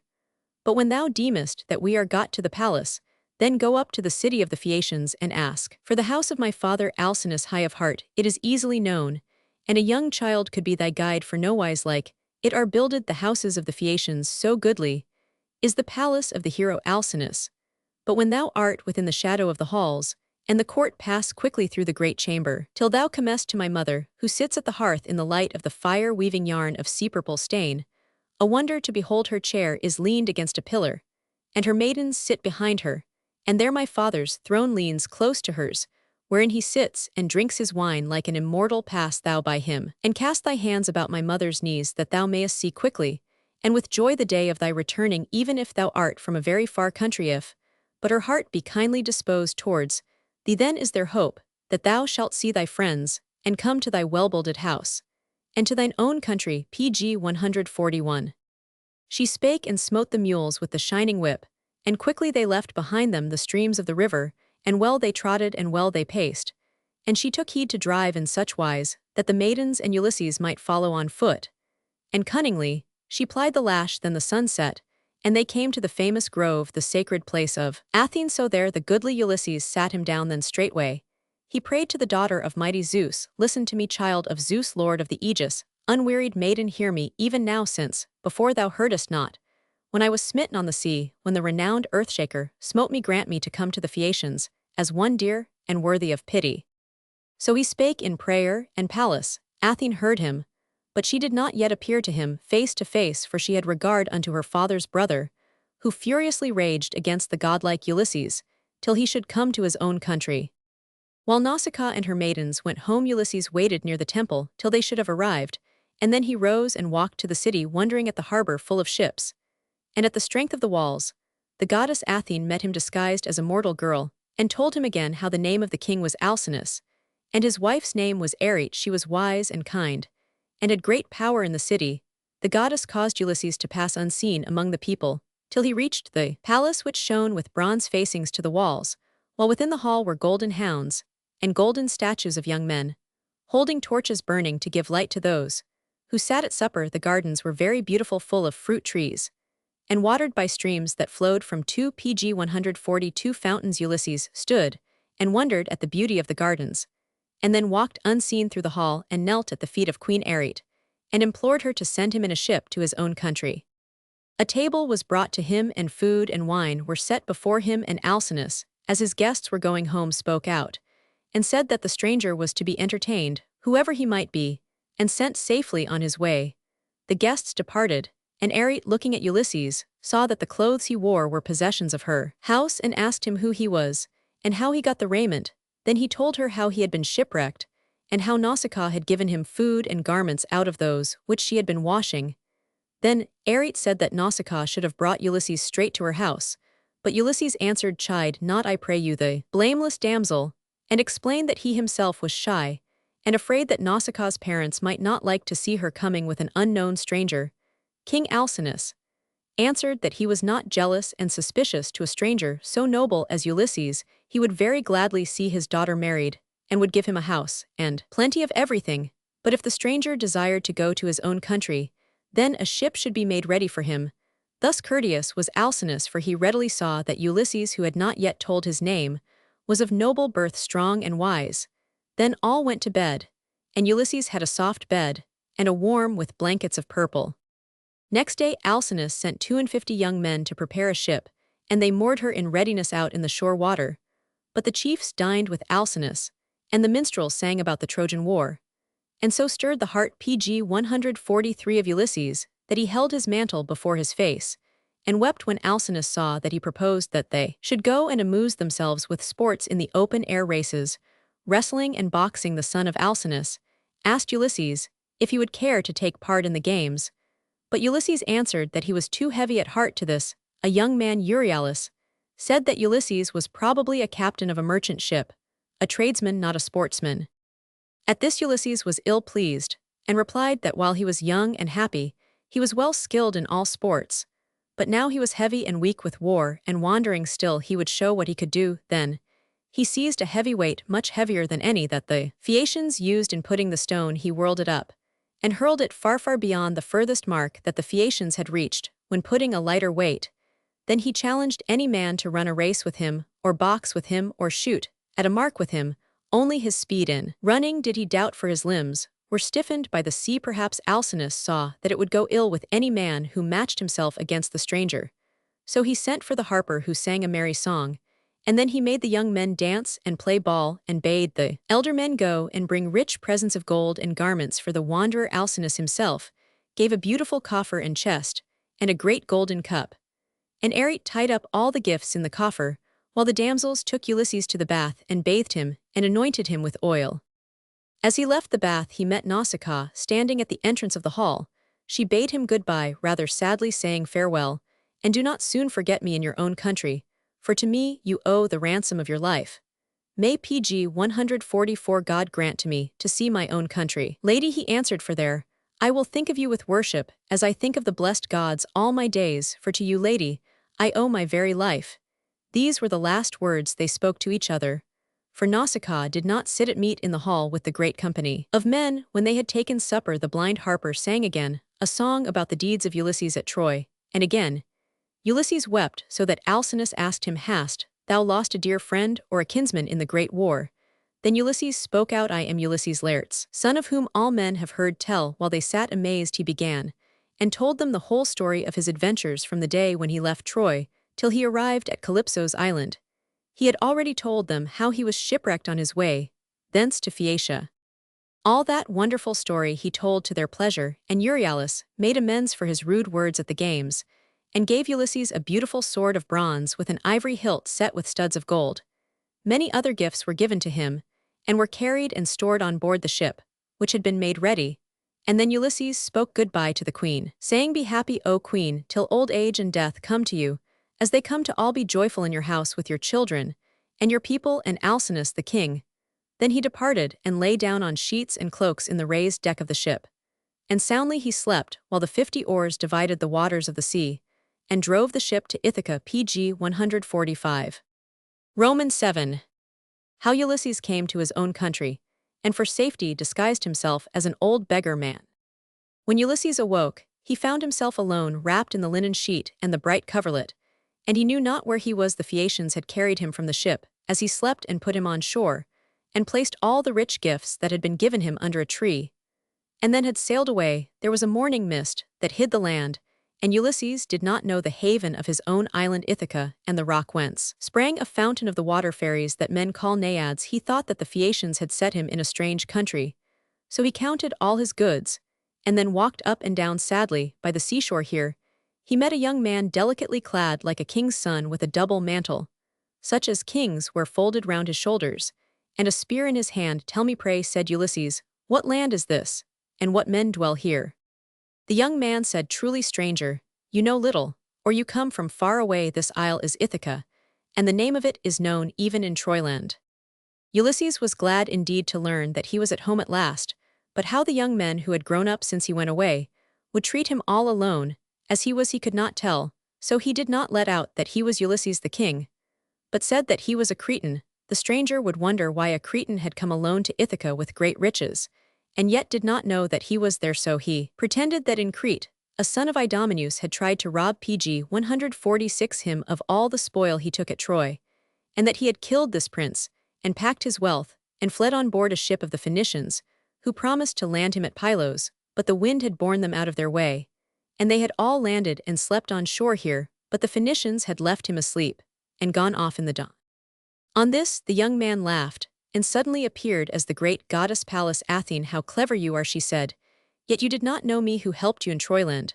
But much trouble lies before you, and you must not let man or woman know who you really are. Your enemies are so many and powerful."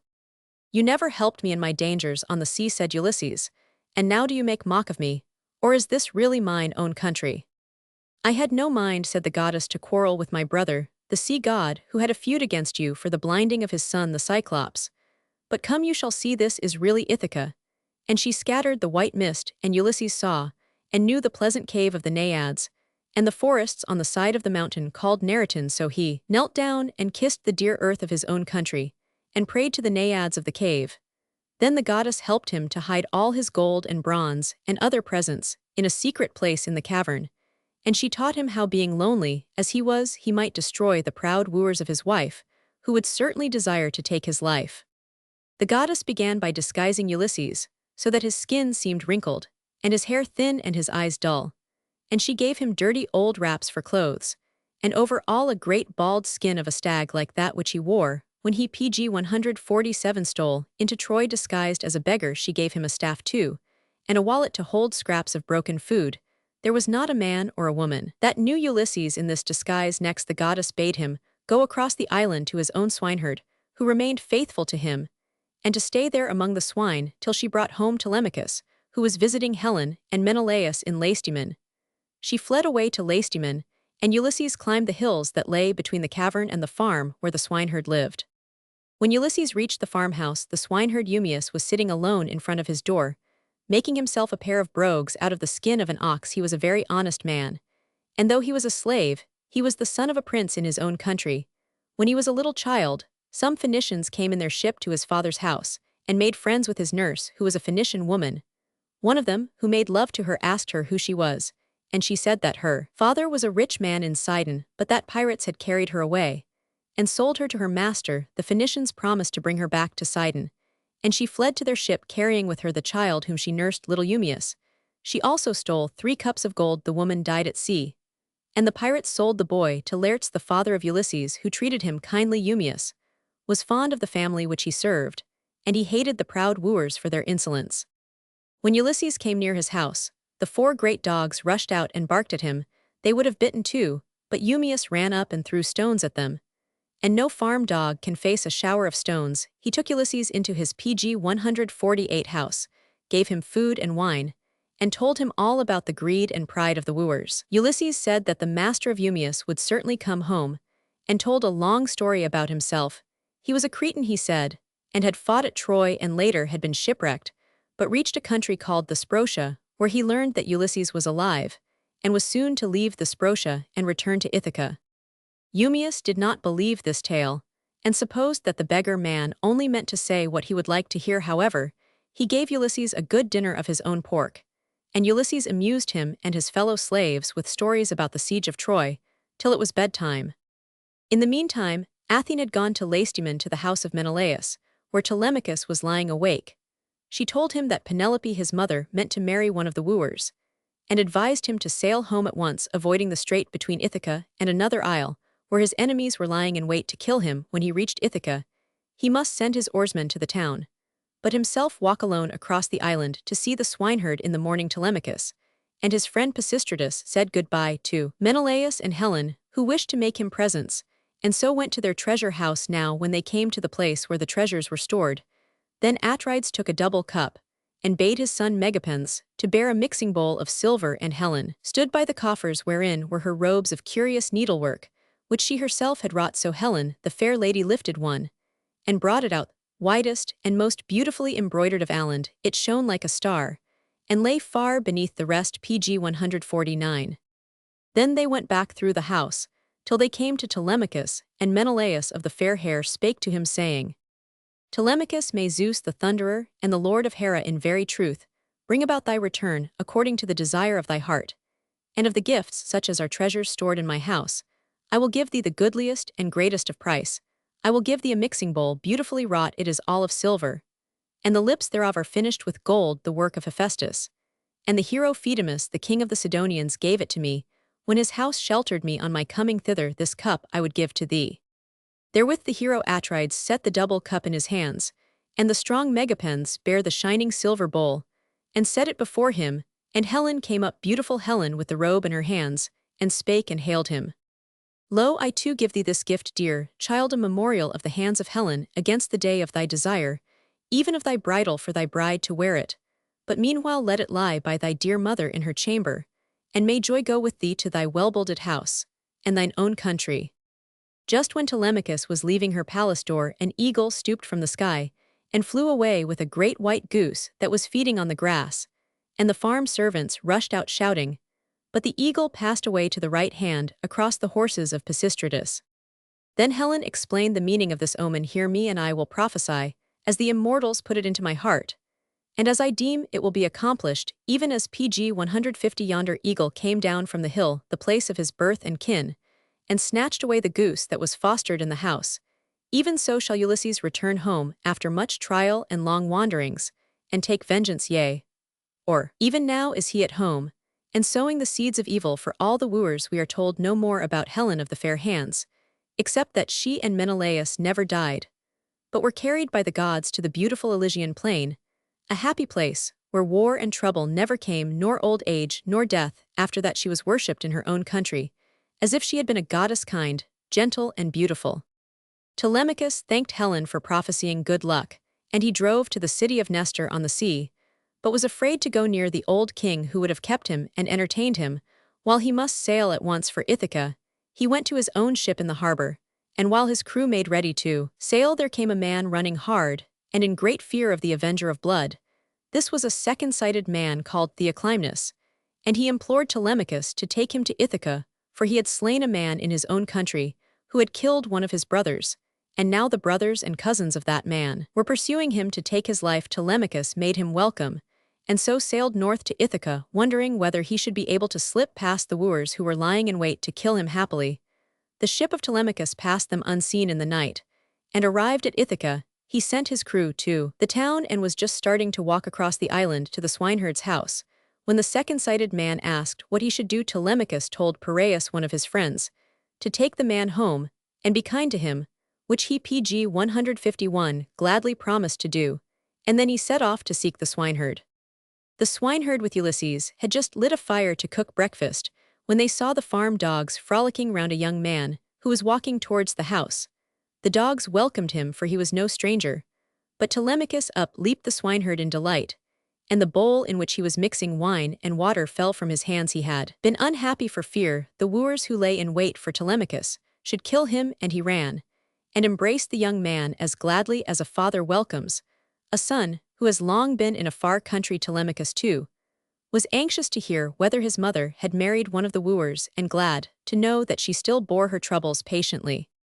When Telemachus stepped into the swineherd's house, Ulysses arose from his seat, but Telemachus bade the old beggar man sit down again, and a pile of brushwood with a fleece thrown over it was brought for himself. They breakfasted on what was ready: cold pork, wheaten bread, and wine in cups of ivy wood. And Eumaeus told Telemachus that the old beggar gave himself out as a wanderer from Crete. Telemachus answered that he could not take strangers into his mother's house, for he was unable to protect them against the violence of the wooers, but he would give the wanderer clothes and shoes and a sword, and he might stay at the farm. He sent the swineherd to tell his mother Penelope that he had returned in safety, and Eumaeus started on his journey to the town. At this moment, the farm dogs, which had been taking their share of the breakfast, began to whine and bristle up and slunk with their tails between their legs to the inmost corner of the room. Telemachus could not think why they were pg 152 afraid, or of what, but Ulysses saw the goddess Athene, who appeared to him alone, and the dogs knew that something strange and terrible was coming to the door. Ulysses went out, and Athene bade him tell Telemachus who he really was now that they were alone, and she touched Ulysses with her golden wand, and made him appear like himself, and his clothes like a king's raiment. Telemachus, who neither saw nor heard Athene, wondered greatly, and thought the beggar man must be some god wandering in disguise. But Ulysses said, "No god am I, but thine own father," and they embraced each other and wept for joy. At last Ulysses told Telemachus how he had come home in a ship of the Phaeacians, and how his treasure was hidden in the cave of the Naiads, and asked him how many the wooers were, and how they might drive them from the house. Telemachus replied that the wooers were 108, and that Medon, a servant of his own, took part with them. There was also the minstrel of the house, whom they compelled to sing at their feasts. They were all strong young men, each with his sword at his side, but they had with them no shields, helmets, and breastplates. Ulysses said that with the help of the goddess he hoped to get the better of them. Many as they were, Telemachus must go to the house, and Ulysses would come next day in the disguise of an old beggar. However ill the wooers might use him, Telemachus must take no notice beyond saying that they ought to behave better. Ulysses, when he saw a good chance, would give Telemachus a sign to take away the shields, helmets, and weapons that hung on the walls of the great hall, and to hide them in a secret place. If the wooers missed them, he must pg 153 say first that the smoke of the fire was spoiling them, and again that they were better out of the reach of the wooers. In case they quarreled over their wine, Telemachus must keep 2 swords, 2 spears, and 2 shields for himself and Ulysses to use if they saw a chance, and he must let neither man nor woman know that the old beggar man was his father. While they were talking, one of the crew of Telemachus and the swineherd went to Penelope and told her how her son had landed. On hearing this, the wooers held a council as to how they should behave to him. Antinous was for killing him, but Amphinomus and Eurymachus were for waiting and seeing what would happen before Eumaeus came back from his errand. To Penelope, Athene changed Ulysses into the dirty old beggar again. Roman 8. Ulysses comes disguised as a beggar to his own palace. Next morning Telemachus went home and comforted his mother, and told her how he had been with Nestor and Menelaus, and seen her cousin Helen of the fair hands.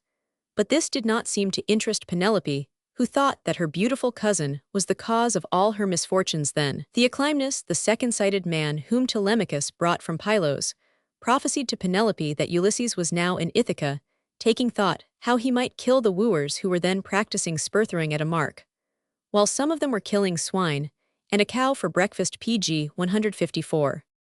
Meanwhile Ulysses in disguise and the swineherd were coming near the town, and there they met the goatherd Melanthius, who was a friend of the wooers and an insolent and violent slave. He insulted the old beggar, and advised him not to come near the house of Ulysses, and kicked him off the road. Then Ulysses was tempted to slay him with his hands, but he controlled himself lest he should be discovered, and he and Eumaeus walked slowly to the palace.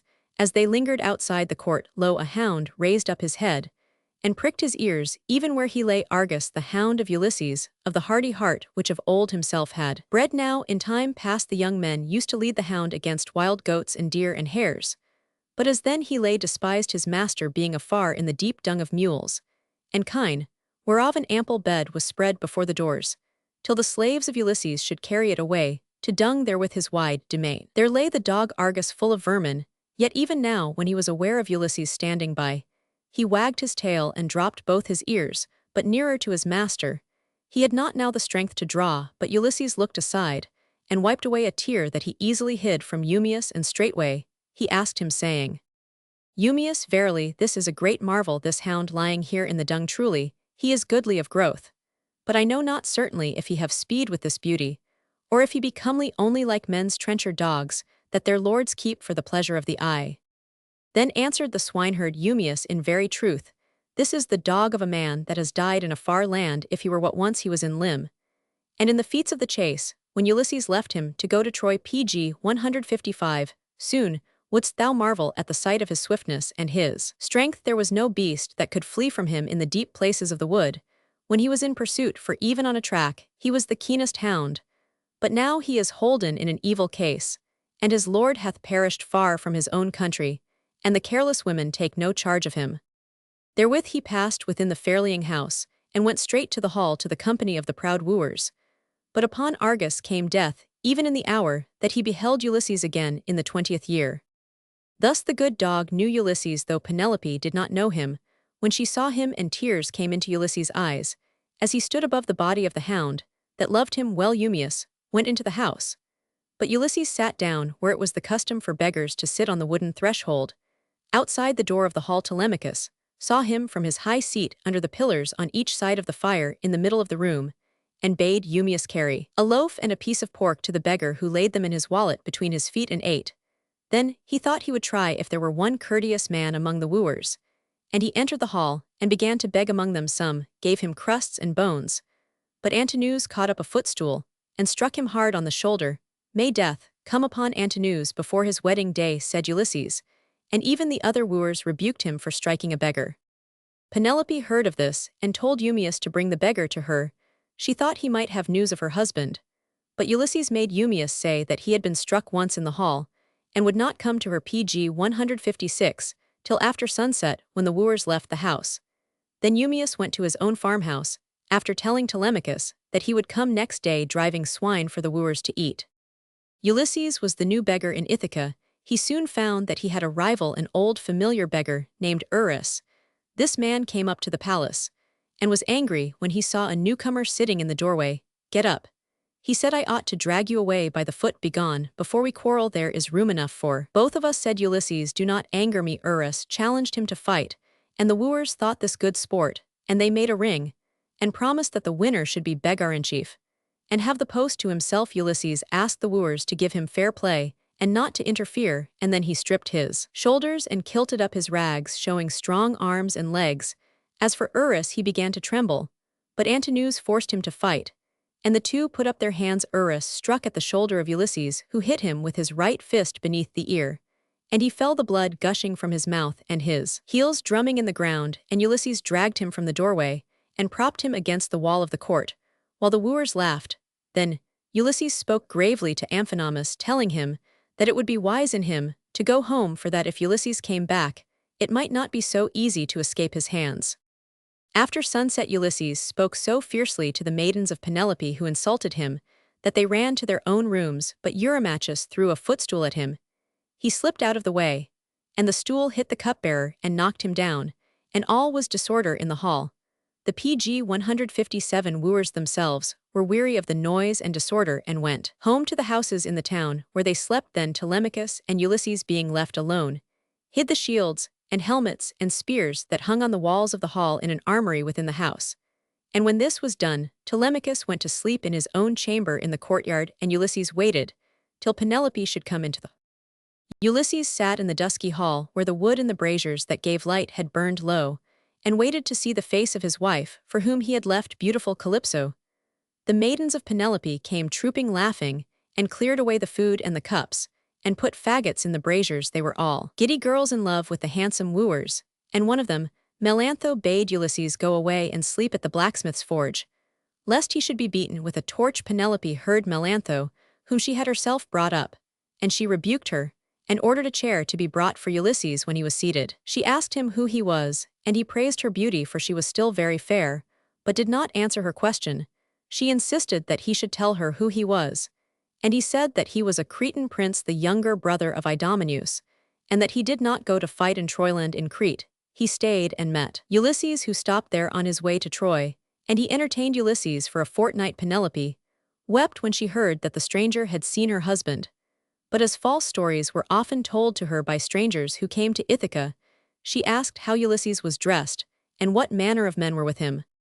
The beggar said that Ulysses wore a double mantle of PG 158 purple, clasped with a gold brooch, fastened by 2 safety pins, for these were used at that time, and on the face of the brooch was a figure of a hound, holding a struggling fawn in his forepaws. Many such brooches have been found in the graves in Greece. Beneath his mantle Ulysses wore a shining smock, smooth and glittering like the skin of an onion.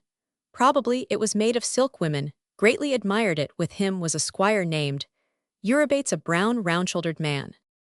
On hearing all this, Penelope wept again, and said that she herself had given Ulysses the brooch and the garments. She now knew that the beggar had really met Ulysses, and he went on to tell her that in his wanderings he had heard how Ulysses was still alive, though he had lost all his company, and that he had gone to Dodona in the west of Greece, to ask for advice from the oak tree of Zeus, the whispering oak tree, as to how he should come home openly, or secretly. Certainly, he said Ulysses would return that year.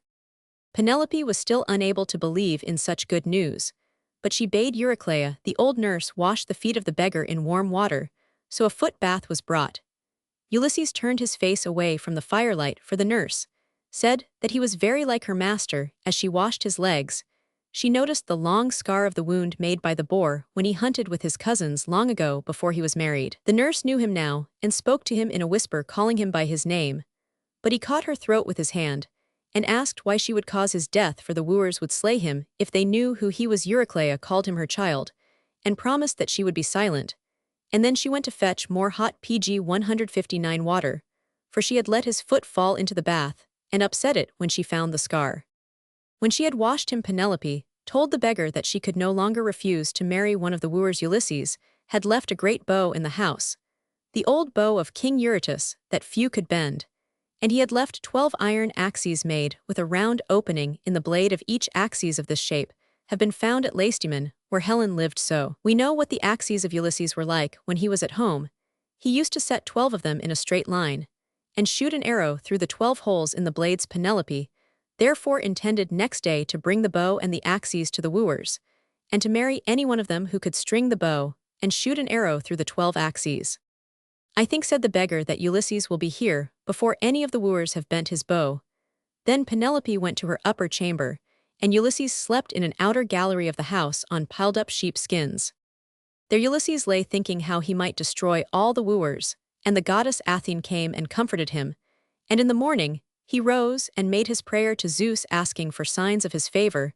There came first a peal of thunder, and then the voice of a woman, weak and old, who was grinding corn to make bread for the wooers. All the other women of the mill had done their work, and were asleep, but she was feeble, and the round upper stone of the quern that she rolled on the corn above the under stone was too heavy for her. She prayed, and said, Father Zeus, king of gods and men, loudly hast thou thundered, grant to me my prayer unhappy. As I am, may this be the last day of the feasting. Pg 160 of the wooers, in the hall of Ulysses. They have loosened my knees with cruel labor in grinding barley. For them may they now sup their last. Hearing this prayer, Ulysses was glad, for he thought it a lucky sign. Soon the servants were at work, and Eumaeus came with swine, and was as courteous to the beggar as Melanthius, who brought some goats, was insolent. The cowherd called Philological also arrived. He hated the wooers and spoke friendly to the beggar. Last appeared the wooers, and went in to their meal, while Telemachus bade the beggar sit on a seat just within the hall, and told the servants to give him as good a share of the food as any of them received. One wooer, Ctesippus, said, his fair share this beggar man has had as is right, but I will give him a present over and above it. Then he picked up the foot of an ox, and threw it with all his might at Ulysses, who merely moved aside, and the ox foot struck the wall. Telemachus rebuked him, and the wooers began to laugh wildly, and to weep they knew not why. But Theoclymenus, the second-sighted man, knew that they were all fey men, that is doomed to die, for such men are gay without reason. Unhappy that you are, cried Theoclymenus, what is coming upon you? I see shrouds covering you about your knees, and about your faces, and tears are on your cheeks, and the walls and the pillars of the roof are dripping blood, and in the porch and the court are your fetches, shadows of yourselves hurrying hellward, and the sun is darkened. On this all the wooers laughed, and advised him to go out of doors, where he would see that the sun was shining. My eyes and ears serve me well, said the second-sighted man, but out I will go, seeking no more of your company. Pg 161. For death is coming on every man of you. Then he arose, and went to the house of Piraeus, the friend of Telemachus. The wooers laughed all the louder, as fey men do, and told Telemachus that he was unlucky in his guests, one a beggar, the other a madman. But Telemachus kept watching his father, while the wooers were cooking a meal that they did not live to enjoy. Through the crowd of them came Penelope, holding in her hand the great bow of Eurytus, and a quiver full of arrows, while her maidens followed, carrying the chest, in which lay the 12 iron axes. She stood up stately and scornful among the wooers, and told them that as marry she must, she would take the man who could string the bow and shoot the arrow through the axes. Telemachus said that he would make the first trial, and that, if he succeeded, he would not allow any man of the wooers to take his mother away with him from her own house. Then thrice he tried to string the bow, and the fourth time he would have strung it, but Ulysses made a sign to him, and he put it down. I am too weak, he said, let a stronger man achieve this adventure. So they tried each in turn, beginning with the man who sat next the great mixing bowl of wine, and so each rising in his turn.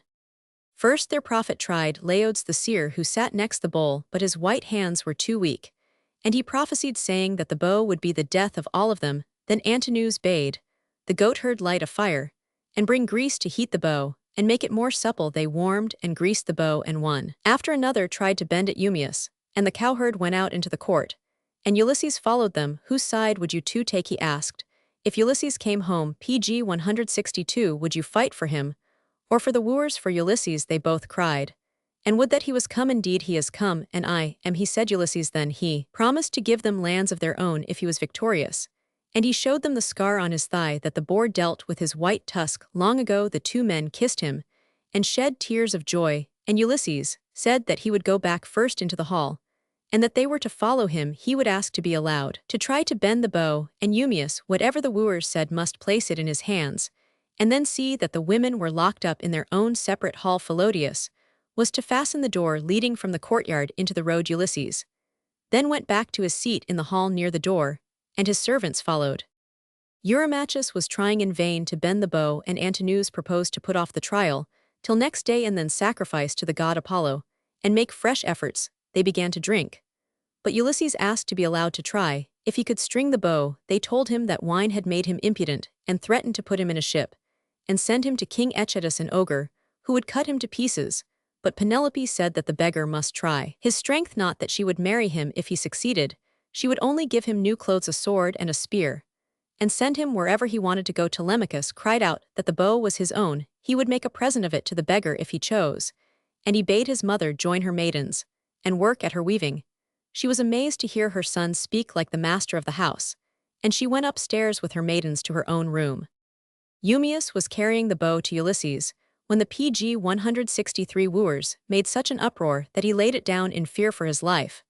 But Telemachus threatened to punish him if he did not obey his master, so he placed the bow in the hands of Ulysses, and then went and told Euryclea to lock the women servants up in their own separate hall. Philologius slipped into the courtyard and made the gates fast with a strong rope, and then came back and watched Ulysses, who was turning the bow this way, and that to see if the horns were still sound, for horns were then used in bow making. The wooers were mocking him, but suddenly he bent and strung the great bow as easily as a harper fastens a new string to his harp.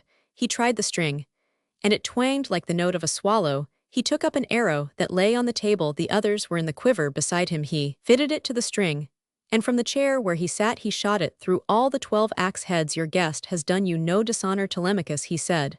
But surely it is time to eat. And he nodded. Telemachus drew his sword, took a spear in his left hand, and stood up beside Ulysses. Roman Night. The slaying of the wooers. Ulysses let all his rags fall down, and with one leap, he reached the high threshold, the door being behind him, and he dropped the arrows from the quiver at his feet. Now, he said, I will strike another mark that no man yet has stricken. He aimed the arrow at Antinous, who was drinking out of a golden cup. The arrow passed clean through the throat of Antinous. He fell, the cup rang on the ground, and the wooers leaped up looking PG 164 round the walls for shields and spears, but the walls were bare.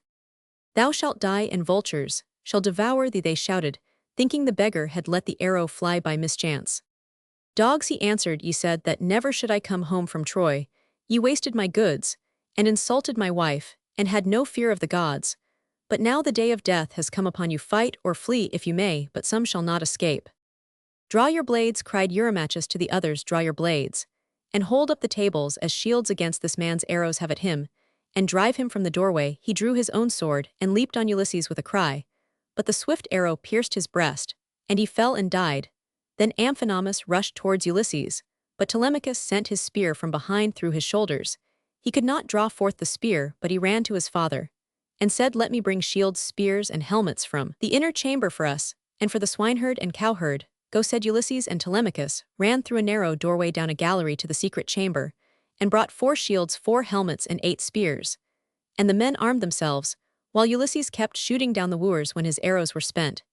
He armed himself, protected by the other 3, but the goatherd Melanthius knew a way of reaching the armory, and he climbed up and brought 12 helmets, spears, and shields to the wooers.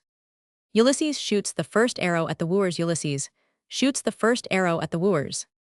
Ulysses thought that one of the women was showering down the weapons into the hall, but the swineherd and cowherd went to the armory through the doorway, as PG 165 Telemachus had gone, and there they caught Melanthius, and bound him like a bundle with a rope, and throwing the rope over a rafter dragged him up and fastened him there, and left him swinging. Then they ran back to Ulysses, 4 men keeping the doorway against all the wooers that were not yet slain. But the goddess Athene appeared to Ulysses in the form of Mentor, and gave him courage. He needed it, for the wooers having spears threw them in volleys 6 at a time. At the 4 they missed, but the spears of the 4 slew each his man. Again the wooers threw, and dealt 2 or 3 slight wounds.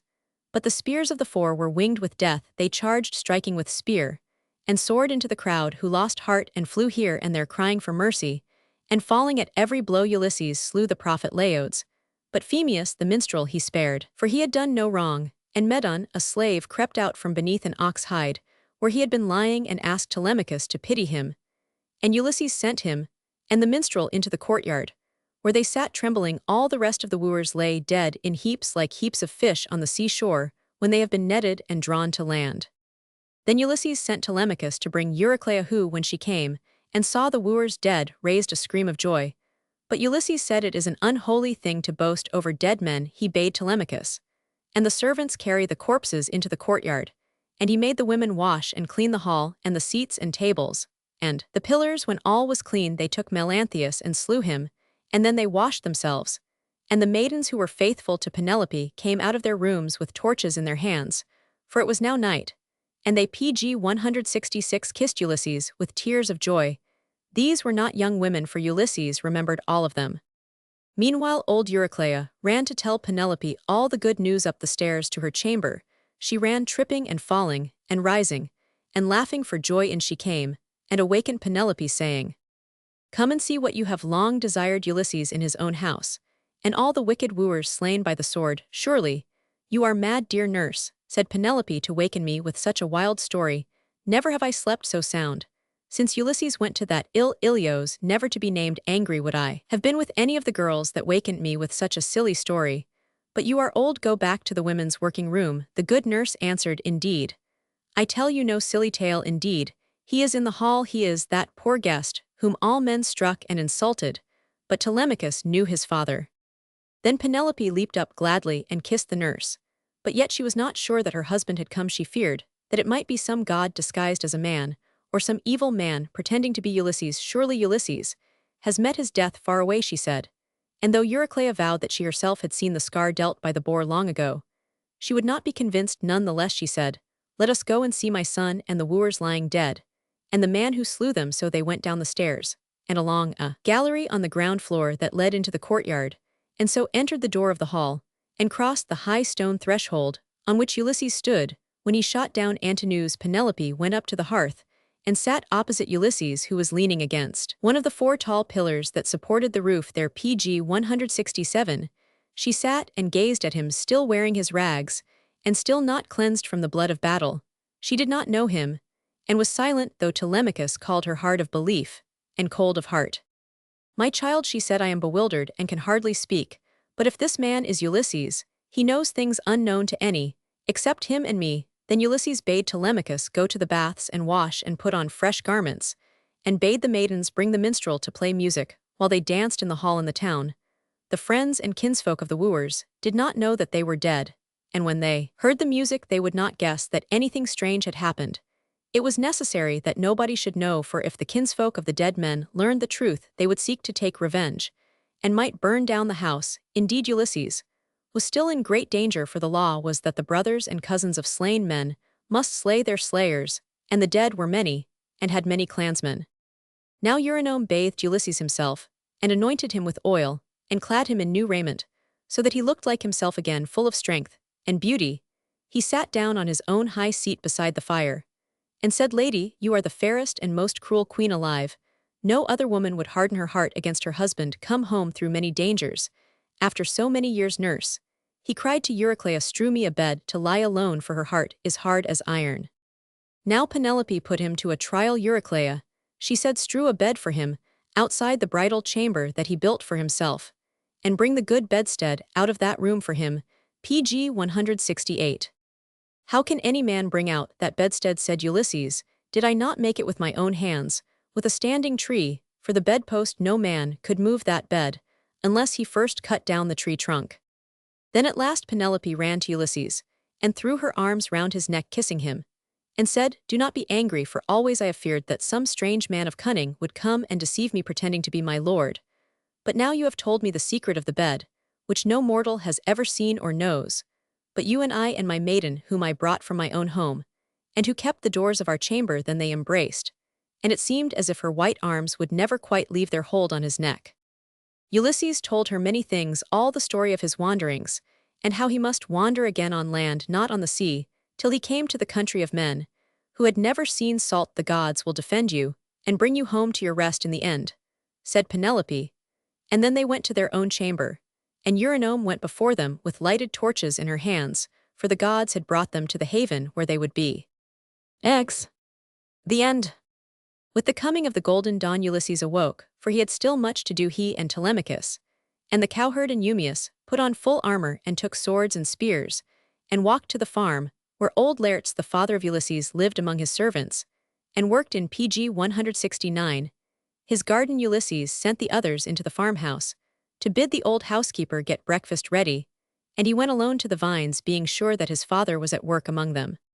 There the old man was in his rough gardening clothes, with leather gloves on, and patched leather leggings, digging hard. His servants had gone to gather loose stones to make a rough stone dike. And he was all alone. He never looked up till Ulysses went to him, and asked him whose slave he was, and who owned the garden. He said that he was a stranger in Ithaca, but that he had once met the king of the island, who declared that one Laertes was his father. Laertes was amazed at seeing a warrior all in mail come into his garden, but said that he was the father of Ulysses, who had long been unheard of and unseen. And who are you, he asked. Where is your own country? Ulysses said that he came from Sicily, and that he had met Ulysses 5 years ago, and hoped that by this time he had come home. Then the old man sat down and wept and cast dust on his head, for Ulysses had not arrived from Sicily in 5 long years certainly. He must be dead. Ulysses could not bear to see his father weep, and told him that he was himself come home at last, and that he had killed all the wooers. But Laertes asked him to prove that he really was Ulysses, so he showed the scar on his leg. And looking round the garden he said, "Come, I will show you the very trees that you gave me when I was a little boy running about after you, and asking you for one thing or another as children do. These 13 pear trees are my very own. You gave them to me, and mine are these 50 rows of vines, and these 40 fig trees, pg 170. Then Laertes was fainting for joy, but Ulysses caught him in his arms and comforted him. But when he came to himself he sighed, and said, "How shall we meet the feud of all the kin of the slain men in Ithaca and the other islands?" "Be of good courage, father," said Ulysses, "and now let us go to the farmhouse and breakfast with Telemachus."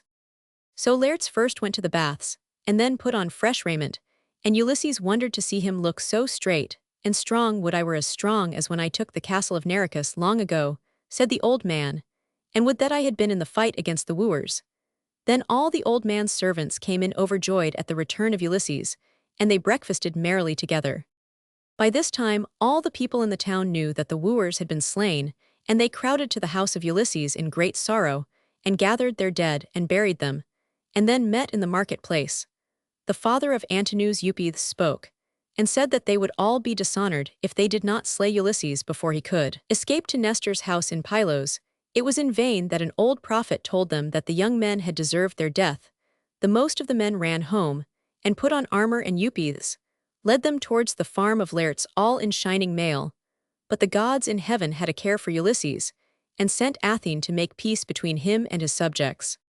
She did not come too soon, for the avengers were drawing near the farmhouse, which had a garrison of only 12 men. Ulysses, Laertes, Telemachus the swineherd, the cowherd, and servants of Laertes, they all armed themselves. And not choosing to defend the house, they went boldly out, pg 171, to meet their enemies. They encouraged each other, and Laertes prayed to Athene, and then threw his spear at Eupeithes. The spear passed clean through helmet and through head, and Eupeithes fell with a crash, and his armor rattled as he fell. But now Athene appeared and cried, "Hold your hands, ye men of Ithaca, that no more blood may be shed, and peace may be made." The foes of Ulysses, hearing the terrible voice of the goddess, turned and fled, and Ulysses uttered his war cry, and was rushing among them when a thunderbolt fell at his feet. And Athene bade him stop, lest he should anger Zeus the Lord of Thunder. Gladly he obeyed, and peace was made with oaths, and with sacrifice peace in Ithaca and the islands. Here ends the story of Ulysses, Laertes' son, for we do not know anything about his adventures when he went to seek a land of men who never heard of the sea nor eat meat savored with salt. pg 172. The Fleece of Gold. The Children of the Cloud. While Troy still stood fast, and before King Priam was born, there was a king called Athamas who reigned in a country beside the Grecian Sea. Athamas was a young man, and was unmarried because none of the princesses who then lived seemed to him beautiful enough to be his wife. One day, he left his palace, and climbed high up into a mountain. Following the course of a little river, he came to a place where a great black rock stood on one side of the river, jutting into the stream. Round the rock the water flowed deep and dark, yet through the noise of the river, the king thought he heard laughter and voices like the voices of girls. So he climbed very quietly up the back of the rock, and looking over the edge there, he saw 3 beautiful maidens bathing in a pool and splashing each other with the water. Their long yellow hair covered them like cloaks, and floated behind them on the pool. One of them was even more beautiful than the others, and as soon as he saw her, the king fell in love with her, and said to himself, "This is the wife for me."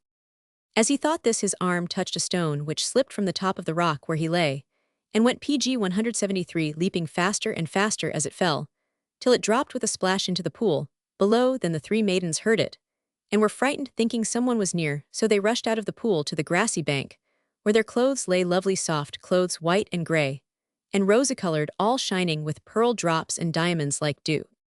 In a moment they had dressed, and then it was as if they had wings, for they rose gently from the ground, and floated softly up and up the windings of the brook. Here and there, among the green tops of the mountain ash trees, the king could just see the white robes shining and disappearing and shining again, till they rose far off like a mist, and so up and up into the sky, And at last he only followed them with his eyes as they floated like clouds among the other clouds across the blue all day. He watched them, and at sunset, he saw them sink golden and rose-colored and purple, and go down into the dark with the setting sun. The king went home to his palace, but he was very unhappy and nothing gave him any pleasure all day. He roamed about among the hills and looked for the beautiful girls, but he never found them, and all night he dreamed about them till he grew thin and pale, and was like to die. Now the way with sick men then was that they made a pilgrimage to the temple of a god, and in the temple they offered sacrifices. Then they hoped that the god would appear to them in a dream, or send them a true dream at least, and tell them how they might be made well again. So the king drove in his chariot a long way to the town where this temple was. When he reached it, he found it a strange place. The priests were dressed in dog skins, pg 174, with the heads of the dogs drawn down over their faces, and there were live dogs running all about the shrines, for they were the favorite beasts of the god, whose name was Asclepius. There was an image of him with a dog crouched at his feet, and in his hand he held a serpent, and fed it from a bowl. The king sacrificed before the god, and when night fell he was taken into the temple, and there were many beds strewn on the floor, and many people lying on them, both rich and poor, hoping that the god would appear to them in a dream, and tell them how they might be healed there. The king lay like the rest, and for long he could not close his eyes. At length he slept, and he dreamed a dream. But it was not the god of the temple that he saw in his dream. He saw a beautiful lady. She seemed to float above him in a chariot drawn by doves, and all about her was a crowd of chattering sparrows, and he knew that she was Aphrodite, the queen of love. She was more beautiful than any woman in the world, and she smiled as she looked at the king, and said, "O King Athamas, you are sick for love now. This you must do: go home, and on the first night of the new moon climb the hills to that place where you saw the three maidens in the dawn. They will come again to the river and bathe in the pool. Then do you creep out of the wood, and steal the clothes of her you love, and she will not be able to fly away with the rest, and she will be your wife." Then she smiled again, and her doves bore her away, and the king woke, and remembered the dream, and thanked the lady in his heart, for he knew that she was a goddess, the queen of love. King Athamas steals Nephele's clothes, so that she cannot float away with her sisters. King Athamas steals Nephele's clothes, so that she cannot float away with her sisters. Then he drove home, and did all that he had been told pg 175 to do on the first night of the new moon, when she shines like a thin gold thread in the sky. He left his palace and climbed up through the hills, and hid in the wood by the edge of the pool. When the dawn began to shine silvery, he heard voices, and saw the three girls come floating through the trees, and alight on the river bank, and undress, and run into the water. There they bathed, and splashed each other with the water, laughing in their play. Then he stole to the grassy bank, and seized the clothes of the most beautiful of the three, and they heard him move, and rushed out to their clothes. Two of them were clad in a moment, and floated away up the glen, but the third crouched sobbing and weeping under the thick cloak of her yellow hair. Then she prayed the king to give her back her soft gray and rose-colored raiment, but he would not till she had promised to be his wife, and he told her how long he had loved her, and how the goddess had sent him to be her husband. And at last she promised and took his hand, and in her shining robes went down the hill with him to the palace, but he felt as if he walked on the air, and she scarcely seemed to touch the ground with her feet. She told him that her name was Nephele, which meant a cloud in their language, and that she was one of the cloud fairies who bring the rain and live on the hilltops, and in the high lakes and water springs, and in the sky. So they were married and lived very happily, and had two children, a boy called Phrixus, and a daughter named Helle. The two children had a beautiful pet, a ram with a fleece all of gold, which was given them by the young god called Hermes, a beautiful god with wings. On his shoonfur these were the very shoon of swiftness that he lent afterwards to the boy Perseus, who slew the Gorgon, and pg 176 took her head. This ram the children used to play with, and they would ride on his back and roll about with him on the flowery meadows. They would all have been happy but for one thing: when there were clouds in the sky, and when there was rain, then their mother Nephele was always with them. But when the summer days were hot and cloudless, then she went away. They did not know where the long dry days made her grow pale and thin, and at last she would vanish altogether, and never come again till the sky grew soft and gray with rain. King Athamas grew weary of this, for often his wife would be long away. Besides, there was a very beautiful girl called Ino, a dark girl, who had come in a ship of Phoenician merchantmen, and had stayed in the city of the king, when her friends sailed from Greece. The king saw her, and often she would be at the palace playing with the children, when their mother had disappeared with the clouds, her sisters. This Ino was a witch, and one day she put a drug into the king's wine, and when he had drunk it, he quite forgot Nephel his wife and fell in love with Ino at last. He married her, and they had 2 children, a boy and a girl, and Ino wore the crown, and was queen and gave orders that Nephel should never be allowed to enter the palace any more. So Phrixus and Helle never saw their mother, and they were dressed in ragged old skins of deer, and were ill-fed, and were set to do hard work in the house, while the children of Ino wore gold crowns in their hair, and were dressed in fine raiment, and had the best of everything. One day when Phrixus and Helle were in the field herding the sheep, for now they were treated like peasant pg 177 children, and had to work for their bread, they met an old woman all wrinkled and poorly clothed, and they took pity on her and brought her home with them. Queen Ino saw her, and as she wanted a nurse for her own children, she took her in to be the nurse, and the old woman had charge of the children, and lived in the house. And she was kind to Phrixus and Helle, but neither of them knew that she was their own mother Nephel, who had disguised herself as an old woman, and a servant that she might be with her children. Phrixus and Helle grew strong and tall, and more beautiful than Ino's children. So she hated them, and determined at last to kill them. They all slept at night in one room, but Ino's children had gold crowns in their hair and beautiful coverlets on their beds. One night Phrixus was half awake, and he heard the old nurse come in the dark and put something on his head and on his sisters, and change their coverlets. But he was so drowsy that he half thought it was a dream, and he lay and fell asleep in the dead of night. The wicked stepmother Ino crept into the room with a dagger in her hand, and she stole up to the bed of Phrixus, and felt his hair and his coverlet.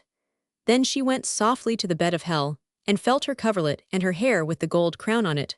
So she supposed these to be her own children, and she kissed them in the dark, and went to the beds of the other 2 children. She felt their heads, and they had no crowns on, so she killed them, supposing that they were Phrixus and Helle. Then she crept downstairs and went back to bed. In the morning there lay the stepmother Ino's children cold and dead, and nobody knew who had killed them, only the wicked queen knew. And she of course would not pg 178 tell of herself. But if she hated Phrixus and Helle before now, she hated them 100 times worse than ever. But the old nurse was gone, nobody ever saw her there again, and everybody but the queen thought that she had killed the 2 children. Everywhere the king sought for her to burn her alive, but he never found her, for she had gone back to her sisters the clouds. And the clouds were gone too. For 6 long months, from winter to harvest time, the rain never fell. The country was burned up, the trees grew black and dry, there was no water in the streams, the corn turned yellow and died before it was come into the ear. The people were starving, the cattle and sheep were perishing, for there was no grass. And every day the sun rose hot and red, and went blazing through the sky without a cloud. Here the wicked stepmother Ino saw her chance. The king sent messengers to Pytho to consult the prophetess, and to find out what should be done to bring back the clouds and the rain. Then Ino took the messengers before they set out on their journey, and gave them gold, and threatened also to kill them if they did not bring the message she wished from the prophetess. Now this message was that Phrixus and Helle must be burned as a sacrifice to the gods. So the messengers went and came back dressed in mourning, and when they were brought before the king, at first they would tell him nothing, but he commanded them to speak. And then they told him not the real message from the prophetess, but what Ino had bidden them to say, that Phrixus and Helle must be offered as a sacrifice to appease the gods. The king was very sorrowful at this news, but he could pg 179 not disobey the gods. So poor Phrixus and Helle were wreathed with flowers as sheep used to be when they were led to be sacrificed, and they were taken to the altar, all the people following and weeping, and the golden ram went between them as they walked to the temple. Then they came within sight of the sea, which lay beneath the cliff, where the temple stood all glittering in the sun, and the happy white seabirds flying over it. Here the ram stopped, and suddenly he spoke to Phrixus, for the god gave him utterance, and said, "Lay hold of my horn, and get on my back, and let Helle climb up behind you, and I will carry you far away." Then Phrixus took hold of the ram's horn, and Helle mounted behind him, and grasped the golden fleece. And suddenly the ram rose in the air, and flew above the people's heads far away over the sea. Far away to the eastward he flew, and deep below them they saw the sea and the islands and the white towers and temples, and the fields and ships. Eastward always he went toward the sun rising, and Helle grew dizzy and weary. At last a deep sleep came over her, and she let go her hold of the fleece, and fell from the ram's back down and down into the narrow seas that run between Europe and Asia, and there she was drowned, and that strait is called Helle's Ford or Hellespont to this day. But Phrixus and the ram flew on up the narrow seas, and over the great sea which the Greeks called the Euxine, and we call the Black Sea, till they reached a country named Colchis. There the ram alighted so tired and weary that he died. And Phrixus had his beautiful golden fleece stripped off, and hung on an oak tree in a dark wood. And there it was guarded by a monstrous dragon so that nobody dared PG 180 to go near it. And Phrixus married the king's daughter and lived long till he died also. And a king called Eates, the brother of the enchantress Circe, ruled that country. Of all the things he had the rarest was the golden fleece. And it became a proverb that nobody could take that fleece away, nor deceive the dragon who guarded it. Roman 2. The search for the fleece. Some years after the golden ram died in Colchis far across the sea, a certain king reigned in Iolcos in Greece, and his name was Pelias. He was not the rightful king, for he had turned his stepbrother king's son from the throne, and taken it for himself. Now son had a boy called Jason, and he sent him far away from Pelias up into the mountains. In these hills there was a great cave, and in that cave lived Chiron the wise, who the story says was half a horse. He had the head and breast of a man, but a horse's body and legs. He was famed for knowing more about everything than anyone else in all Greece. He knew about the stars, and the plants of earth which were good for medicine, and which were poisonous. He was the best archer with the bow, and the best player of the harp. He could sing songs, and tell stories of old times, for he was the last of a people half horse and half man, who had dwelt in ancient days on the hills. Therefore the kings in Greece sent their sons to him to be taught shooting, singing, and telling the truth. And that was all the teaching they had then, except that they learned to hunt fish and fight and throw spears, and toss the hammer and the stone. PG 181. There Jason lived with Chiron and the boys in the cave, and many of the boys became famous. There was Orpheus, who played the harp so sweetly that wild beasts followed his minstrelsy, and even the trees danced after him, and settled where he stopped playing. There was Mopsus, who could understand what the birds say to each other, and there was Butes, the handsomest of men, and Tiphys, the best steersman of a ship, and Castor with his brother Polydeuces, the boxer. Heracles too, the strongest man in the whole world, was there, and Lynceus, whom they called Keen, because he could see so far, and could see even the dead men in their graves under the earth. There was Ephemus, so swift and light-footed that he could run upon the grey sea, and never wet his feet. And there were Calais and Zetes, the two sons of the north wind, with golden wings upon their feet. There also was Peleus, who later married Thetis, of the silver feet, goddess of the sea foam, and was the father of Achilles. Many others were there, whose names it would take too long to tell. They all grew up together in the hills, good friends, healthy and brave and strong, and they all went out to their own homes at last. But Jason had no home to go to, for his uncle Pelias had taken it, and his father was a wanderer. So at last he wearied of being alone, and he said goodbye to his teacher, and went down through the hills toward Iolcos, his father's old home, where his wicked uncle Pelias was reigning. As he went, he came to a great flooded river, running red from bank to bank, rolling the round boulders along, and there on the bank was an old woman sitting. "Cannot you cross, mother?" said Jason, and she said, PG 182, she could not but must wait until the flood fell, for there was no bridge. "I'll carry you across," said Jason, "if you will let me carry you." So she thanked him, and said it was a kind deed, for she was longing to reach the cottage where her little grandson lay sick. Then he knelt down, and she climbed upon his back, and he used his spear for a staff, and stepped into the river. It was deeper than he thought and stronger. But at last he staggered out on the farther bank, far below where he went in, and then he set the old woman down. "Bless you, my lad, for a strong man, and a brave," she said, "and my blessing go with you to the world's end." Then he looked, and she was gone. He did not know where, for she was the greatest of the goddesses, Hera, the wife of Zeus, who had taken the shape of an old woman to try Jason, whether he was kind and strong or rude and churlish. From this day, her grace went with him, and she helped him in all dangers. Then Jason went down limping to the city, for he had lost one shoe in the flood, and when he reached the town he went straight up to the palace, and through the court and into the open door, and up the hall where the king was sitting at his table among his men. There Jason stood leaning on his spear. When the king saw him, he turned white with terror, for he had been told by the prophetess of Pytho that a man with only one shoe would come some day and take away his kingdom, and here was the half-shod man of whom the prophecy had spoken. But Pelias still remembered to be courteous, and he PG 183 bade his men lead the stranger to the baths. And there the attendants bathed him, pouring hot water over him, and they anointed his head with oil and clothed him in new raiment, and brought him back to the hall and set him down at a table beside the king, and gave him meat and drink. When he had eaten and was refreshed, the king said, "Now it is time to ask the stranger who he is, and who his parents are, and whence he comes to Iolcos." And Jason answered, "I am Jason, son of the rightful king's son, and I am come to take back my kingdom." The king grew pale again, but he was cunning, and he leaped up and embraced the lad and made much of him, and caused a gold circlet to be twisted in his hair. Then he said he was old and weary of judging the people and weary work. It is, he said, and no joy therewith shall any king have, for there is a curse on the country that shall not be taken away, till the fleece of gold is brought home from the land of the world's end. The ghost of Phrixus stands by my bedside every night wailing, and will not be comforted, till the fleece is brought home again. When Jason heard that, he cried, "I shall take the curse away, for, by the splendor of Lady Hera's brow, I shall bring the fleece of gold from the land of the world's end, before I sit on the throne of my father." Now this was the very thing that the king wished, for he thought that if once Jason went after the fleece, certainly he would never come back living to Iolcos. So he said that it could never be done, for the land was far away across the sea, so far that the birds could not come and go in 1 year, so great a sea was that, and perilous also. There was a PG 184 dragon that guarded the fleece of gold, and no man could face it. But the idea of fighting a dragon was itself a temptation to Jason, and he made a great vow by the water of Styx, an oath the very gods feared to break, that certainly he would bring home that fleece to Iolcos. And he sent out messengers all over Greece to all his old friends who were with him in the centaur's cave, and bade them come and help him, for that there was a dragon to kill, and that there would be fighting.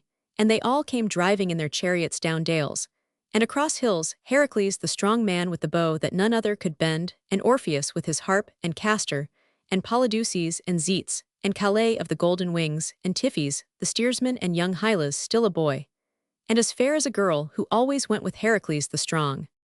These came, and many more, and they set shipbuilders to work, and oaks were felled for beams and ashes, for oars, and spears were made, and arrows feathered, and swords sharpened. But in the prow of the ship they placed a bough of an oak tree from the forest of Zeus in Dodona, where the trees can speak, and that bough spoke and prophesied things to come. They called the ship Argo, and they launched her, and put bread and meat and wine on board, and hung their shields outside the bulwarks. Then they said good-bye to their friends, went aboard, sat down at the oars, set sail, and so away eastward to Colchis in the land of the world's end. All day they rowed, and at night they beached the ship, as was then the custom, for they did not sail at night. And they went on shore and took supper and slept, and next day to the sea again. And old Chiron the man-horse saw PG 185 the swift ship from his mountain heights, and ran down to the beach there. He stood with the waves of the grey sea breaking over his feet, waving with his mighty hands, and wishing his boys a safe return. And his wife stood beside him, holding in her arms the little son of one of the ship's company, Achilles the son of Peleus of the spear, and of Thetis the goddess of the sea foam. So they rowed ever eastward, and ere long they came to a strange isle, where dwelt men with 6 hands apiece, unruly giants. And these giants lay in wait for them on cliffs above the river's mouth, where the ship was moored. And before the dawn they rolled down great rocks on the crew, but Heracles drew his huge bow, the bow for which he slew Eurytus king of Achalia, and wherever a giant showed hand or shoulder above the cliff, he pinned him through with an arrow, till all were slain. After that they still held eastward, passing many islands and towns of men, till they reached Mysia, and the Asian shore. Here they landed with bad luck, for while they were cutting reeds and grass to strew their beds on the sands, young Hylas, beautiful Hylas, went off with a pitcher in his hand to draw water. He came to a beautiful spring, a deep clear green pool, and there the water fairies lived, whom men called Nereids. There were Eunice and Nytia with her April eyes, and when they saw the beautiful Hylas they longed to have him always with them, to live in the crystal caves beneath the water, for they had never seen anyone so beautiful. As he stooped with his pitcher and dipped it into the stream, they caught him softly in their arms and drew him down below, and no man ever saw him any more, but he dwelt with the water fairies. But Heracles the strong, who loved him like a younger PG 186 brother, wandered all over the country crying, "Hylas, Hylas." And the boy's voice answered so faintly from below the stream that Heracles never heard him, so he roamed alone in the forests, and the rest of the crew thought he was lost. Then the sons of the North Wind were angry and bade them set sail without him, and sail they did, leaving the strong man behind. Long afterward, when the fleece was won, Heracles met the sons of the North Wind, and slew them with his arrows, and he buried them, and set a great stone on each grave. And one of these is ever stirred and shakes. When the north wind blows there they lie, and their golden wings are at rest. Still they sped on with a west wind blowing, and they came to a country whose king was strong, and thought himself the best boxer then living. So he came down to the ship, and challenged any one of that crew, and Polydeuces, the boxer, took up the challenge all the rest, and the people of the country made a ring, and Polydeuces, and huge King Amycus stepped into the midst, and put up their hands. First they moved round each other, cautiously watching for a chance.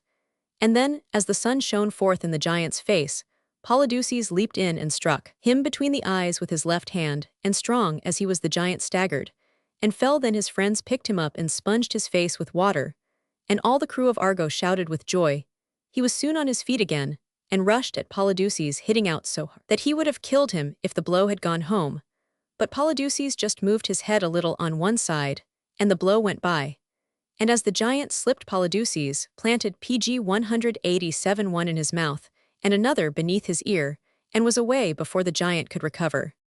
There they stood, breathing heavily and glaring at each other, till the giant made another rush. But Polydeuces avoided him, and struck him several blows quickly in the eyes. And now the giant was almost blind. Then Polydeuces at once ended the combat by a right-hand blow on the temple. The giant fell, and lay as if he were dead. When he came to himself again, he had no heart to go on, for his knees shook, and he could hardly see. So Polydeuces made him swear never to challenge strangers again as long as he lived. And then the crew of Argo crowned Polydeuces with a wreath of poplar leaves, and they took supper, and Orpheus sang to them, and they slept. And next day they came to the country of the unhappiest of kings. His name was Phineus, and he was a prophet. But when he came to meet Jason and his company, he seemed more like the ghost of a beggar than a crowned king, for he was blind and very old, and he wandered like a dream, leaning on a staff, and feeling the wall with his hand. His limbs all trembled. He was but a thing of skin and bone, and foul and filthy to see. At last he reached the doorway of the house where Jason was, and sat down with his purple cloak fallen round him. And he held up his skinny hands, and welcomed Jason. For being a prophet, he knew that now he should be delivered from his wretchedness. He lived, or rather lingered, in all this misery, because he had offended the gods, and had told men what things were to happen in the future beyond what the gods desired that men should know. So they blinded him, and they sent against him hideous monsters with wings and crooked claws, called harpies, which fell upon him at his meat PG 188, and carried it away before he could put it to his mouth. Sometimes they flew off with all the meat, sometimes they left a little, that he might not quite starve and die and be at peace, but might live in misery. Yet what they left was made so foul, and of such evil savor, that even a starving man could scarcely take it within his lips. Thus this king was the most miserable of all men living. He welcomed the heroes, and above all Zetes, and Calais, the sons of the north wind, for they he knew would help him, and they all went into his wretched naked hall, and sat down at the tables. And the servants brought meat and drink, and placed it before them, the latest and last supper of the harpies. Then down on the meat swooped the harpies like lightning or wind, with clanging brazen wings and iron claws, and the smell of a battlefield where men lie dead down. They swooped and flew shrieking away with the food. But the two sons of the north wind drew their short swords, and rose in the air on their golden wings, and followed where the harpies fled over many a sea and many a land, till they came to a distant isle. And there they slew the harpies with their swords, and that isle was called Turn again, for there the sons of the north wind turned. And it was late in the night when they came back to the hall of Phineus, and to their companions. Here Phineus was telling Jason and his company how they might win their way to Colchis, and the world's end, and the wood of the fleece of gold. First he said, you shall come in your ship to the rocks, wandering, for these rocks wander like living things in the sea, and no ship has ever sailed between them. They open like a great mouth to let ships pass, and when she is between their lips they clash again, and crush her in their iron jaws. By this PG 189 way, even winged things may never pass, nay, not even the doves that bear ambrosia to Father Zeus, the Lord of Olympus. But the rocks ever catch one even of these, so when you come near them, you must let loose a dove from the ship, and let her go before you to try the way. And if she flies safely between the rocks from one sea to the other sea, then row with all your might when the rocks open again. But if the rocks close on the bird, then return and do not try the adventure. But if you win safely through, then hold right on to the mouth of the river Phasis, and there you shall see the towers of Eets the king, and the grove of the fleece of gold, and then do as well as you may. So they thanked him, and the next morning they set sail till they came to a place where the rocks wandering wallowed in the water and all was foam. But when the rocks leaped apart the stream ran swift, and the waves roared beneath the rocks and the wet cliffs bellowed. Then Euphemus took the dove in his hands and set her free, and she flew straight at the pass where the rocks met and sped right through, and the rocks gnashed like gnashing teeth, but they caught only a feather from her tail. Then slowly the rocks opened again like a wild beast's mouth that opens, and Tiphys the helmsman shouted row on hard all, and he held the ship straight for the pass. Then the oars bent like bows in the hands of men, and the good ship leaped at the stroke. 3 strokes they pulled, and at each the ship leaped, and now they were within the black jaws of the rocks, the water boiling round them, and so dark it was that overhead they could see the stars, but the oarsmen could not see the daylight behind them, and the steersman could not see the daylight in front. Then the great tide rushed in between the rocks like a PG 190 rushing river, and lifted the ship, as if it were lifted by a hand, and through the strait she passed like a bird, and the rocks clashed, and only broke the carved wood of the ship's stern, and the ship reeled into the seething sea beyond, and all the men of Jason bowed their heads over their oars half dead with the fierce rowing. Then they set all sail, and the ship sped merrily on past the shores of the inner sea, past bays and towns and river mouths, and round green hills the tombs of men slain long ago, and behold on the top of one mound stood a tall man clad in rusty armor, and with a broken sword in his hand, and on his head a helmet with a blood-red crest thrice. He waved his hand, and thrice he shouted aloud, and was no more seen, for this was the ghost of Esthenelus Acton's son, whom an arrow had slain there long since, and he had come forth from his tomb to see men of his own blood, and to greet Jason and his company. So they anchored there, and slew sheep in sacrifice, and poured blood and wine on the grave of Esthenelus. There Orpheus left a harp, placing it in the bough of a tree, that the wind might sing in the chords, and make music to Esthenelus below the earth. Then they sailed on, and at evening they saw above their heads the snowy crests of Mount Caucasus flushed in the sunset, and high in the air they saw as it were a black speck that grew greater and fluttered black wings, and then fell sheer down like a stone.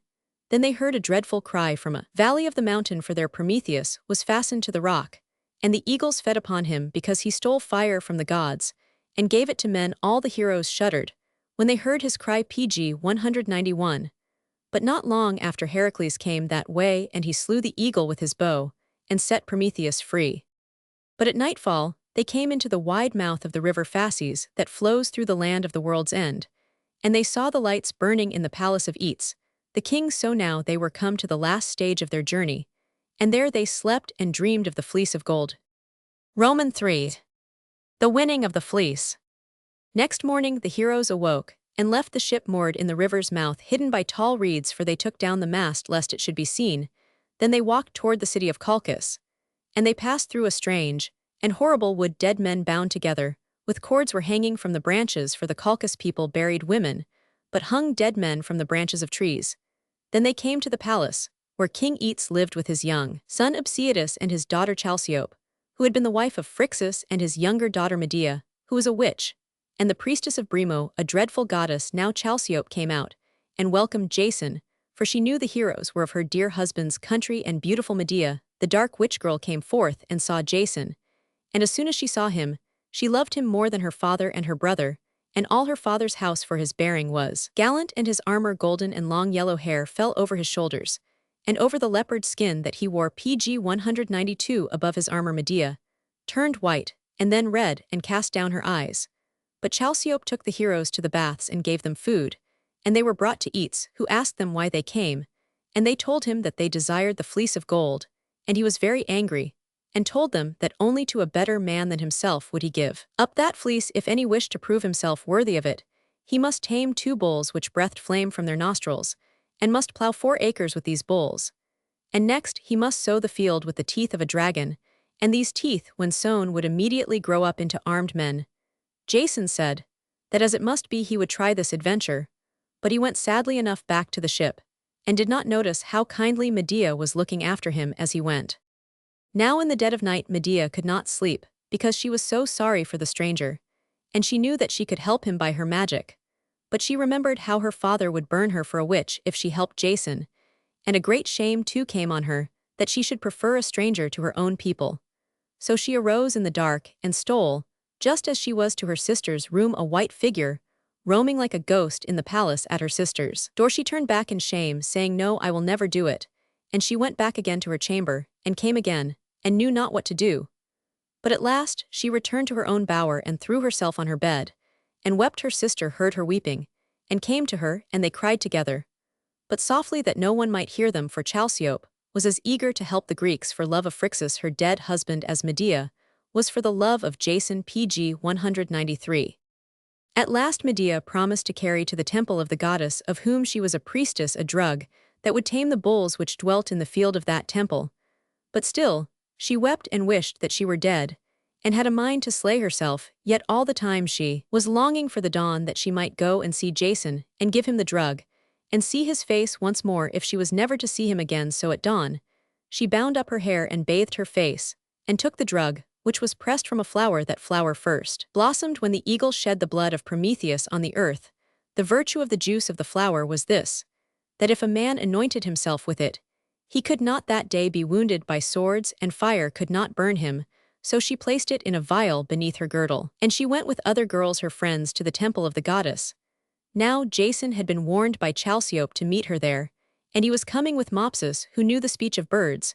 But Mopsus heard a crow that sat on a poplar tree, speaking to another crow, saying, "Here comes a silly prophet, and sillier than a goose. He is walking with a young man to meet a maid, and does not know that while he is there to hear, the maid will not say a word that is in her heart. Go away, foolish prophet, it is not you she cares for." Then Mopsus smiled and stopped where he was, but Jason went on where Medea was pretending to play with the girls her companions. When she saw Jason, she felt as if she could neither go forward nor go back, and she was very pale. But Jason told her not to be afraid and asked her to help him. But for long she could not answer him. However, at the last she gave him the drug, and taught him how to use it. So shall you carry the fleece. Pg 194 to Alcos far away. But what is it to me where you go when you have gone from here? Still remember the name of me, Medea, as I shall remember you, and may there come to me some voice or some bird bearing the message, whenever you have quite forgotten me. But Jason answered, "Lady, let the winds blow what voice they will, and what that bird will let him bring. But no wind or bird shall ever bear the news that I have forgotten you, if you will cross the sea with me and be my wife." Then she was glad, and yet she was afraid at the thought of that dark voyage with a stranger from her father's home and her own. So they parted, Jason to the ship and Medea to the palace. But in the morning, Jason anointed himself and his armor with the drug, and all the heroes struck at him with spears and swords, but the swords would not bite on him nor on his armor. He felt so strong and light that he leaped in the air with joy, and the sun shone on his glittering shield. Now they all went up together to the field where the bulls were breathing flame. There already was eats with Medea, and all the Colchians had come to see Jason die. A plow had been brought to which he was to harness the bulls. Then he walked up to them, and they blew fire at him that flamed all round him, but the magic drug protected him. He took a horn of one bull in his right hand and a horn of the other in his left, and dashed their heads together so mightily that they fell. When they rose all trembling, he yoked them to the plow and drove them with his spear till all the field was plowed in straight ridges and furrows. Then he dipped his helmet in the river and drank water, for he was weary. And next he sewed the dragon's teeth on the right and left. Then you might see spear points and sword points, and Pg 195 crests of helmets break up from the soil like shoots of corn. And presently the earth was shaken like sea waves, as armed men leaped out of the furrows, all furious for battle, and all rushed to slay Jason. But he, as Medea had told him to do, caught up a great rock, and threw it among them. And he who was struck by the rock said to his neighbor, "You struck me, take that," and ran his spear through that man's breast. But before he could draw it out, another man had cleft his helmet with a stroke. And so it went an hour of striking and shouting, while the sparks of fire sprang up from helmet and breastplate. And shield the furrows ran red with blood, and wounded men crawled on hands and knees to strike or stab those that were yet standing and fighting. So axes and sword and spear flashed and fell, till now all the men were down, but one taller and stronger than the rest round him. He looked, and saw only Jason standing there, and he staggered toward him bleeding, and lifting his great axe above his head. But Jason only stepped aside from the blow, which would have cloven him to the waist, the last blow of the men of the dragon's teeth, for he who struck fell, and there he lay and died.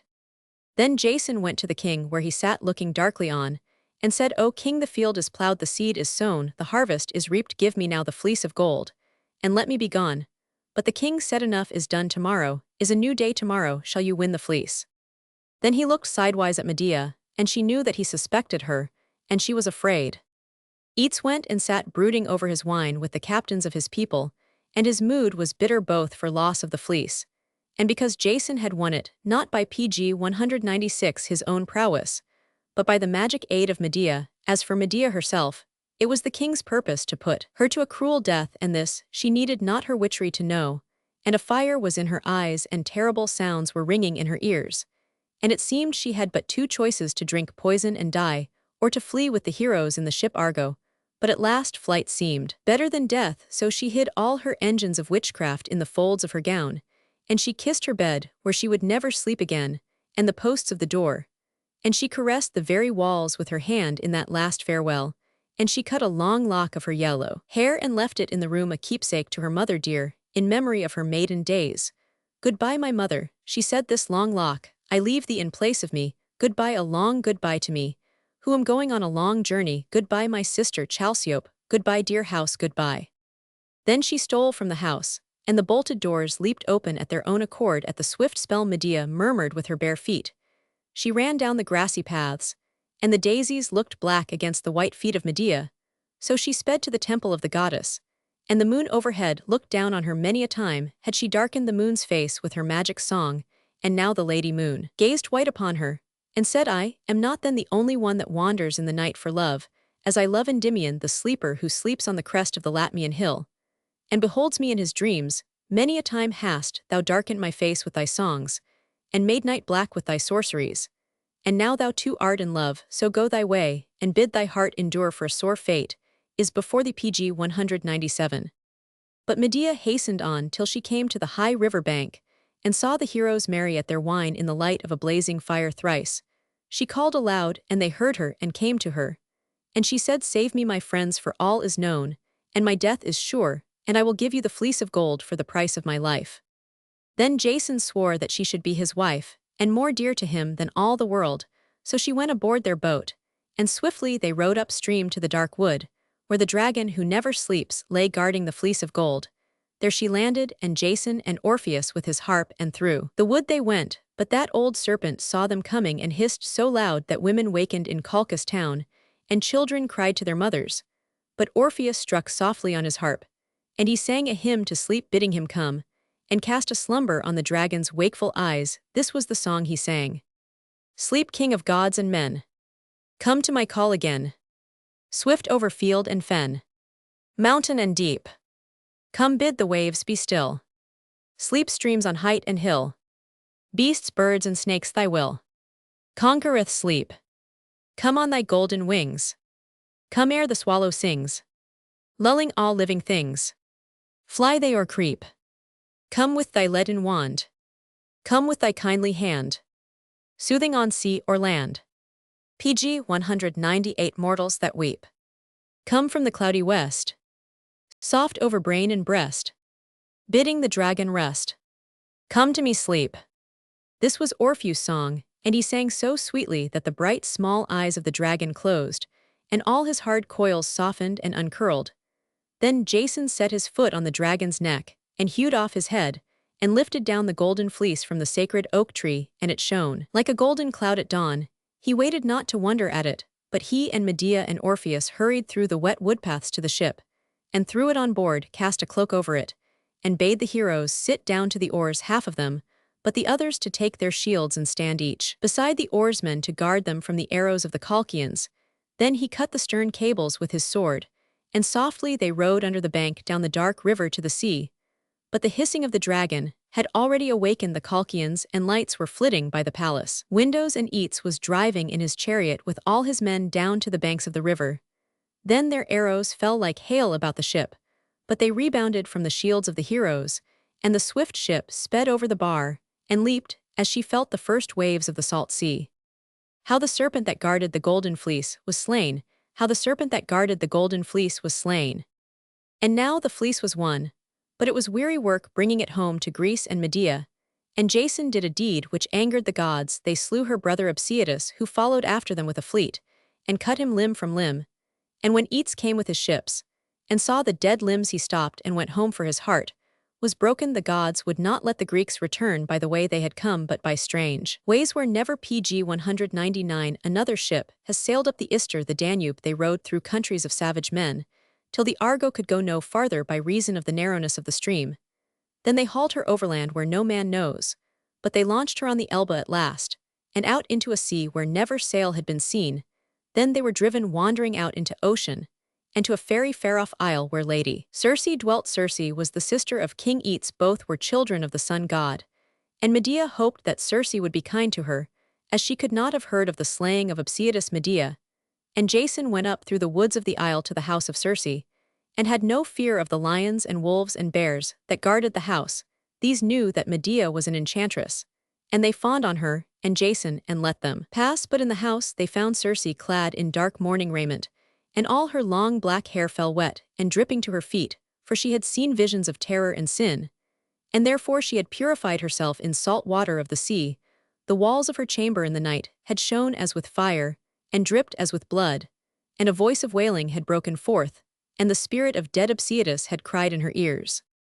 When Medea and Jason entered her hall, Circe bade them sit down, and called her bower maidens, fairies of woods and waters, to strew a table with a cloth of gold, and set on it food and wine.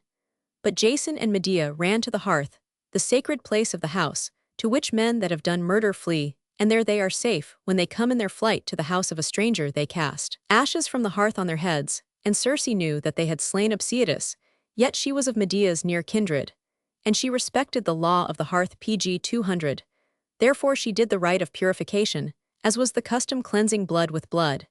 And she burned in the fire a cake of honey and meal and oil, to appease the Furies who revenged the deaths of kinsmen by the hands of kinsmen.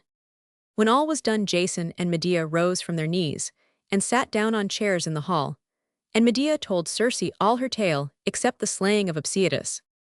"More and worse than you tell me you have done," said Circe, "but you are my brother's daughter." Then she advised them of all the dangers of their way home to Greece, how they must shun the Sirens and Scylla and Charybdis, and she sent a messenger, Iris, the goddess of the rainbow, to bid Thetis help them through the perils of the sea, and bring them safe to Phasia, where the Phasians would send them home. "But you shall never be happy, nor know one good year in all your lives," said Circe, and she bade them farewell. They went by the way that Ulysses went on a later day. They passed through many perils, and came to Iolcos, where Peleus was old, and made Jason reign in his stead. But Jason and Medea loved each other no longer, and many stories, all different from each other, are told concerning evil deeds that they wrought, and certainly they left each other. And Jason took another wife, and Medea went to Athens. Here she lived in the palace of Zeus, an unhappy king, who had been untrue to his own true love, and therefore the gods took from him courage and strength. But about Medea at Athens, the story is told in the next tale, the tale of Theseus, Zeus' son. Pg 201. Theseus. The wedding of Thras. Long before Ulysses was born, there lived in Athens a young king, strong, brave, and beautiful, named Zeus. Athens, which later became so great and famous, was then but a little town perched on the top of a cliff, which rises out of the plain 2 or 3 miles from the sea. No doubt the place was chosen so as to be safe against pirates, who then used to roam all about the seas, plundering merchant ships, robbing cities, and carrying away men, women, and children to sell as slaves. The Athenians had then no fleet with which to put the pirates down, and possessed not so much land as would make a large estate in England. Other little free towns held the rest of the surrounding country. King Zeus was young, and desired to take a wife. Indeed, a wife had been found for him, but he wanted to be certain, if he could, that he was to have sons to succeed him. So many misfortunes happen to kings who have no children, but how was he to find out whether he should have children or not? At that time, and always in Greece before it was converted to Christianity, there were temples of the gods in various places, at which it was supposed that men might receive answers to their questions.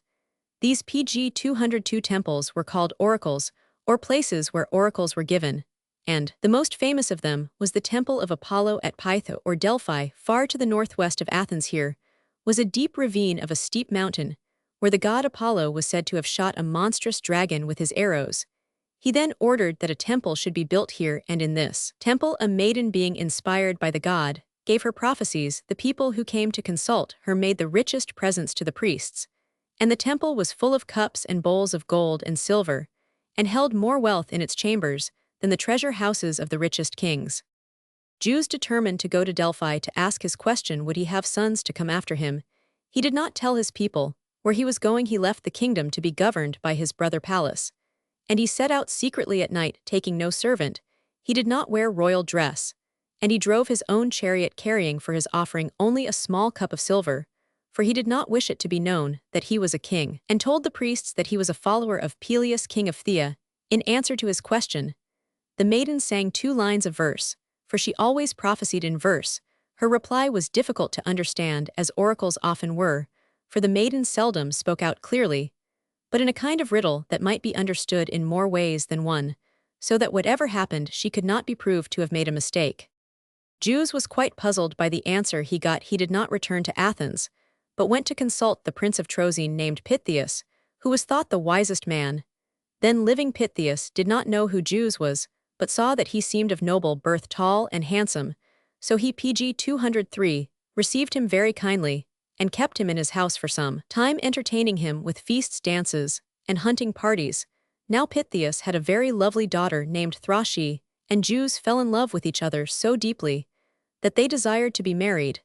It was the custom that the bridegroom should pay a number of cattle to the father of the bride, and Zeus of course had no cattle to give. But it was also the custom, if the lover did some very brave and useful action, to reward him with the hand of his lady.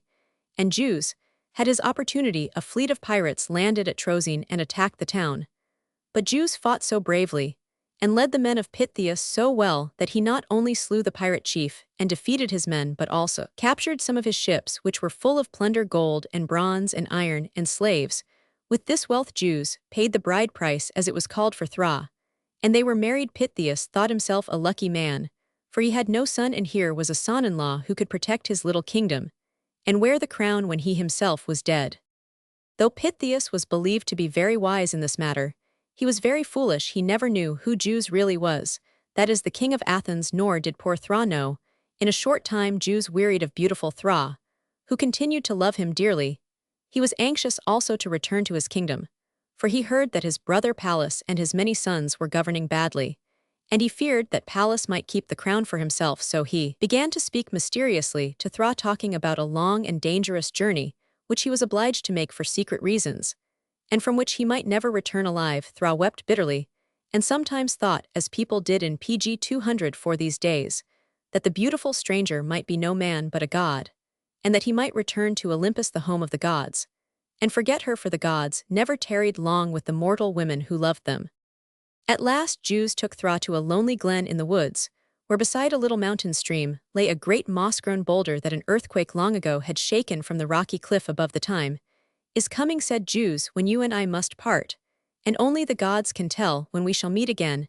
It may be that you will bear a child, and if he be a boy, when he has come to his strength, you must lead him to this great stone, and let no man or woman be there but you two only. You must then bid him roll away the stone, and if he has no strength to raise it, so must it be. But if he can roll it away, then let him take such things as he finds there, and let him consider them well, and do what the gods put into his heart.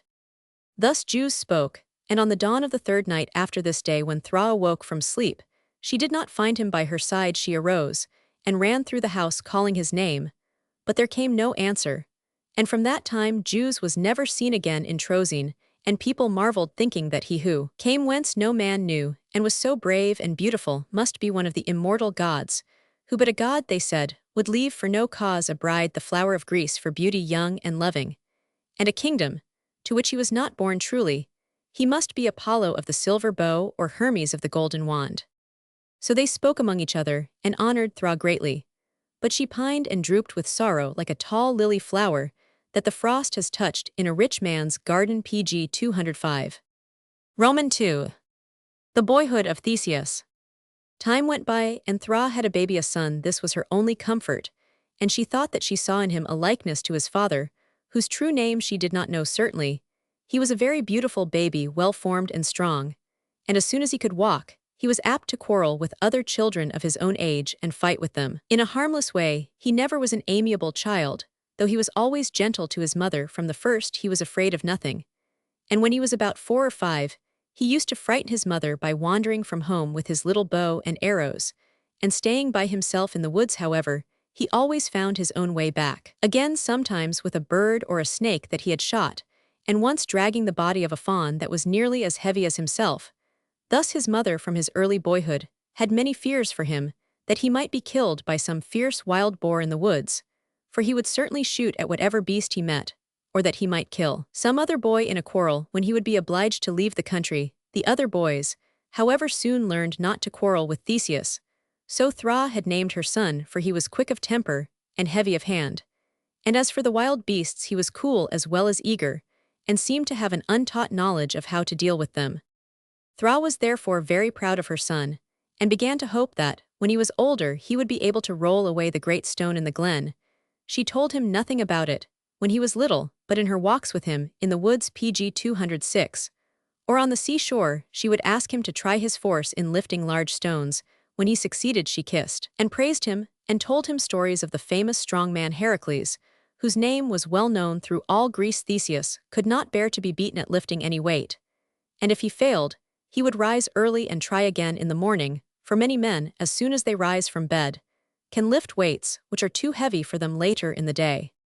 When Theseus was 7 years old, Thra found for him a tutor named Canidas, who taught him the arts of netting beasts and hunting, and how to manage the dogs, and how to drive a chariot and wield sword and shield, and to throw the spear. Other things Canidas taught him which were known to few men in Greece, for Canidas came from the great rich island of Crete. He had killed a man there in a quarrel, and fled to Trojan to escape the revenge of the man's brothers and cousins in Crete. Many people could read and write which in Greece perhaps none could do, and Canidas taught Theseus this learning. When he was 15 years old, Theseus went, as was the custom of young princes, to the temple of Delphi, not to ask questions, but to cut his long hair and sacrifice it to the god Apollo. He cut the forelock of his hair, so that no enemy in battle might take hold of it, for Theseus intended to fight at close quarters, hand to hand in war, not to shoot arrows and throw spears from a distance. By this time, he thought himself a man, and was always asking where his father was, while Thra told him how her husband had left her soon after their marriage, and that she had never heard of him since, but that some day Theseus might find out all about him for himself, which no other person would ever be able to do. pg 207. Thra did not wish to tell Theseus too soon the secret of the great stone, which hid she knew not what. She saw that he would leave her and go to seek his father if he was able to raise the stone and find out the secret, and she could not bear to lose him now that day by day he grew more like his father, her lost lover. Besides, she wanted him not to try to raise the stone till he came to his strength. But when he was in his 19th year, he told her that he would now go all over Greece and the whole world seeking for his father. She saw that he meant what he said, and one day she led him alone to the glen where the great stone lay, and sat down with him there, now talking, and now silent, as if she were listening to the pleasant song of the burn that fell from a height into a clear deep pool. Really, she was listening to make sure that no hunter and no lovers were near them in the wood. But she only heard the songs of the water, and the birds, no voices or cry of hounds or fallen twig cracking under a footstep. At last, when she was quite certain that nobody was near, she whispered, and told Theseus how her husband, before he disappeared, had taken her to this place, and shown her the great moss-grown boulder, and said that when his son could lift that stone away, he would find certain tokens, and that he must then do what the gods put into his heart. Theseus listened eagerly, and said, "If my father lifted that stone, and placed under it certain tokens, I also can lift it. Perhaps not yet, but some day I shall be as strong a man as my father." Then he set himself to move the stone, gradually putting out all his force.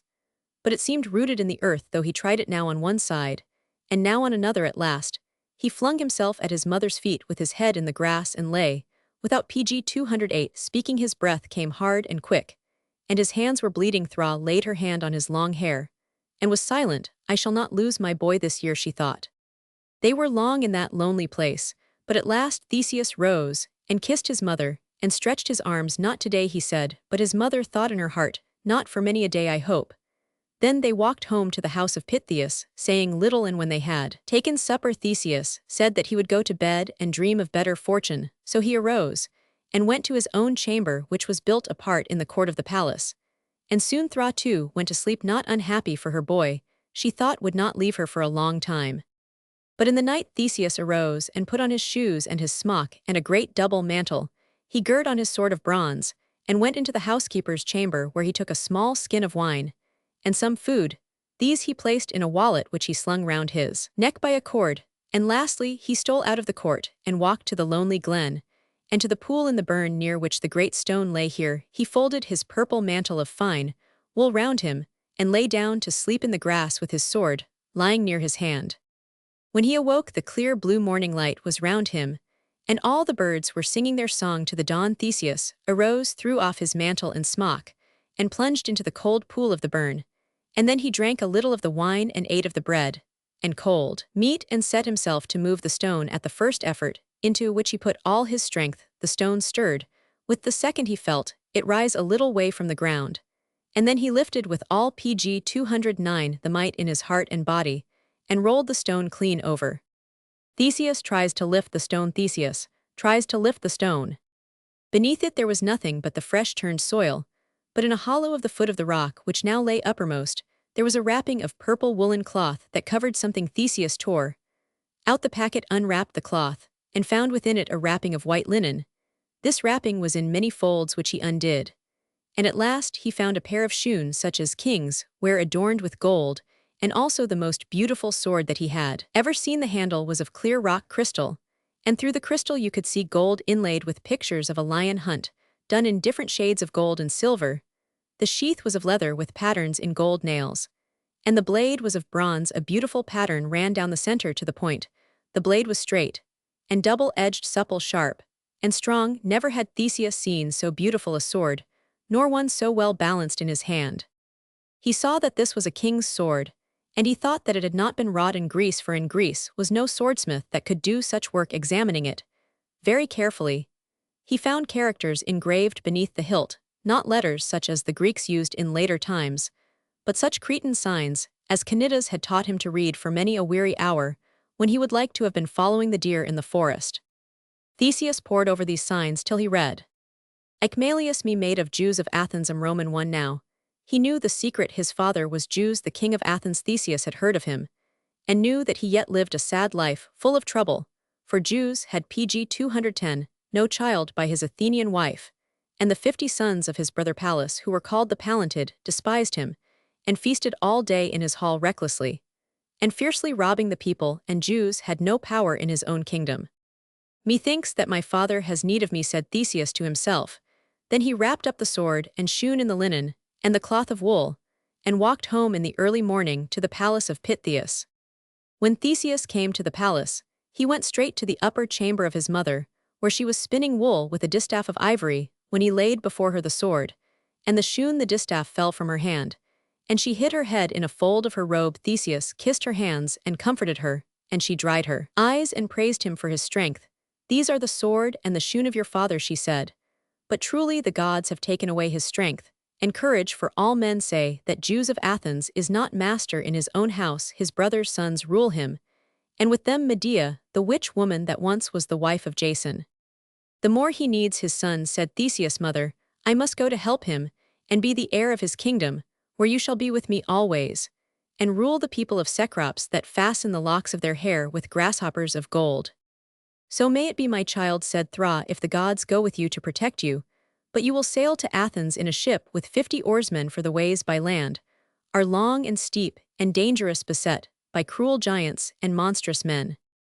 Nay, mother, said Theseus, by land must I go, for I would not be known in Athens till I see how matters fall. pg 211 out, and I would destroy these giants and robbers, and give peace to the people, and win glory among men. This very night I shall set forth. He had a sore and sad parting from his mother, but under cloud of night he went on his way, girt with the sword of Jews his father, and carrying in his wallet the shoon with ornaments of gold. Roman 3. Adventures of Theseus. Theseus walked through the night, and slept for most of the next day at a shepherd's hut. The shepherd was kind to him, and bade him beware of one called the maceman, who guarded a narrow path with a sheer cliff above, and a sheer precipice below. No man born may deal with the maceman, said the shepherd, for his great club is of iron that cannot be broken, and his strength is as the strength of 10 men, though his legs have no force to bear his body. Men say that he is the son of the lame god Hephaestus, who forged his iron mace. There is not the like of it in the world. Shall I fear a lame man, said Theseus, and is it not easy, even if he be so terrible a fighter, for me to pass him in the darkness, for I walk by night? The shepherd shook his head. Few men have passed Periphetes, the maceman said he, and wiser are they who trust to swift ships than to the upland path. You speak kindly, father, said Theseus, but I am minded to make the upland paths safe for all men. So they parted, and Theseus walked through the sunset, and the dusk always on a rising path, and the further he pg 212 went, the harder it was to see the way, for the path was overgrown with grass, and the shadows were deepening. Night fell, and Theseus hardly dared to go further, for on his left hand was a wall of rock, and on his right hand a cliff sinking sheer and steep to the sea. But now he saw a light in front of him, a red light flickering as from a great fire, and he could not be content till he knew why that fire was lighted. So he went on slowly and warily till he came in full view of the fire, which covered the whole of a little platform of rock on one side. The blaze shone up the wall of cliff on his left hand. On the other was the steep fall to the sea. In front of this fire was a great black bulk. Theseus knew not what it might be. He walked forward till he saw that the black bulk was that of a monstrous man who sat with his back to the fire. The man nodded his heavy head, thick with red unshorn hair, and Theseus went up close to him. "Ho, sir," he cried, "this is my road, and on my road I must pass." The seated man opened his eyes sleepily. "Not without my leave," he said, "for I keep this way, I and my club of iron." "Get up and begone," said Theseus. "That were hard for me to do," said the monstrous man, "for my legs will not bear the weight of my body, but my arms are strong enough." "That is to be seen," said Theseus, and he drew his sword, and leaped within the guard of the iron club that the monster seated as he was swung lightly to this side, and that covering the whole width of the path. The maceman swung the club at Theseus, but Theseus sprang aside, and in a moment before the monster could recover his stroke, pg 213 drove through his throat the sword of Jews, and he fell back dead. "He shall have his rights of fire, that his shadow may not wander outside the house of Hades," said Theseus to himself, and he toppled the body of the maceman into his own great fire. Then he went back some way, and wrapping himself in his mantle he slept, till the sun was high in heaven, while the fire had sunk into its embers, and Theseus lightly sprang over them, carrying with him the maceman's iron club. The path now led downwards, and a burn that ran through a green forest kept him company on the way, and brought him to pleasant farms and houses of men. They marveled to see him, a young man, carrying the club of the maceman. "Did you find him asleep?" they asked, and Theseus smiled, and said, "No, I found him awake. But now he sleeps an iron sleep from which he will never waken, and his body had dew burning in his own watchfire." Then the men and women praised Theseus, and wove for him a crown of leaves and flowers, and sacrificed sheep to the gods in heaven. And on the meat they dined, rejoicing that now they could go to Trojan by the hill path, for they did not love ships and the sea. When they had eaten and drunk, and poured out the last cup of wine on the ground in honor of Hermes, the god of luck, the country people asked Theseus where he was going. He said that he was going to walk to Athens. And at this, the people looked sad. "No man may walk across the neck of land where Hector is built," they said, "because above it Synes, the pine bender, has his castle, and watches the way." "And who is Synes, and why does he bend pine trees?" asked Theseus, pg 214.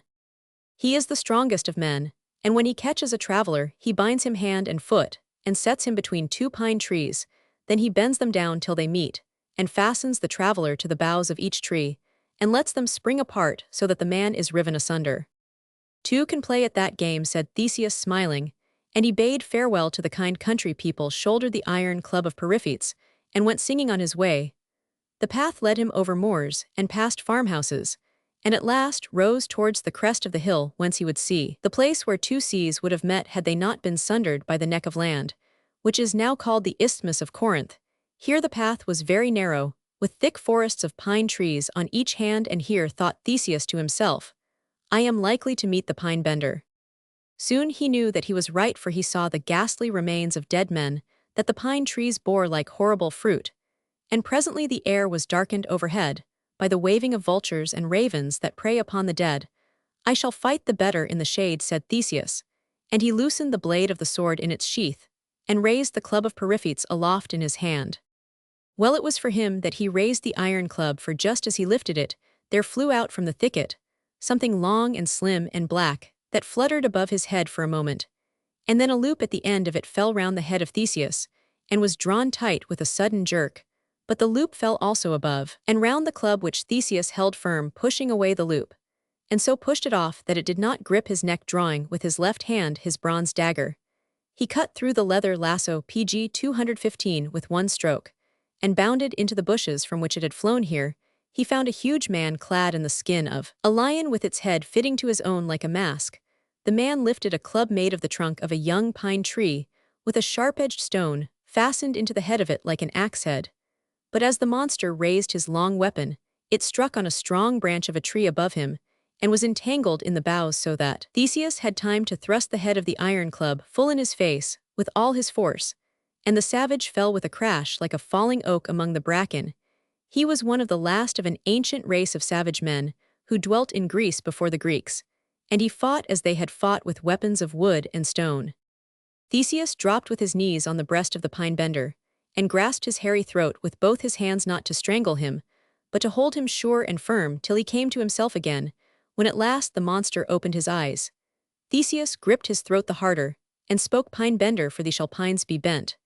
But I am a man, and not a monster, and thou shalt die a clean death before thy body is torn in twain to be the last feast of thy vultures." Then squeezing the throat of the wretch with his left hand, he drew the sword of Jews, and drove it into the heart of Sinis the pine bender. And he gave a cry like a bull's, and his soul fled from him. Then Theseus bound the body of the savage with his own leather cord, and bending down the tops of 2 pine trees, he did to the corpse, as Sinis had been wont to do to living men. Lastly he cleaned the sword blade, carefully wiping it with grass and bracken, and thrusting it to the hilt through the soft fresh ground under the trees, and so went on his PG 216 way, till he came to a little stream that ran towards the sea from the crest of the hill, above the town of Ephyr, which is now called Corinth. But as he cleansed himself in the clear water, he heard a rustle in the boughs of the wood, and running with sword drawn to the place whence the sound seemed to come, he heard the whisper of a woman.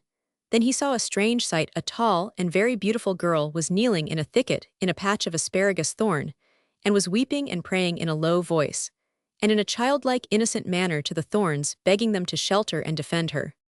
Theseus wondered at her, and sheathing his sword came softly up to her, and bade her have no fear. Then she threw her arms about his knees, and raised her face all wet with tears, and bade him take pity upon her, for she had done no harm. "Who are you, maiden? You are safe with me," said Theseus. "Do you dread the pine bender?" "Alas, sir," answered the girl, "I am his daughter Perigine, and his blood is on your hands." "Yet I do not war with women," said Theseus, "though that has been done which was decreed by the gods. If you follow with me, you shall be kindly used, and marry, if you will, a man of a good house, being so beautiful as you are." When she heard this, the maiden rose to her feet, and would have put her hand in his. "Not yet," said Theseus kindly, "till water has clean washed away that which is between thee and me. But wherefore, maiden, being in fear as you were, did you not call to the gods in heaven to keep you, but to the asparagus thorns that cannot hear or help?" PG 217. "My father, sir," she said, "knew no gods, but he came of the race of the asparagus thorns, and to them I cried in my need." Theseus marveled at these words, and said, "From this day you shall pray to Zeus the Lord of Thunder, and to the other gods." Then he went forth from the wood, with the maiden following, and wholly cleansed himself in the brook that ran by the way.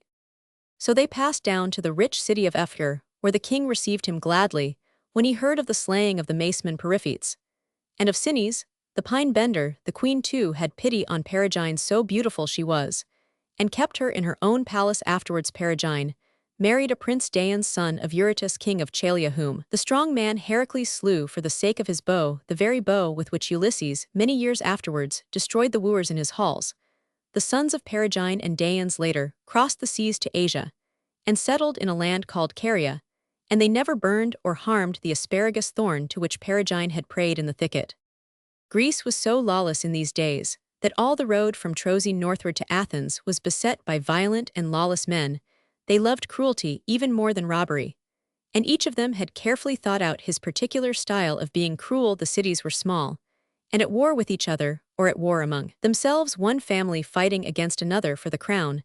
Thus there was no chance of collecting an army to destroy the monstrous men of the roads, which it would have been easy enough for a small body of archers to have done later. Theseus brought all PG 218 into great order, but now being but one man he went seeking adventures. On the border of a small country called Megara, whose people were much despised in Greece, he found a chance of advancing himself and gaining glory. He was walking in the middle of the day, along a narrow path at the crest of a cliff above the sea, when he saw the flickering of a great fire in the blue air and steam going up from a bronze cauldron of water that was set on the fire. On one side of the fire was a footbath of glittering bronze. Hard by was built a bower of green branches, very cool on that hot day. And from the door of the bower stretched a great thick hairy pair of naked legs. Theseus guessed from what he had been told that the owner of the legs was Syron the kicker. He was a fierce outlaw who was called the kicker, because he made all travelers wash his feet, and as they were doing so kicked them over the cliff. Some say that at the foot of the cliff dwelt an enormous tortoise which ate the dead and dying when they fell near his lair. But as tortoises do not eat flesh generally, this may be a mistake. Theseus was determined not to take any insolence from Syron, so he shouted, "Slave, take these dirty legs of yours out of the way of a prince." "Prince," answered Syron, "if my legs are dirty, the gods are kind who have sent you to wash them for me." Then he got up lazily, laughing and showing his ugly teeth, and stood in front of his bath with his heavy wooden club in his hand. He whirled it round his head insultingly. But Theseus was quicker than he, and again, as when he slew the pine bender, he did not strike, for striking is slow compared to thrusting. But like a flash, he lunged forward, pg 219, and drove the thick end of his iron club into the breast of Syron. He staggered, and as he reeled, Theseus dealt him a blow across the thigh, and he fell. Theseus seized the club which dropped from the hand of Syron, and threw it over the cliff. It seemed long before the sound came up from the rocks, on which it struck a deep drop into a stony way. Syron said, "Theseus, now wash my feet, stand up, and turn your back to me, and be ready when I tell you." Syron rose slowly and sulkily, and stood as Theseus bade him do. Now Theseus was not wearing light shoes or sandals like the golden sandals of Jews, which he carried in his wallet. He was wearing thick boots with bronze nails in the soles, and the upper leathers were laced high up his legs, for the Greeks wore such boots when they took long walks on mountain roads. As soon as Theseus had trained Syron to stand in the proper position, he bade him stoop to undo the lacings of his boots. As Syron stooped, Theseus gave him one tremendous kick that lifted him over the edge of the cliff, and there was an end of Syron. Theseus left the marches of Megara, and walked singing on his way above the sea, for his heart was light, and he was finding adventures to his heart's desire. Being so young and well trained, his foot and hand in a combat moved as swift as lightning, and his enemies were older than he, and though very strong, were heavy with full feeding, and slow to move. Now it is speed that wins in a fight, whether between armies or single men, if strength and courage go with it. At last the road led Theseus down from the heights to a great fertile plain called the Thriasian plain, not far from Athens. There, near the sea, stands the famous old city pg 220 of Eleusis, when Hades, the god of the dead, carried away beautiful Persephone, the daughter of Demeter, the goddess of corn, and all manner of grain, to his dark palace beside the stream of Ocean. It was to Eleusis that Demeter wandered. She was clad in mourning robes, and she sat down on a stone by the way like a weary old woman. Now the three daughters of the king, who then reigned in Eleusis, came by on the way to the well to fetch water. And when they saw the old woman, they set down their vessels, and came round her, asking what they could do for her, who was so tired and poor. They said that they had a baby brother at home, who was the favorite of them all, and that he needed a nurse. Demeter was pleased with their kindness, and they left their vessels for water beside her, and ran home to their mother.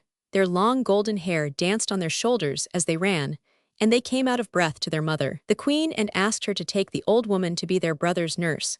The queen was kind too, and the old woman lived in their house, till Zeus, the chief god, made the god of the dead send back Persephone to be with her mother through spring and summer and early autumn.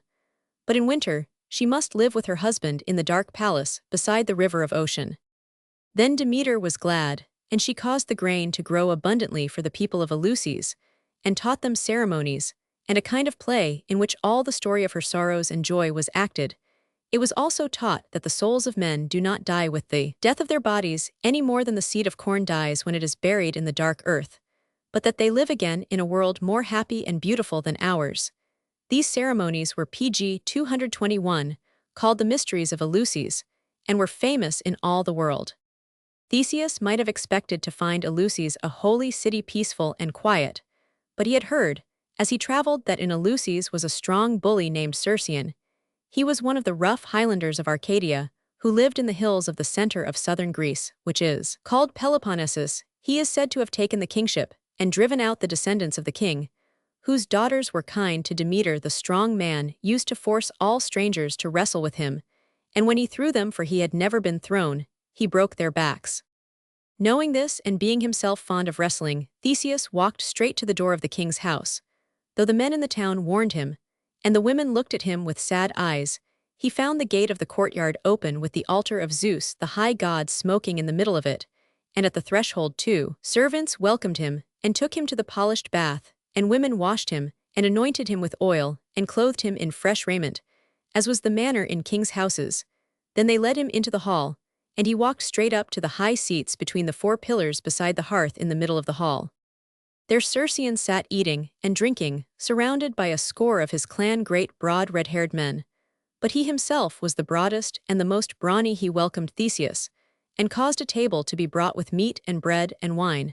And when Theseus had put away his hunger, began to ask him who he was, and whence he came. Theseus told him that he had walked from Trojan, and was on his way to the court of King Peleus PG 222, the father of Achilles in the north, for he did not want the news of his coming to go before him to Athens. You walked from Trojan, said Circean. Did you meet or hear of the man who killed the maceman, and slew the pine-bender, and kicked Syren into the sea? I walk fast, but news flies faster, said Theseus. The news came through my second-sighted man, said Circean. There he is in the corner. And Circean threw the leg bone of an ox at his prophet, who just managed to leap out of the way. He seems to have foreseen that the bone was coming at him, said Circean, and all his friends laughed loud. He told us this morning that a stranger was coming, he who had killed the 3 watchers of the way from your legs and shoulders, and the iron club that you carry, methinks you are that stranger. Theseus smiled and nodded upwards, which the Greeks did when they meant yes. Praise be to all the gods, said Circean. It is long since a good man came my way. Do they practice wrestling at Trojan? Now and then, said Theseus. Then you will try a fall with me. There is a smooth space strewn with sand in the courtyard. Theseus answered that he had come hoping that the king would graciously honor him by trying a fall. Then all the wild guests shouted, and out they all went, and made a circle round the wrestling place, while Theseus and Circean threw down their clothes, and were anointed with oil over their bodies. To it they went, each straining forward and feeling for a grip, till they were locked, and then they swayed this way, and that their feet stamping the ground, and now one would yield a little, now the other. PG 223, while the rough guests shouted, encouraging each of them. At last they rested and breathed, and now the men began to bet 7 oxen to 3 was laid on Circean, and taken in several places. Back to the wrestle they went, and Theseus found this by far the hardest of his adventures, for Circean was heavier than he, and as strong but not so active. So Theseus for long did little but resist the awful strain of the arms of Circean, till at last for a moment Circean weakened. Then Theseus slipped his hip under the hip of Circean, and heaved him across and up, and threw him on the ground. He lighted in such a way that his neck broke, and there he lay dead. Was it fairly done, said Theseus. It was fairly done, cried the Highlanders of Arcadia, and then they raised such a wail for the dead that Theseus deemed it wise to put on his clothes and walk out of the court, and leaping into a chariot that stood empty by the gate, for the servant in the chariot feared the club of iron, he drove away at full speed. Though Circean was a cruel man, and a wild, Theseus was sorry for him in his heart. The groom in the chariot tried to leap out, but Theseus gripped him tight. Do not hurry, my friend, said Theseus, for I have need of you. I am not stealing the chariot and horses, and you shall drive them back after we reach Athens. But my lord, said the groom, you will never reach Athens. Why not, asked Theseus. Because of the man Procrustes, who dwells in a strong castle among the hills. On the way he is the maimer of all mortals, and has at his command a company of archers PG 224, and spearmen pirates from the islands. He meets every traveler and speaks to him, courteously praying him to be his guest. And if any refuses, the archers leap out of ambush and seize, and bind him with them. No one man can contend. He has a bed which he says is a thing magical, for it is of the same length as the tallest or the shortest man who sleeps in it, so that all are fitted. Now the manner of it is this: there is an engine with ropes at the head of the bed, and a saw is fitted at the bed foot. If a man is too short, the ropes are fastened to his hands, and are strained till he is drawn to the full length of the bed. If he is too long, the saw shortens him. Such a monster is Procrustes. Verily, my lord King Circean was tomorrow to lead an army against him, and the king had a new device, as you may see, by which 2 great shields are slung along the side of this chariot, to ward off the arrows of the men of Procrustes. Then you and I will wear the shields when we come near the place where Procrustes meets travelers by the way, and I think that tonight his own bed will be too long for him, said Theseus. To this the groom made no answer, but his body trembled. Theseus drove swiftly on, till the road began to climb the lowest spur of Mount Parnes, and then he drew rein and put on one of the great shields that covered all his body and legs, and he bade the groom do the like. Then he drove slowly, watching the bushes and underwood. Beside the way soon, he saw the smoke going up from the roof of a great castle high in the woods beside the road. And on the road there was a man waiting. Theseus, as he PG 225, drove towards him, saw the glitter of armor in the underwood, and the setting sun shone red on a spearpoint. Above the leaves here is our man, he said to the groom, and pulled up his horses beside the stranger. He loosened his sword in the sheath, and leaped out of the chariot holding the reins in his left hand, and bowed courteously to the man, who was tall, weak-looking, and old, with gray hair and a clean-shaven face the color of ivory. He was clad like a king in garments of dark silk, with gold bracelets and gold rings that clasped the leather gaiters on his legs, and he smiled and rubbed his hands while he looked to right and left and nodded at Theseus. I am fortunate, fair sir, said he to Theseus, for I love to entertain strangers, with whom goes the favor and protection of Zeus. Surely strangers are dear to all men, and wholly you too are not unlucky, for the night is falling, and the ways will be dark and dangerous. You will sup and sleep with me, and tonight I can give you a bed that is well spoken of, for its nature is such that it fits all men, the short and the tall, and you are of the tallest. Tonight, fair sir, quoth Theseus, your own bed will be full long for you, and drawing the sword of Zeus, he cut sheer through the neck of Procrustes at one blow, and the head of the man flew one way, and his body fell another way. Then with a swing of his hand Theseus turned his shield from his front to his back, and leaped into the chariot. He lashed the horses forward with a cry, while the groom also turned his own shield from front to back, and the arrows of the bowmen of Procrustes rattled on the bronze shields as the chariot flew along, or struck the sides, and PG 226, the seat of it one arrow grazed the flank of a horse, and the pair broke into a wild gallop, while the yells of the bowmen grew faint in the distance. At last, the horses slackened in their pace as they climbed a hill, and from the crest of it Theseus saw the lights in the city of Aphidon. Now, my friend, he said to the groom, the way is clear to Athens, and on your homeward road with the horses, and the chariot you shall travel well guarded by the splendor of Lady Athene's brow, I will burn that raven's nest of Procrustes. So they slept that night on safe beds at the house of the sons of Phytalus, who bore rule in Aphidon. Here they were kindly welcomed, and the sons of Phytalus rejoiced when they heard how Theseus had made safe the ways, and slain the beasts that guarded them. We are your men, they said, we, and all our people and our spears will encircle you when you make yourself king of Athens, and of all the cities in the Attic land. Roman 4s. Theseus finds his father. Next day Theseus said farewell to the sons of Phytalus, and drove slowly through the pleasant green woods that overhung the clear river Cephisus. He halted to rest his horses in a glen, and saw a very beautiful young man walking in a meadow on the other side of the river. In his hand he bore a white flower, and the root of it was black. In the other hand he carried a golden wand, and his upper lip was just beginning to darken. He was of the age when youth is most gracious. He came towards Theseus, and PG 227 crossed the stream, where it broke deep and swift and white above a long pool, and it seemed to Theseus that his golden shoon did not touch the water. Come, speak with me apart, the young man said, and Theseus threw the reins to the groom, and went aside with the youth, watching him narrowly, for he knew not what strange dangers might beset him on the way. Whither art thou going, unhappy one? Said the youth, thou that knowest not the land, behold, the sons of Pallas rule in Athens, fiercely and disorderly. Thy father is of no force, and in the house with him is a fair witch woman from a far country. Her name is Medea, the daughter of Eetes, the brother of Circe, the sorceress. She wedded the famous Jason, and won for him the fleece of gold, and slew her own brother Odysseus. Other evils she wrought, and now she dwells with Zeus, who fears and loves her greatly. Take thou this herb of grace, and if Medea offers you a cup of wine, drop this herb in the cup, and so you shall escape death. Behold, I am Hermes of the golden wand. Then he gave to Theseus the flower, and passed into the wood, and Theseus saw him no more. So then Theseus knelt down and prayed, and thanked the gods. The flower he placed in the breast of his garment, and returning to his chariot, he took the reins and drove to Athens, and up the steep narrow way to the crest of the rock, where the temple of Athene stood, and the palace of King Zeus. Theseus drove through to the courtyard and left his chariot at the gate. In the court, young men were throwing spears at a mark, while others sat at the house door playing draughts and shouting and betting. They were heavy, lumpish, red-faced young men, all rather like each other. PG 228. They looked up and stared, but said nothing. Theseus knew that they were his cousins, the sons of Pallas, but as they said nothing to him, he walked through them, iron club on shoulder, as if he did not see them. And as one tall fellow stood in his way, the tall fellow spun round from a thrust of his shoulder. At the hall door Theseus stopped and shouted, and at his cry 2 or 3 servants came to him. "Look to my horses and man," said Theseus. "I come to see your master."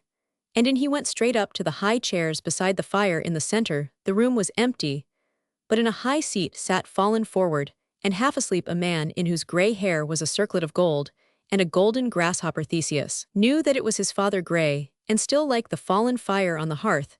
As the king did not look up, Theseus touched his shoulder, and then knelt down, and put his arms round the knees of the king. The king aroused himself with a start. "What want you?" he said, and rubbed his red bloodshot eyes. "A suppliant from Trojan am I, who come to your knees, O king, and bring you gifts." "From Trojan," said the king sleepily, as if he were trying to remember something. "From Thra, your wife, your son brings your sword, and your shoon," said Theseus, and he laid the sword and the shoon at his father's feet. The king rose to his feet with a great cry. "You have come at last," he cried, "and the gods have forgiven me, and heard my prayers. But gird on the sword, and hide the shoon, and speak not the name of wife, for there is one that hears." PG 229. One that has heard, said a sweet silvery voice, and from behind a pillar came a woman, dark and pale, but very beautiful, clothed in a rich eastern robe that shone and shifted from color to color lightly. She threw her white arms round the neck of Theseus lightly. She kissed his cheeks, and a strange sweet fragrance hung about her. Then, holding him apart with her hands on his shoulders, she laughed, and half turning to Zeus, who had fallen back into his chair, she said, "My lord, did you think that you could hide anything from me then?" She fixed her great eyes on the eyes of Theseus. "We are friends," she said in her silvery voice. "Lady, I love you, even as you love my father, King Zeus," said Theseus. "Even so much," said the lady Medea. "Then we must both drink to him in wine." She glided to the great golden mixing cup of wine that stood on a table behind Zeus, and with her back to Theseus, she ladled wine into a cup of strange-colored glass. "Pledge me." And the king, she said. Bringing the cup to Theseus, he took it, and from his breast he drew the flower of black root and white blossom that Hermes had given him, and laid it in the wine. Then the wine bubbled and hissed, and the cup burst and broke, and the wine fell on the floor, staining it as with blood. Medea laughed lightly. "Now we are friends indeed, for the gods befriend you," she said, "and I swear by the water of Styx that your friends are my friends, and your foes are my foes, always to the end. The gods are with you, and by the great oath of the gods, I swear, which cannot be broken, for I come of the kin of the gods, who live for ever." PG 230. Now the father of Medea was the sun god. Theseus took both her hands. "I also swear," he said, "by the splendor of Zeus, that your friends shall be my friends, and that your foes shall be my foes, always to the end." Then Medea sat by the feet of Zeus and drew down his head to her shoulder, while Theseus took hold of his hand. And the king wept for joy, for the son he loved, and the woman whom he loved and feared, were friends, and they too were stronger than the sons of Pallas. While they sat thus, one of the sons of Pallas, Palantir, they were called, slouched into the hall to see if dinner was ready. He stared and slouched out again, and said to his brothers, "The old man is sitting in the embraces of the foreign woman, and of the big stranger with the iron club." Then they all came together, and growled out their threats and fears, kicking at the stones in the courtyard, and quarreling as to what it was best for them to do. Meanwhile in the hall, the servants began to spread the tables with meat and drink, and Theseus was taken to the bath, and clothed in new raiment. While Theseus was at the bath, Medea told Zeus what he ought to do. So when Theseus came back into the hall, where the sons of Pallas were eating and drinking noisily, Zeus stood up, and called to Theseus to sit down at his right hand. He added in a loud voice, looking all round the hall, "This is my son Theseus, the slayer of monsters, and his is the power in the house." The sons of Pallas grew pale with fear and anger, but not one dared to make an insolent answer. They knew, PG 231, that they were hated by the people of Athens, except some young men of their own sort, and they did not dare to do anything against the man who had slain Periphetes and Cines, and Circean and Cyrene, And in the midst of his paid, soldiers had struck off the head of Procrustes. Silent all through dinner sat the sons of Pallas. And when they had eaten, they walked out silently, and went to a lonely place where they could make their plans without being overheard. Theseus went with Medea into her fragrant chamber, and they spake a few words together. Then Medea took a silver bowl, filled it with water, and drawing her dark silken mantle over her head, she sat gazing into the bowl. When she had gazed silently for a long time, she said, "Some of them are going towards Sphetus, where their father dwells, to summon his men in arms, and some are going to Gargatus on the other side of the city to lie in ambush, and cut us off when they of Sphetus assail us. They will attack the palace just before the dawn. Now I will go through the town, and secretly call the trusty men to arm, and come to defend the palace, telling them that the son of Zeus, the man who cleared the ways, is with us. And do you take your chariot, and drive speedily to the sons of Phytalus, and bring all their spears, chariot men and footmen, and place them in ambush around the village of Gargatus, where one band of the Palantid will lie tonight, till dawn the rest you know." Theseus nodded and smiled. He drove at full speed to Aphiton, where the sons of Phytalus armed their men, and by midnight they lay hidden in the woods round the village of Gargatus, when the stars had gone onward, and the second of the 3 watches of the night was nearly pg 232, past they set bands of men to guard every way from the little town, and Theseus with another band rushed in and slew the men of the sons of Pallas around their fires, some of them awake, but most of them asleep. Those who escaped were taken by the bands who watched the ways. And when the sky was now clear at the earliest dawn, Theseus led his companions to the palace of Zeus, where they fell furiously upon the rear of the men from Sphetus, who were besieging the palace of Zeus. The Sphetus company had broken in the gate of the court, and were trying to burn the house, while arrows flew thick from the bows of the trusty men of Athens on the palace roof. The Palantids had set no sentinels, for they thought to take Theseus in the palace, and there to burn him and win the kingdom for themselves. Then silently, and suddenly, the friends of Theseus stole into the courtyard, and leaving some to guard the gate, they drew up in line, and charged the confused crowd of the Palantids. Their spears flew thick among the enemy, and then they charged with the sword, while the crowd in terror ran this way and that way, being cut down at the gate, and dragged from the walls when they tried to climb them. The daylight found the Palantid and their men lying dead in the courtyard, all the sort of them.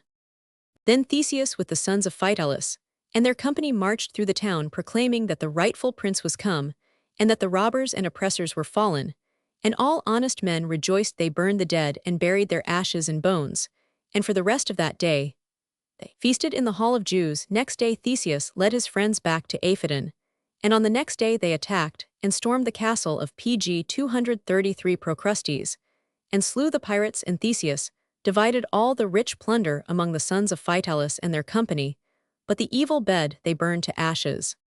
V. Heralds come for tribute. The days and weeks went by, and Theseus reigned with his father in peace. The chief men came to Athens from the little towns in the country, and begged Theseus to be their lord, and they would be his men, and he would lead their people. If any enemy came up against them, they would even pay tribute to be used for buying better arms and making strong walls and providing ships, for then the people of Athens had no navy. Theseus received them courteously, and promised all that they asked, for he did not know that soon he himself would be sent away, as part of the tribute, which the Athenians paid every 9 years to King Minos of Crete. Though everything seemed to be peaceful and happy through the winter, yet Theseus felt that all was not well when he went into the houses of the townspeople, where all had been merry and proud of his visits. He saw melancholy silent mothers, and he missed the young people, lads and maidens. Many of them were said to have gone to visit friends in faraway parts of Greece. The elder folk and the young people who were left used to stand watching the sea all day, as if they expected something strange to come upon them from the sea. And Zeus sat sorrowful over the fire, speaking little, and he seemed to be in fear. pg 234. Theseus was disturbed in his mind, and he did not choose to put questions to Zeus or to the townsfolk. He and Medea were great friends. And one day when they were alone in her chamber, where a fragrant fire of cedar wood burned, he told her what he had noticed. Medea sighed, and said, "The curse of the sons of Pallas is coming upon the people of Athens, such a curse, and so terrible that not even you, Prince Theseus, can deal with it. The enemy is not one man or one monster only, but the greatest and most powerful king in the world." "Tell me all," said Theseus, "for though I am but one man, yet the ever-living gods protect and help me." The story of the curse is long, said Medea, when your father Zeus was young, after he returned to Athens from Trojan. He decreed that games should be held every 5 years, contests in running, boxing, wrestling, foot races, and chariot races. Not only the people of Athens but strangers were allowed to take part in the games, and among the strangers came Androgeos, the eldest son of great Minos, king of Cnossos, in the Isle of Crete, of the 100 cities far away in the southern sea. Minos is the wisest of men and the most high god. Even Zeus is his counselor, and speaks to him face to face. He is the richest of men, and his ships are without number, so that he rules all the islands, and makes war when he will, even against the king of Egypt, the son of Minos. It was, who came to the sports with 3 fair ships, and he was the strongest and swiftest of men. He won the foot race, and the prizes for boxing and wrestling, and for shooting with the bow, and throwing the spear, and hurling the heavy weight. And he easily overcame the strongest of the sons of Pallas. Pg. 235. Then, being unjust men, and dishonorable, they slew him at a feast in the hall of Zeus, their own guest in the king's house. They slew a thing hateful to the gods above all other evil deeds. His ships fled in the night, bearing the news to King Minos. And a year after that day, the sea was black with his countless ships. His men landed, and they were so many, all glittering in armor of bronze, that none dared to meet them in battle. King Zeus and all the elder men of the city went humbly to meet Minos, clad in mourning, and bearing in their hands boughs of trees, wreathed with wool, to show that they came praying for mercy. Mercy ye shall have when ye have given up to me the men who slew my son, said Minos. But Zeus could not give up the sons of Pallas, for long ago they had fled in disguise, and were lurking here and there in all the uttermost parts of Greece, in the huts of peasants. Such mercy then the Athenians got as Minos was pleased to give. He did not burn the city and slay the men, and carry the women captives, but he made Zeus and the chief men swear that every 9 years they would choose by lot 7 of the strongest youths, and 7 of the fairest maidens, and give them to his men to carry away to Crete every 9 years. He sends a ship with dark sails to bear away the captives, and this is the 9th year, and the day of the coming of the ship is at hand. Can you resist King Minos? His ship we could burn, and his men we could slay, said Theseus, and his hand closed on the hilt of his sword. That may well be, said Medea, but in a year Minos would come with his fleet and his army, and burn the city and the other cities of Greece, fearing him, and not loving us, would give us no aid. Pg. 236. Then said Theseus, we must even pay the tribute for this last time, but in 9 years, if I live, and the gods help me, I shall have a fleet, and Minos must fight for his tribute, for in 9 years Athens will be queen of all the cities round about, and strong in men and ships. Yet tell me, how does Minos treat the captives from Athens, kindly or unkindly? None has ever come back to tell the tale, said Medea, but the sailors of Minos say that he places the captives in a strange prison called the Labyrinth. It is full of dark winding ways cut in the solid rock, and therein the captives are lost and perish of hunger or live till they meet a thing called the Minotaur. This monster has the body of a strong man, and a man's legs and arms, but his head is the head of a bull, and his teeth are the teeth of a lion, and no man may deal with him. Those whom he meets he tosses and gores, and devours. Whence this evil beast came I know, but the truth of it may not be spoken. It is not lawful for King Minos to slay the horror which to him is great shame and grief, neither may he help any man to slay it. Therefore in his anger against the Athenians, he swore that once in every 9 years he would give 14 of the Athenian men and maidens to the thing, and that none of them should bear sword or spear, dagger or axe or any other weapon. Yet if one of the men or all of them together could slay the monster, Minos made oath that Athens should be free of him and his tribute. Theseus laughed and stood up. Soon he said, shall King Minos be free from the horror, and Athens shall be free from the tribute? If indeed the gods be with me, for me need no lot be cast. Gladly I will go to Crete of my free will. Pg. 237. I needed not to be a prophetess to know that you would speak thus, said Medea, but one thing even I can do. Take this phial and bear it in your breast, and when you face the Minotaur, do as I shall tell you. Then she whispered some words to Theseus, and he marked them carefully. He went forth from Medea's bower. He walked to the crest of the hill upon which Athens is built, and there he saw all the people gathered weeping and looking towards the sea swiftly. A ship with black sails was being rowed towards the shore, and her sides shone with the bronze shields of her crew that were hung on the bulwarks. My friends, cried Theseus, I know that ship and wherefore she comes, and with her I shall sail to Crete and slay the Minotaur. Did I not slay Sinis, and Syren, Circean, and Procrustes, and Periphetes, let there be no drawing of lots. Where are 7 men and 7 maidens who will come with me, and meet these Cretans when they land, and sail back with them, and see this famous Crete for the love of Theseus. Then there stepped forth 7 young men of the best of Athens, tall and strong, and fair, the ancestors of them, who smote 1,000 years afterwards the Persians at Marathon. And in the strait of Salamis, we will live or die with you, Prince Theseus, they said. Next, one by one came out of the throng blushing, but with heads erect and firm steps, the 7 maidens whom the 7 young men loved. They too were tall and beautiful and stately, like the stone maidens called caryatides, who bear up the roofs of temples. We will live and die with you, Prince Theseus, and with our lovers, they cried, and all the people gave such pg 238 a cheer, that King Zeus heard it, and came from his palace leaning on his staff, and Medea walked beside him. Why do you raise a glad cry, my children, said Zeus, is not that the ship of death, and must we not cast lots for the tribute to King Minos? Sir, said Theseus, we rejoice, because we go as free folk of our own will these men and maidens, and I to take such fortune as the gods may give us, and to do as well as we may, nay, delay us not, for from this hour shall Athens be free without master or lord among Cretan men. But my son, who shall defend me, who shall guide me, when I have lost thee the light of mine eyes, and the strength of my arm, whimpered Zeus. Is the king weeping alone, while the fathers and mothers of my companions have dry eyes, said Theseus. The gods will be your helpers, and the lady who is my friend, and who devised the slaying of the sons of Pallas, hers was the mind, if the hand was my own that wrought their ruin, let her be your counselor, for no other is so wise. But that ship is near the shore, and we must go. Then Theseus embraced Zeus and Medea, kissed him, and the young men and maidens kissed their fathers and mothers, and said farewell with Theseus at their head. They marched down the hill 2 by 2, but Medea sent after them chariots laden with changes of raiment and food and skins of wine, and all things of which they had need. They were to sail in their own hired ship, for such was the custom, and the ship was ready with her oarsmen. But Theseus and the 7 by the law of Minos might carry no swords or other weapons of war. The ship had a black sail, but Zeus gave to the captain a sail dyed scarlet with the juice of the scarlet oak, and bade him pg 239 hoist it if he was bringing back Theseus safe, but if not, to return under the black sail.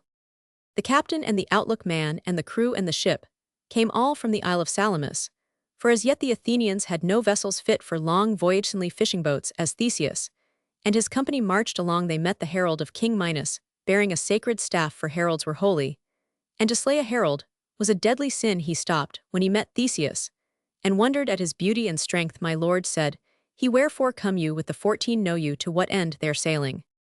That I know not, nor you nor any man. But they and I are going to one end, such as the gods may give us, answered Theseus. Speak with me no more, I pray you, and go no nearer Athens, for their men's hearts are high today, and they carry swords. The voice and the eyes of Theseus daunted the herald, and he with his men turned and followed behind humbly, as if they were captives and Theseus were conqueror. Romans 6. Theseus in Crete. After many days sailing, now through the straits under the beautiful peaks of the mountains that crown the islands, and now across the wide sea far from sight of land, they beheld the crest of Mount Ida of Crete, and ran into the harbor where 100 ships lay at anchor, and a great crowd was gathered. Theseus marveled at the ships, so many and so strong, and at the harbor with pg 240, its huge walls, while he and his company landed 100 of the guardsmen of Minos with large shields, and breastplates made of ribs of bronze, and helmets of bronze with horns on them, were drawn up on the pier. They surrounded the little company of Athenians, and they all marched to the town of Cnossos, and the palace of the king. If Theseus marveled at the harbor, he wondered yet more at the town. It was so great that it seemed endless and round. It went a high wall, and at every 40 yards was a square tower with small square windows high up. These towers were exactly like those which you may see among the hills, and beside the burns in the border country, the south of Scotland and the north of England, towers built when England and Scotland were at war. But when they had passed through the gateway in the chief tower, the town seemed more wonderful than the walls, for in all things it was quite unlike the cities of Greece.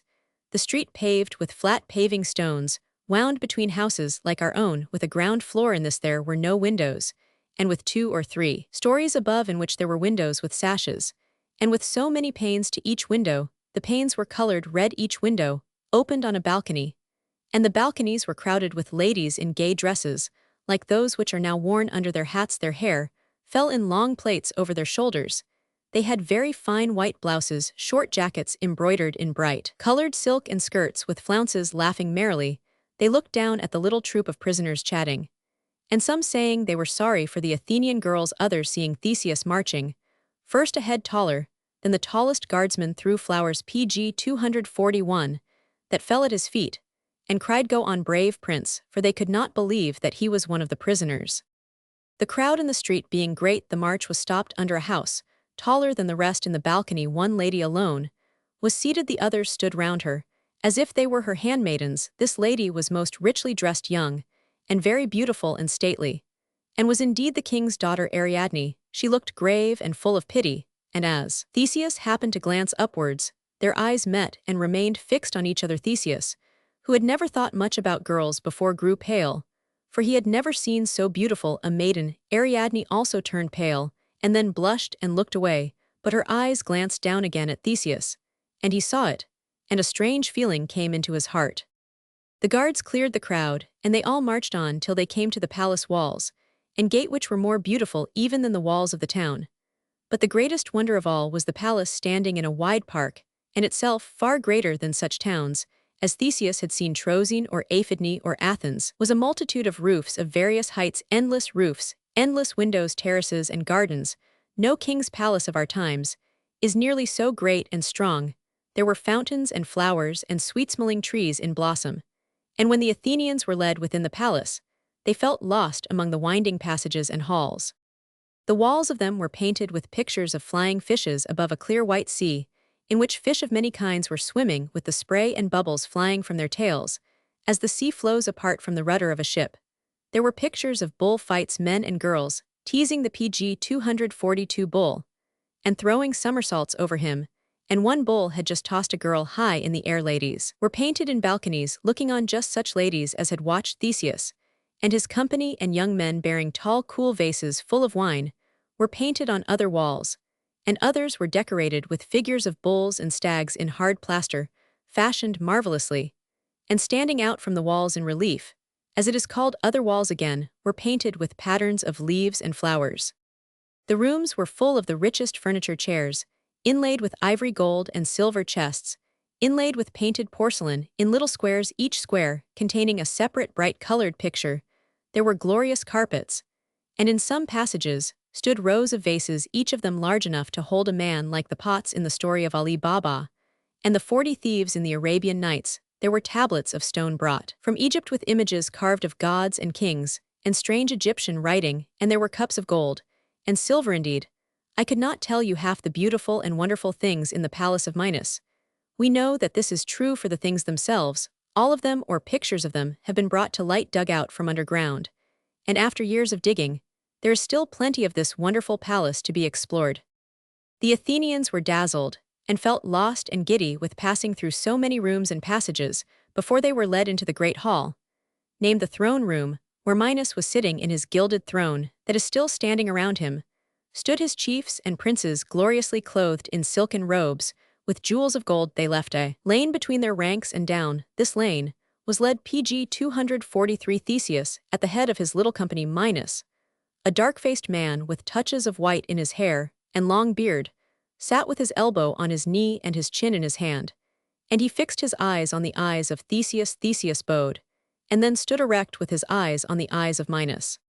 "You are 15 in number," said Minos at last. "My law claims 14. I came of my own will," answered Theseus, "and of their own will came my company. No lots were cast." "Wherefore?" asked Minos. "The people of Athens have a mind to be free, O king." "There is a way," said Minos. "Slay the Minotaur, and you are free from my tribute."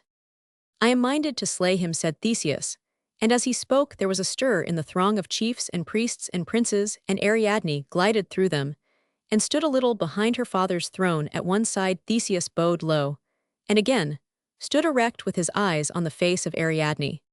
"You speak like a king's son that has not known misfortune," said Minos. "I have known misfortune, and my name is Theseus, Jew's son," said Theseus. "This is a new thing. When I saw King Jews, he had no son, but he had many nephews." "No son that he wotted of," said Theseus, but now he has no nephews and one son. Is it so? Asked Minos. Then you have avenged me on the slayers of my own son, fair sir, for it was your sword, was it not, that delivered Jews from the sons of Pallas? Pg 244. My sword and the swords of my friends, of whom 7 stand before you. I will learn if this be true, said Minos. True, cried Theseus, and his hand flew to the place where his sword hilt should have been, but he had no sword. King Minos smiled. You are young, he said. I will learn more of these matters. Lead these men and maidens to their own chambers in the palace. He cried to his guard, let each have a separate chamber, and all things that are fitting for princes tomorrow I will take counsel. Theseus was gazing at Ariadne. She stood behind her father, and she put up her right hand as if to straighten her veil. But as she raised her hand, she swiftly made the motion of lifting a cup to the lips. And then she laid on her lips the fingers of her left hand, closing them fast. Theseus saw the token, and he bowed, as did all his company, to Minos and to the princess, and they were led upstairs, and along galleries, each to a chamber more rich and beautiful than they had seen before in their dreams. Then each was taken to a bath. They were washed and clothed in new garments, and brought back to their chambers, where meat was put before them, and wine in cups of gold. At the door of each chamber were stationed 2 guards, but 4 guards were set at the door of Theseus. At nightfall more food was brought, and for Theseus much red wine in a great vessel, adorned with ropes and knobs of gold. Theseus ate well, but he drank none, and when he had finished he opened the door of his chamber, and carried out all the wine, and the cup. I am one, he said, who drinks water and loves not the smell of wine in his chamber. The guards thanked him, and soon he heard them very Pg 245 merry over the king's best wine. Next, he did not hear them at all. Nexa heard them snoring. Theseus opened the door gently, and silently the guards lay asleep across, and beside the threshold, something bright caught his eye. He looked up. A lamp was moving along the dark corridor, a lamp in the hand of a woman clad in a black robe. The light fell on her white silent feet, and on the feet of another woman who followed her. Theseus softly slipped back into his chamber. The light, though shaded by the girl's hand, showed in the crevice between the door and the doorpost. Softly entered Ariadne, followed by an old woman that had been her nurse. You guessed the token, she whispered, in the wine was a sleepy drug. Theseus, who was kneeling to her, nodded.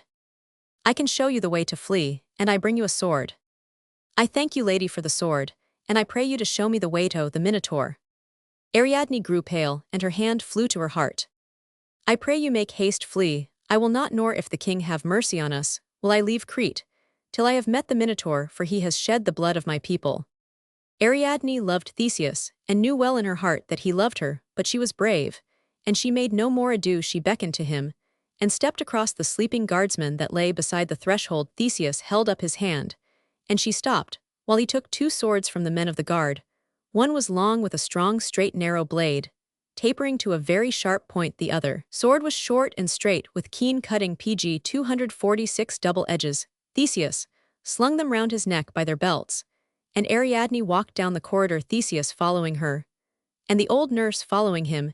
He had taken the swords from the sleeping men, lest if Ariadne gave him one it might be found out that she had helped him, and she knew this in her heart, for neither of them spoke a word.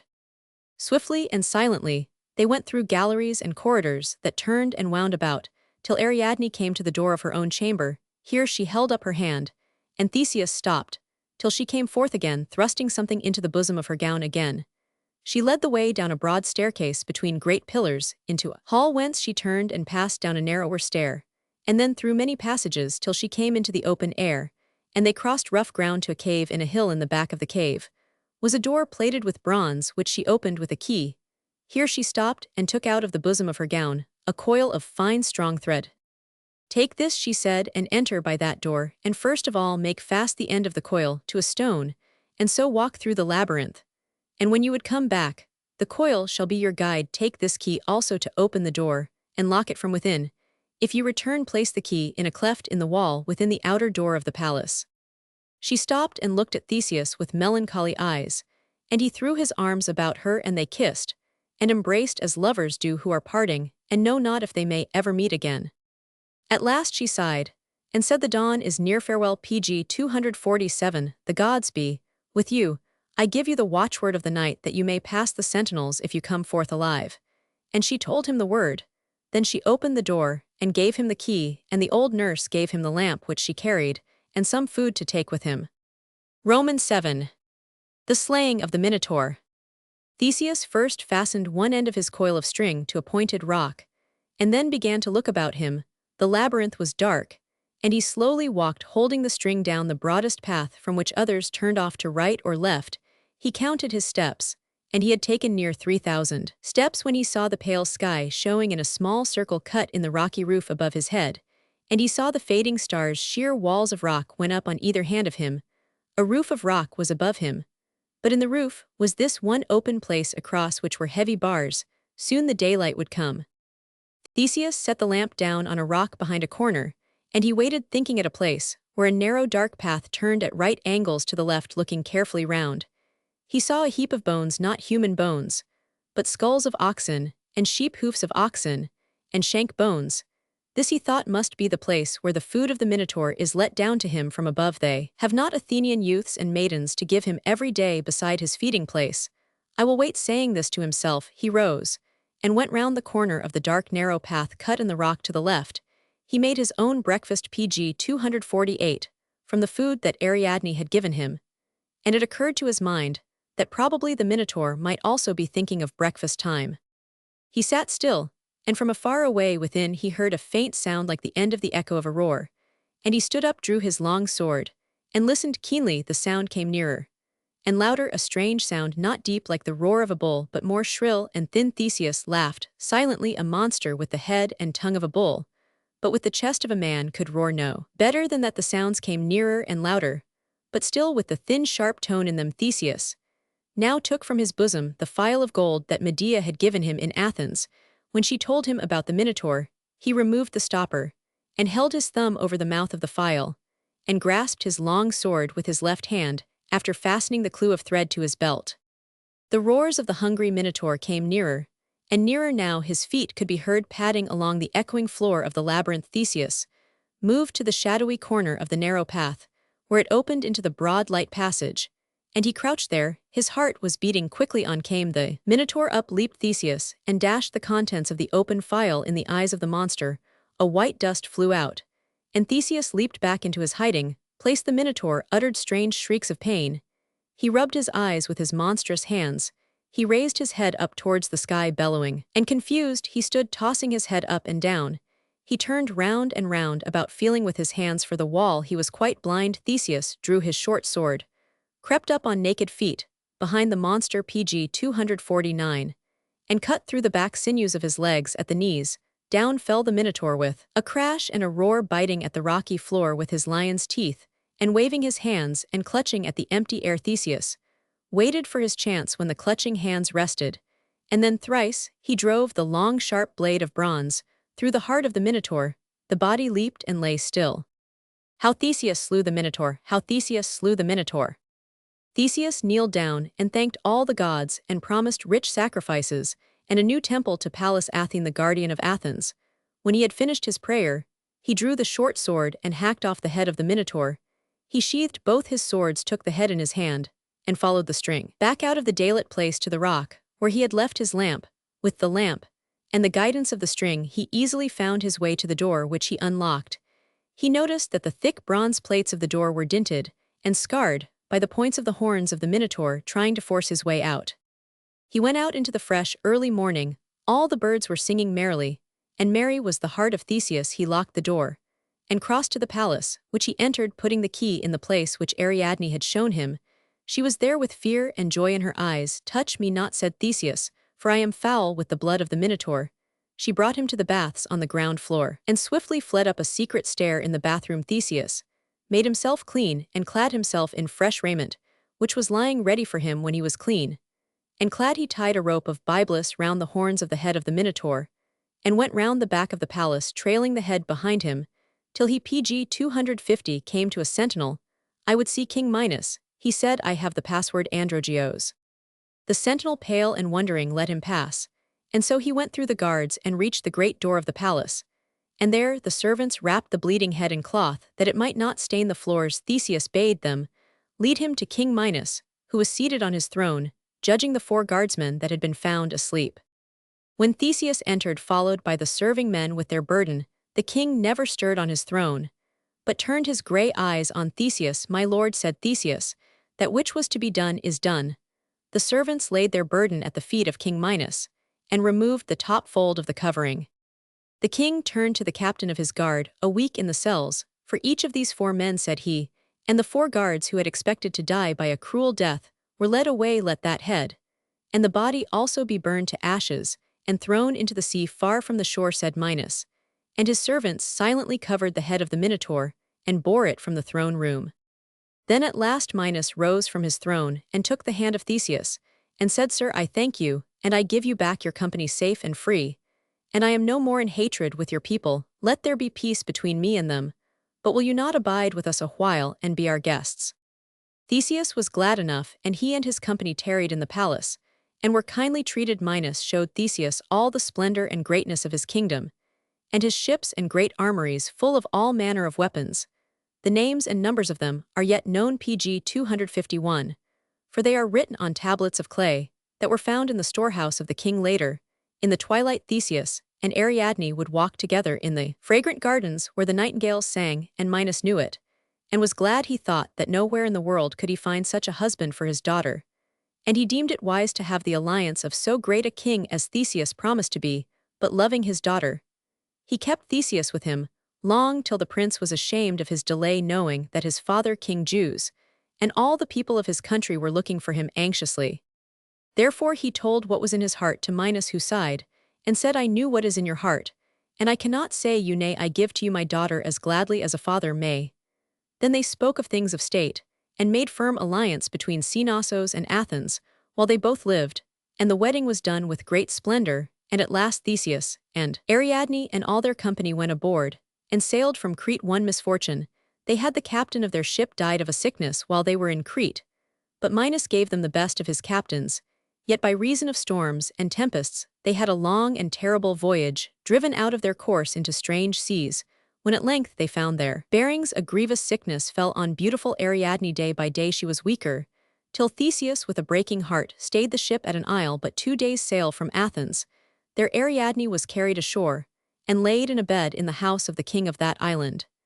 And the physicians and the wise women did for her what they could, but she died with her hands in the hands of Theseus, and his lips on her lips. In that isle she was buried. And Theseus went on pg 252 board his ship, and drew his cloak over his head, and so lay for 2 days, never moving nor speaking, and tasting neither meat nor drink. No man dared to speak to him. But when the vessel stopped in the harbor of Athens, he arose and stared about him. The shore was dark with people all dressed in mourning raiment, and the herald of the city came with the news that Zeus the king was dead. For the Cretan captain did not know that he was to hoist the scarlet sail. If Theseus came home in triumph, and Zeus, as he watched the waters, had descried the dark sail from afar off, and in his grief had thrown himself down from the cliff, and was drowned. This was the end of the voyaging of Theseus. Theseus wished to die and be with Ariadne in the land of Queen Persephone, but he was a strong man, and he lived to be the greatest of the kings of Athens, for all the other towns came in, and were his subjects, and he ruled them well. His first care was to build a great fleet in secret harbors far from towns and the ways of men, for though he and Minos were friends, while they both lived, when Minos died the new Cretan king might oppress Athens. Minos died at last, and his son picked a quarrel with Theseus, who refused to give up a man that had fled to Athens, because the new king desired to slay him. And news came to Theseus that a great navy was being made ready in Crete to attack him. Then he sent heralds to the king of a fierce people called the Dorians, who were moving through the countries to the northwest of Greece, seizing lands, settling on them, and marching forward again in a few years. They were wild, strong, and brave, and they are said to have had swords of iron, which were better than the pg 253 bronze weapons of the Greeks. The heralds of Theseus said to them, "Come to our king, and he will take you across the sea, and show you plunder enough, but you shall swear not to harm his kingdom."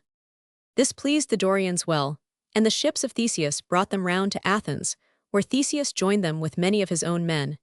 And they did the oath. They sailed swiftly to Crete, where as they arrived in the dark, the Cretan captains thought that they were part of their own navy coming in to join them in the attack on Athens, for that Theseus had a navy the Cretans knew not. He had built it so secretly in the night. He marched his men to Cnossos, and took the garrison by surprise, and burned the palace, and plundered it. Even now we can see that the palace has been partly burned, and hurriedly robbed by some sudden enemy. The Dorians stayed in Crete, and were there in the time of Ulysses holding part of the island, while the true Cretans held the greater part of it. But Theseus returned to Athens, and married Hippolyte, queen of the Amazons. The story of their wedding festival is told in Shakespeare's play A Midsummer Night's Dream, and Theseus had many new adventures and many troubles, but he left Athens rich and strong, and in no more danger from the kings of Crete, though the Dorians after the time of Ulysses swept all over the rest of Greece, and seized Mycen and Lacedaemon, the towns of Agamemnon and Menelaus. They were true to their oath to Theseus, and left Athens to the Athenians. Pg 254. Perseus. The prison of Danae. Many years before the siege of Troy, there lived in Greece two princes who were brothers and deadly enemies. Each of them wished to be king both of Argos, where Diomed ruled in the time of the Trojan War, and of Tiryns after long wars. One of the brothers, Protus, took Tiryns, and built the great walls of huge stones, and the palace, while the other brother Acrisius took Argos, and he married Eurydice, a princess of the royal house of Lacedaemon, where Menelaus and Helen were king and queen in later times. Acrisius had one daughter, Danae, who became the most beautiful woman in Greece, but he had no son.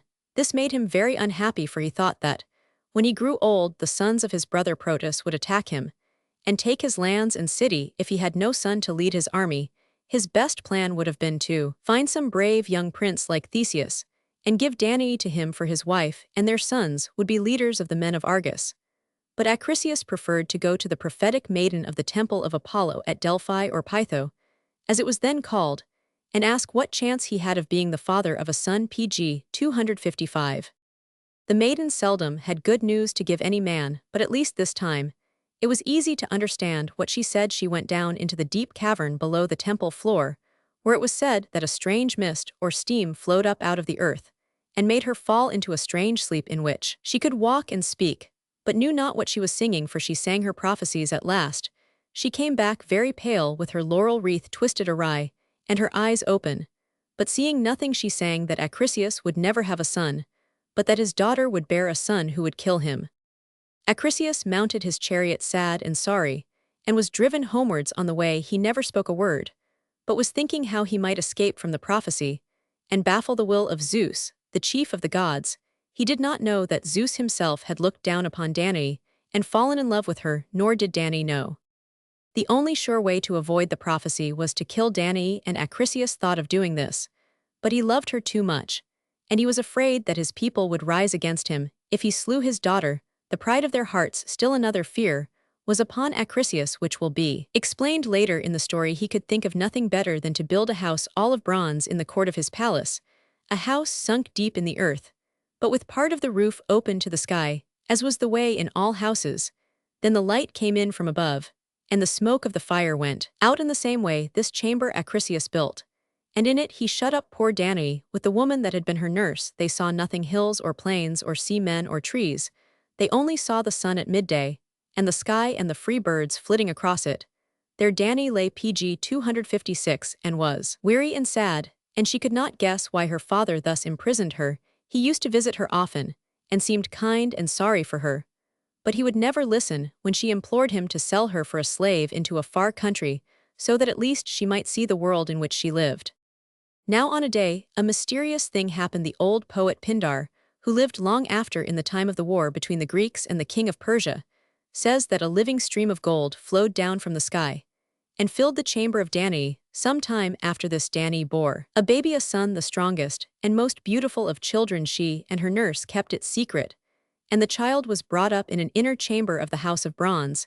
It was difficult to prevent so lively a child from making a noise in his play, and one day when Acrisius was with Danae, the boy, now 3 or 4 years old, escaped from his nurse, and ran from her room laughing and shouting. Acrisius rushed out, and saw the nurse catch the child, and throw her mantle over him. Acrisius seized the boy, who stood firm on his little legs with his head high, frowning at his grandfather, and gazing in anger out of his large blue eyes. Acrisius saw that this child would be dangerous when he became a man, and in great anger, he bade his guards take the nurse out and strangle her with a rope, while Danae knelt weeping at his feet. When they were alone, he said to Danae, "Who is the father of this child?" But she, with her boy on her arm, slipped past Acrisius and out of the open door, and up the staircase into the open air. She ran to the altar of Zeus which was built in the court, and threw her arms round it thinking that there no man dared to touch her. I cry to PG 257 Zeus, that is throned in the highest, the Lord of Thunder. She said, for he and no other is the father of my boy, even Perseus. The sky was bright and blue without a cloud. And Danae cried in vain. There came no flash of lightning, nor roll of thunder. Is it even so, said Achilles, then let Zeus guard his own. He bade his men drag Danae from the altar, and lock her again in the house of bronze. While he had a great strong chest, made in that chest, he had the cruelty to place Danae and her boy, and he sent them out to sea in a ship, the sailors having orders to let the chest down into the waters. When they were far from shore, they dared not disobey, but they put food, and a skin of wine, and 2 skins of water in the chest, and lowered it into the sea which was perfectly calm. And still, it was their hope that some ship would come sailing by, perhaps a ship of Phoenician merchantmen, who would certainly save Danae and the child, if only that they might sell them for slaves. King Achilles himself was not ignorant that this might happen, and that his grandson might live to be the cause of his death. But the Greeks believed that if any man killed one of his own kinsfolk, he would be pursued and driven mad by the Furies called the Erinyes, terrible winged women, with cruel claws. These winged women drove Orestes, the son of Agamemnon, fleeing like a madman through the world, because he slew his own mother Clytemnestra, to avenge his father whom she and Aegisthus had slain. Nothing was so much dreaded as these Furies, and therefore Achilles did not dare to slay his daughter and his grandson Perseus, but only put them in the way of being drowned. He heard no more of them, and hoped that both of their bodies were rolling in the waves, or that their PG 258 bones lay bleaching on some unknown shore. But he could not be certain. Indeed, he soon knew better, and, as long as he lived in fear that Perseus had escaped, and would come and slay him, as the prophetess had said in her song.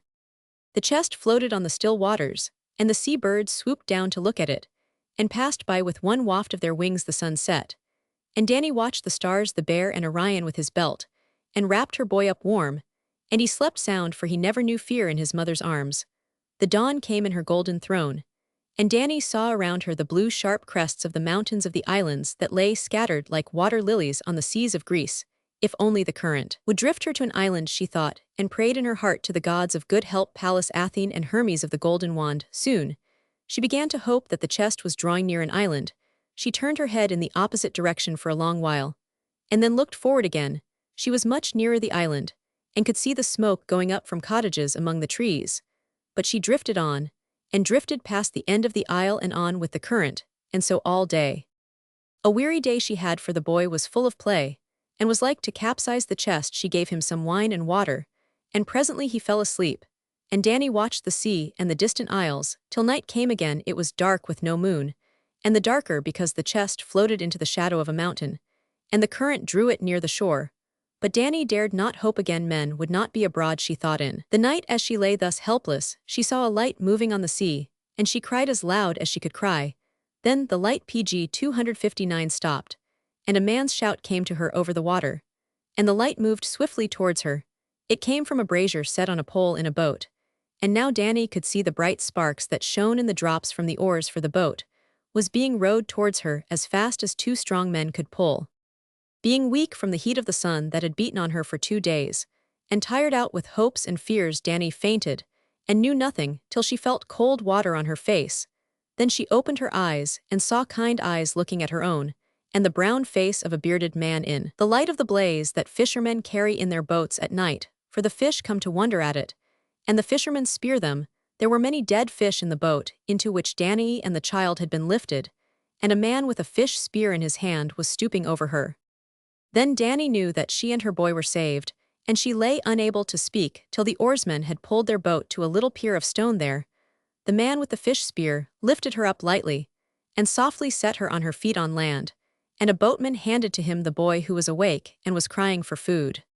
"You are safe, lady," said the man with the spear, "and I have taken fairer fish than ever swam the sea. I am called Dictys, my brother Polydex is king of this island, and my wife is waiting for me at home, where she will make you welcome, and the boy thrice welcome, for the gods have taken our only son." He asked no questions of Danae. It was reckoned ill manners to put questions to strangers and guests, but he lighted 2 torches at the fire in the boat, and bade his 2 men walk in front to show the way, while he supported PG 260 Danae, and carried the child on his shoulder. They had not far to go, for Dictys, who loved fishing of all things, had his house near the shore. Soon they saw the light shining up from the opening in the roof of the hall, and the wife of Dictys came running out crying good sport when she heard their voices and footsteps. Rare sport, shouted Dictys cheerily, and he led in Danae and gave the child into the arms of his wife. Then they were taken to the warm baths, and dressed in fresh raiment. Food was set before them, and presently Danae and Perseus slept on soft beds with coverlets of scarlet wool. Dictys and his wife never asked Danae any questions about how and why she came floating on the sea through the night. News was carried quickly enough from the mainland to the islands by fishers in their boats and merchantmen and peddlers. Dictys heard how the king of Argos had launched his daughter and her son on the sea, hoping that both would be drowned. All the people knew in the island, which was called Seriphos, and they hated the cruelty of Achilles, and many believed that Perseus was the son of Zeus. If the news from Argos reached Seriphos, we may guess that the news from Seriphos reached Argos, and that Achilles heard how a woman as beautiful as a goddess, with a boy of the race of the gods, had drifted to the shore of the little isle. Achilles knew, and fear grew about his heart, fear that was sharper as the years went on. While Perseus was coming to his manhood, Achilles often thought of ways by which he might have his grandson slain, but none of them seemed safe. By the time when Perseus was 15, Achilles dared not go out of doors, pg 261, except among the spears of his armed guards, and he was so eaten up by fear that it would have been happier for him if he had never been born. Roman 2. The vow of Perseus.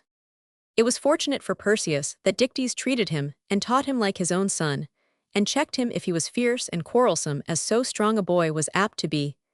He was trained in all the exercises of young men, the use of spear and sword, shield and bow, and in running, leaping, hunting, rowing, and the art of sailing a boat. There were no books in Seriphos, nobody could read or write, but Perseus was told the stories of old times and of old warriors who slew monsters by sea and land. Most of the monsters had been killed, as Perseus was sorry to hear, for he desired to try his own luck with them when he came to be a man. But the most terrible of all, the Gorgons, who were hated by men and gods, lived still in an island near the land of the dead. But the way to that island was unknown. These Gorgons were two sisters, and a third woman. The two were hideous to look on, with hair and wings and claws of bronze, and with teeth like the white tusks of swine. Swinish they were, ugly and loathsome, feeding fearfully on the bodies of unburied men. But the third Gorgon was beautiful, save for the living serpents that coiled in her hair. She alone of the three Gorgons was mortal, and could be slain. But who could slay her? So terrible were her eyes that men who had gone up against her were changed into pillars of stone. pg 262. This was one of the stories that Perseus heard when he was a boy, and there was a proverb that this or that hard task was as difficult to do as to slay the Gorgon. Perseus, then ever since he was a little boy, was wondering how he could slay the Gorgon and become as famous as the strong man Heracles or the good knight Bellerophon who slew the chimera. Perseus was always thinking of such famous men as these, and especially loved the story of Bellerophon, which is this. In the city of Hector, now called Corinth, was a king named Glaucus, who had a son Bellerophon.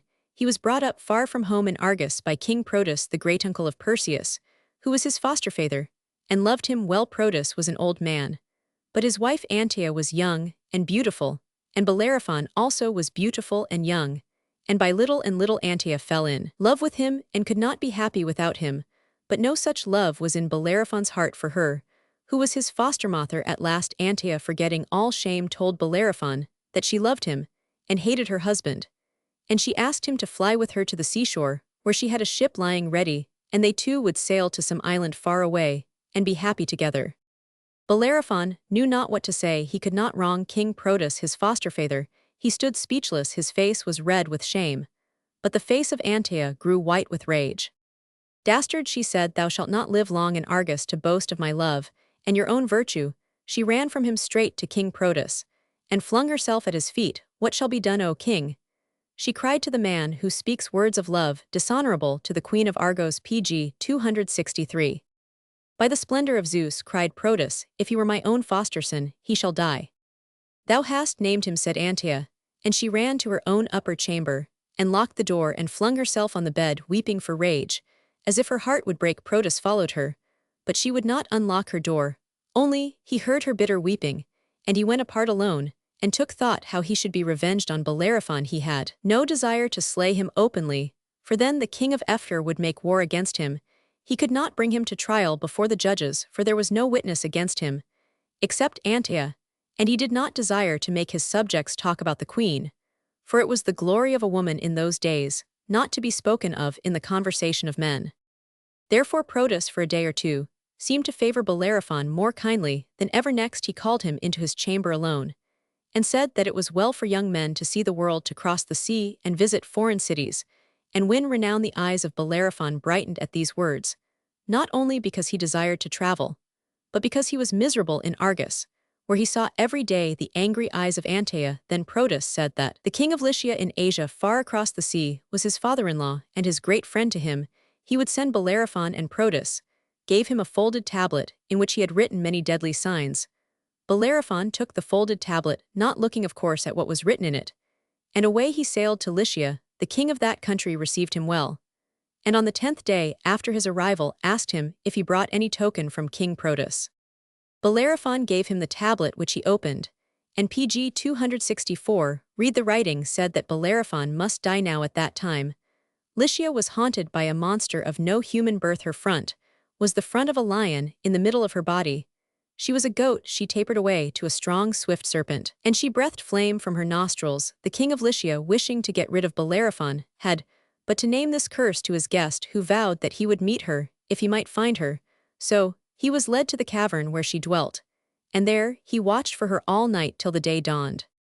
He was cunning as well as brave, and men asked him why he took with him no weapon but his sword and 2 spears with heavy heads, not of bronze, but of soft lead. Bellerophon told his companions that he had his own way of fighting, and bade them go home and leave him alone, while his charioteer stood by the horses and chariot in a hollow way out of sight. Bellerophon himself watched, lying on his face, hidden behind a rock, in the mouth of the cavern.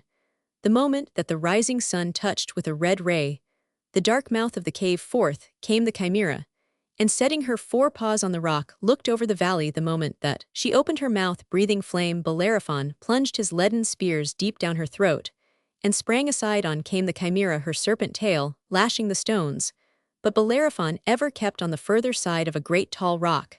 The chimera ceased to pursue him. She rolled on the earth, uttering screams of pain, for the lead was melting in the fire that was within her, and at last the molten lead burned through her, and she died. Bellerophon hacked off her head and several feet of her tail, stowed them in his chariot, and drove pg 265 back to the palace of the king of Lycia, while the people followed him with songs of praise. The king set him 3 other terrible tasks, but he achieved each of the adventures gloriously, and the king gave him his daughter to be his bride, and half of all the honors of his kingdom.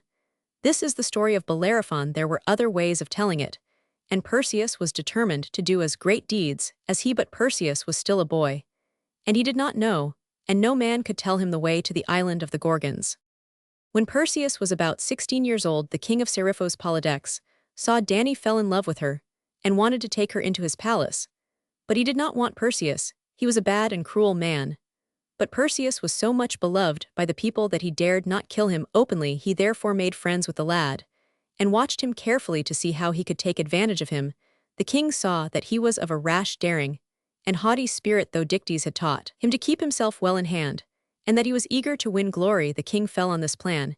He gave a great feast on his birthday, and invited all the chief men, and the richest on the island. Perseus too he asked to the banquet, as the custom was. All the guests brought gifts, the best that they had: cattle, women, slaves, golden cups, wedges of gold, great vessels of bronze, and other splendid things. And the king met the guests at the door of his hall, and thanked them graciously. Last came Perseus. He had no gift to give, for he had nothing of his own. The others began to sneer at him, saying, "Here is a birthday guest, without a birthday gift. How should no man's son have a present fit for a king?" pg 266. This lad is lazy, tied to his mother. He should long ago have taken service with the captain of a merchant ship. He might at least watch the town's cows on the town's fields, said another. Thus they insulted Perseus. And the king, watching him with a cruel smile, saw his face grow red, and his blue eyes blaze, as he turned from one to another of the mockers, who pointed their fingers at him and jeered. At last Perseus spoke, "Ye farmers and fishers, ye ship captains, and slave dealers of a little isle, I shall bring to your master such a present as none of you dare to seek. Farewell, ye shall see me once again. And no more I go to slay the Gorgon, and bring such a gift as no king possesseth, head of the Gorgon. They laughed and hooted, but Perseus turned away his hand on his sword hilt, and left them to their festival. While the king rejoiced in his heart, Perseus dared not see his mother again. But he spoke to Dictys, saying that he knew himself now to be of an age when he must seek his fortune in other lands, and he bade Dictys guard his mother from wrong as well as he might. Dictys promised that he would find a way of protecting Danae, and he gave Perseus 3 weighed wedges of gold, which were called talents, and served as money, and lent him a ship to take him to the mainland of Greece there to seek his fortune. In the dawn Perseus secretly sailed away, landed at Malea, and thence walked and wandered everywhere seeking to learn the way to the island of the Gorgons. He was poorly clad, and he slept at night by the fires of smithies, where beggars and wanderers lay listening to the stories they told, and asking old people, when he met them, if they knew anyone who knew the way to the island of the Gorgons. Pg 267, they all shook their heads. Yet I should be near knowing, said one old man, if that isle be close to the land of the dead, for I am on its borders. Yet I know nothing, perchance the dead may know, or the maid that prophesies at Pytho, or the Seloi, the priests with unwashen feet who sleep on the ground below the sacred oaks of Zeus, in the grove of Dodona far away. Perseus could learn no more than this, and he wandered on and on. He went to the cave that leads down to the land of the dead, where the ghosts answer questions in their thin voices like the twittering of bats. But the ghosts could not tell him what he desired to know. He went to Pytho, where the maid in her song bade him seek the land of men who eat acorns, instead of the yellow grain of Demeter, the goddess of harvest. Thence he wandered to Epirus, and to the Seloi who dwell in the oak forest of Zeus, and live on the flower ground from acorns. One of them lay on the ground in the wood with his head covered up in his mantle, and listened to what the wind says when it whispers to the forest leaves. The leaves said, we bid the young man be of good hope, for the gods are with him. This answer did not tell Perseus where the isle of the Gorgons lay, but the words put hope in his heart, weary and footsore, as he ate of the bread made of the acorns, and of the flesh of the swine that the Seloi gave him, and he went alone, and far in the forest. He laid his head down on the broad mossy root of an old oak tree.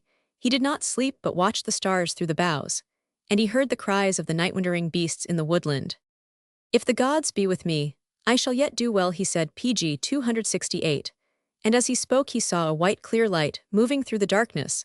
That clear white light shone from a golden lamp, in the hand of a tall and beautiful woman clad in armor, and wearing hung by a belt from her neck a great shield of polished bronze. With her there came a young man with winged shoon of gold on his feet, and belted with a strange short curved sword in his hand was a golden wand with wings on it, and with golden serpents twisted round it.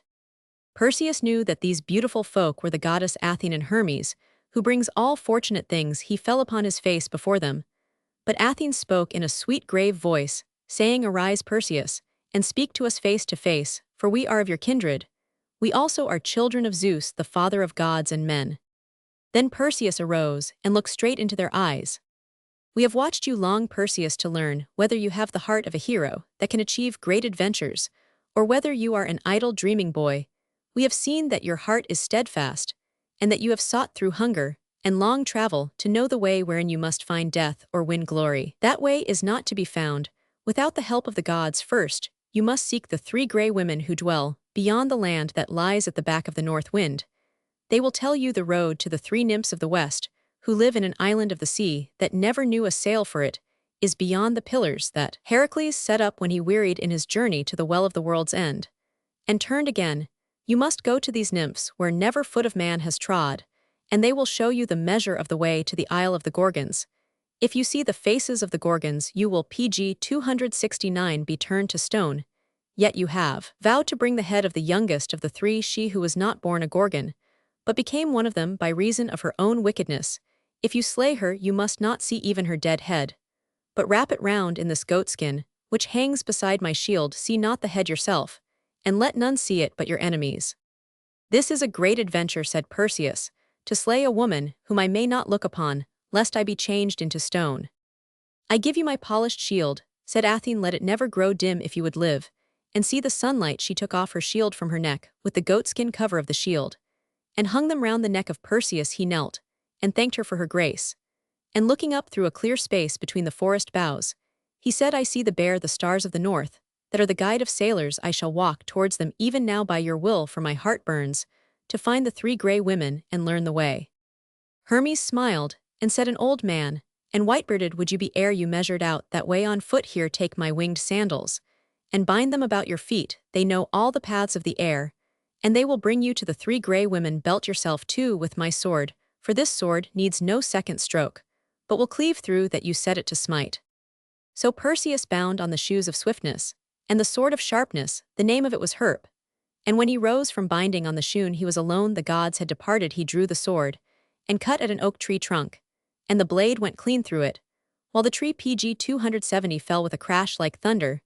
Then Perseus rose through the clear space in the wood, and flew under the stars towards the constellation of the Bear north of Greece. He flew above the Thracian mountains, and the Danube, which was then called the Ister, lay beneath him like a long thread of silver. The air grew cold, as he crossed lands then unknown to the Greeks, lands where wild men dwelt clad in the skins of beasts, and using axe-heads and spearheads made of sharpened stones. He passed to the land at the back of the north wind, a sunny, warm land, where the people sacrifice wild asses to the god Apollo. Beyond this, he came to a burning desert of sand, but far away he saw trees that loved the water poplars and willows, and thither he flew.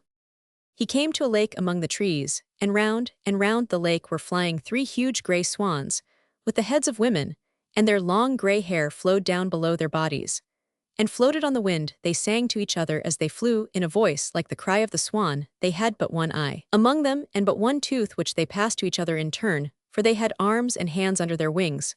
Perseus dropped down in his flight, and watched them. When one was passing the eye to the other, none of them could see him, so he waited for his chance, and took it, and seized the eye. "Where is our eye? Have you got it?" said the grey woman, from whose hand Perseus took it. "I have it not. I have it not," cried each of the others, and they all wailed like swans. "I have it," said Perseus, and hearing his voice they all flew to the sound of it, but he easily kept out of their way. PG 271. "The eye will I keep," said Perseus, "till you tell me what none knows but you, the way to the Isle of the Gorgons." "We know it not," cried the poor grey women. "None knows it, but the nymphs of the Isle of the West. Give us our eye." "Then tell me the way to the nymphs of the Isle of the West," said Perseus. "Turn your back and hold your course past the Isle of Albion with the white cliffs, and so keep with the land on your left hand, and the unsailed sea on your right hand, till you mark the pillars of Heracles on your left. Then take your course west by south, and a curse on you, give us our eye." Perseus gave them their eye, and she who took it flew at him, but he laughed and rose high above them and flew, as he was told, over many and many a league of sea and land he went, till he turned to his right from the pillars of Heracles at Gibraltar, and sailed along west by south through warm air, over the lonely, endless Atlantic waters. At last he saw a great blue mountain with snow feathering its crests in a far-off island, and on that island he alighted. It was a country of beautiful flowers and pine forests high on the hill, but below the pines all was like a garden, and in that garden was a tree bearing apples of gold, and round the tree were dancing three fair maidens clothed in green and white and red. "These must be the nymphs of the Isle of the West," said Perseus, and he floated down into the garden and drew near them. As soon as they saw him, they left off dancing, and catching each other by the hands they ran to Perseus, laughing, and crying, "Hermes, our playfellow Hermes has come." PG 272. The arms of all of them went round Perseus at once, with much laughing and kissing. "Why have you brought a great shield, Hermes?" they cried. "Here there is no unfriendly god or man to fight against you."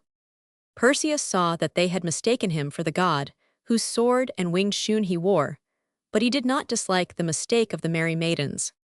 "I am not Hermes," he said, "but a mortal man to whom the god has graciously lent his sword and shoon, and the shield was lent to me by Pallas Athene. My name is Perseus." The girls leaped back from him, blushing, and looking shy. The eldest girl answered, "We are the daughters of Hesperus, the god of the evening star. I am Glee, this is my sister Eurythea, and this is Hesperia. We are the keepers of this island, which is the garden of the gods, and they often visit us. Our cousins Dionysus, the young god of wine and mirth, and Hermes of the golden wand, come often, and bright Apollo, and his sister Artemis the huntress. But a mortal man we have never seen, and wherefore have the gods sent you hither?" "The two gods sent me, maidens, to ask you the way to the Isle of the Gorgons, that I may slay Medusa of the snaky hair, whom gods and men detest." "Alas," answered the nymphs, "how shall you slay her, even if we knew the way to that island, which we know not?" Perseus sighed. He had gone so far and endured so much, and had come to the nymphs of the Isle of the West, and even they could not tell how to reach the Gorgons' island. Perseus in the garden of the Hesperides. Perseus in the garden of the Hesperides. Do not fear, said the girl, for if we know not the PG 273 way, we know one that knows it. Atlas is his name, the giant of the mountain. He dwells on the highest peak of the snow-crested hill, and it is he who holds up the heavens, and keeps heaven and earth asunder. He looks over all the world, and over the wide western sea. Him we must ask to answer your question. Take off your shield, which is so heavy, and sit down with us among the flowers, and let us think how you may slay the Gorgon.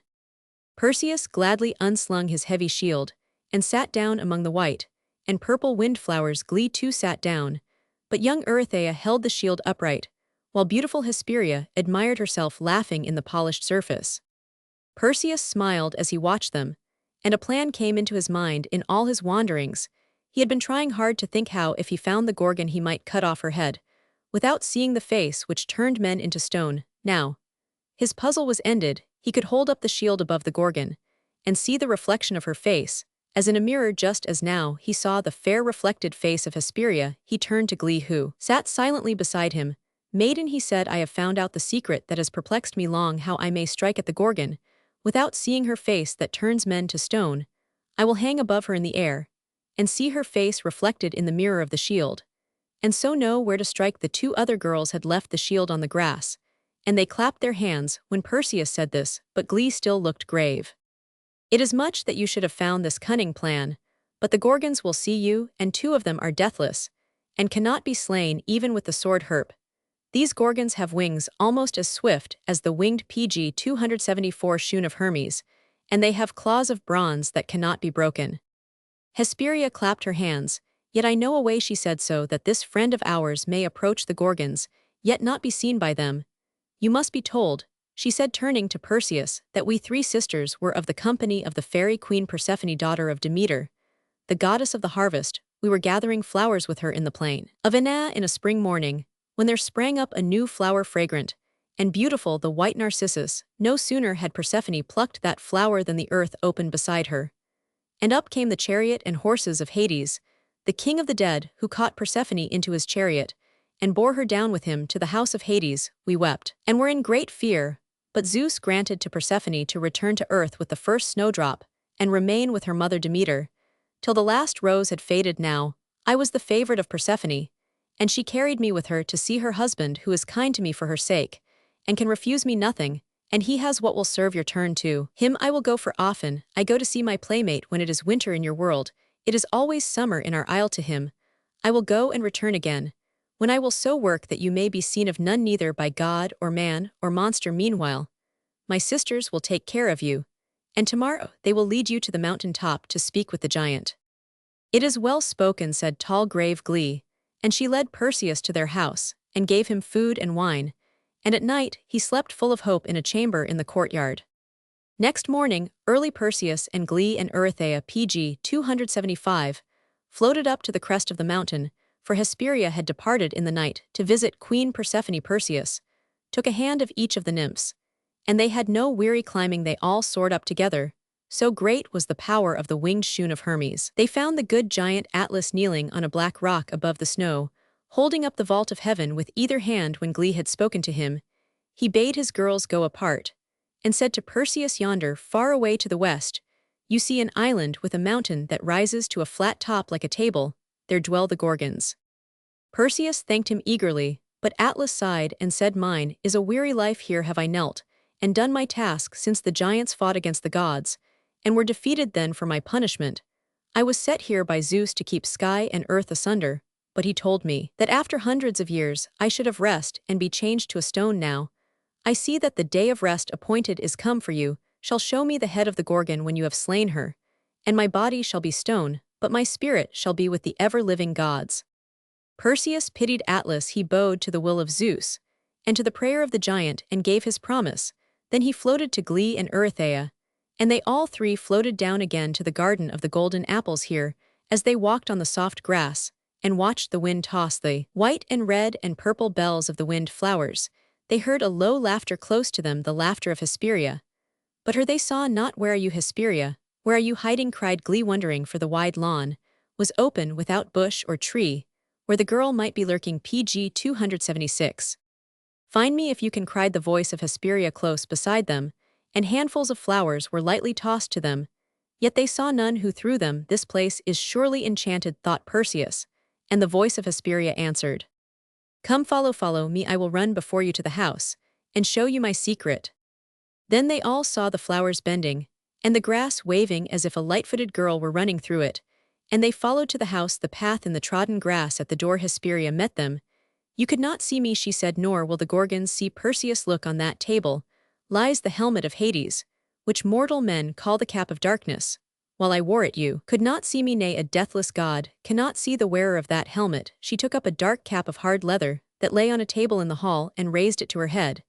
And when she had put it on she was invisible. She took it off and placed it on the brows of Perseus. We cannot see you, Perseus, cried all the girls. Look at yourself in your shining shield. Can you see yourself? Perseus turned to the shield which he had hung on a golden nail in the wall. He saw only the polished bronze and the faces of the girls who were looking over his shoulder. He took off the helmet of Hades and gave a great sigh. Kind are the gods, he said, methinks that I shall indeed keep my vow and bring to Polydex the Gorgon's head. They were merry that night, and Perseus told them his story, how he was the son of Zeus, and the girls called him cousin. Perseus, we love you very much, and we could make you immortal without old age and death, said Hesperia. You might live with us here forever. It is PG 277, lonely sometimes for three maidens in the garden of the gods, but you must keep your vow and punish your enemies and cherish your mother, and do not forget your cousins three when you have married the lady of your heart's desire and are king of Argos. The tears stood in the eyes of Perseus. Cousins dear, he said, never shall I forget you, not even in the house of Hades. You will come thither now and again, Hesperia, but I love no woman. I think you will not long be without a lady and a love. Perseus, said Eurythea, but the night is late, and tomorrow you have much to do. So they parted, and next morning they bade Perseus be of good hope. He burnished and polished the shield, and covered it with the goat's skin. He put on the shoes of swiftness, and belted himself with the sword of sharpness, and placed on his head the cap of darkness. Then he soared high in the air till he saw the Gorgon's isle and the table-shaped mountain, a speck in the western sea. The way was long, but the shoes were swift, and far aloft in the heat of the noonday Perseus looked down on the top of the table mountain. There he could dimly see three bulks of strange shapeless shape with monstrous limbs that never stirred, and he knew that the Gorgons were sleeping their midday sleep. Then he held the shield so that the shapes were reflected in its polished face, and very slowly he floated down, and down till he was within striking distance. There they lay, two of them uglier than sin, breathing loud in their sleep like drunken men, but the face of her who lay between the others was as quiet as the face of a sleeping child, and as beautiful as the face of the goddess of love, with long dark eyelashes veiling the eyes. PG 278, and red lips half open. Nothing stirred but the serpents in the hair of beautiful Medusa. They were never still, but coiled and twisted, and Perseus loathed them. As he watched them in the mirror, they coiled and uncoiled, and left bare her ivory neck. And then Perseus drew the sword Herp and struck once. In the mirror he saw the fallen head, and he seized it by the hair and wrapped it in the goatskin and put the goatskin in his wallet. Then he towered high in the air, and looking down, he saw the two sister Gorgons turning in their sleep. They woke, and saw their sister dead. They seemed to speak to each other. They looked this way and that into the bright empty air for Perseus in the cap of darkness. They could not see. They rose on their mighty wings, hunting low and high, and with casts behind their island and in front of it. But Perseus was flying faster than ever. He flew before stooping and rising to hide his scent. He dived into the deep sea and flew under water as long as he could hold his breath, and then rose and fled swiftly forward. The Gorgons were puzzled by each double he had made, and at the place where he dived they lost the scent, and from far away Perseus heard their loud yelps.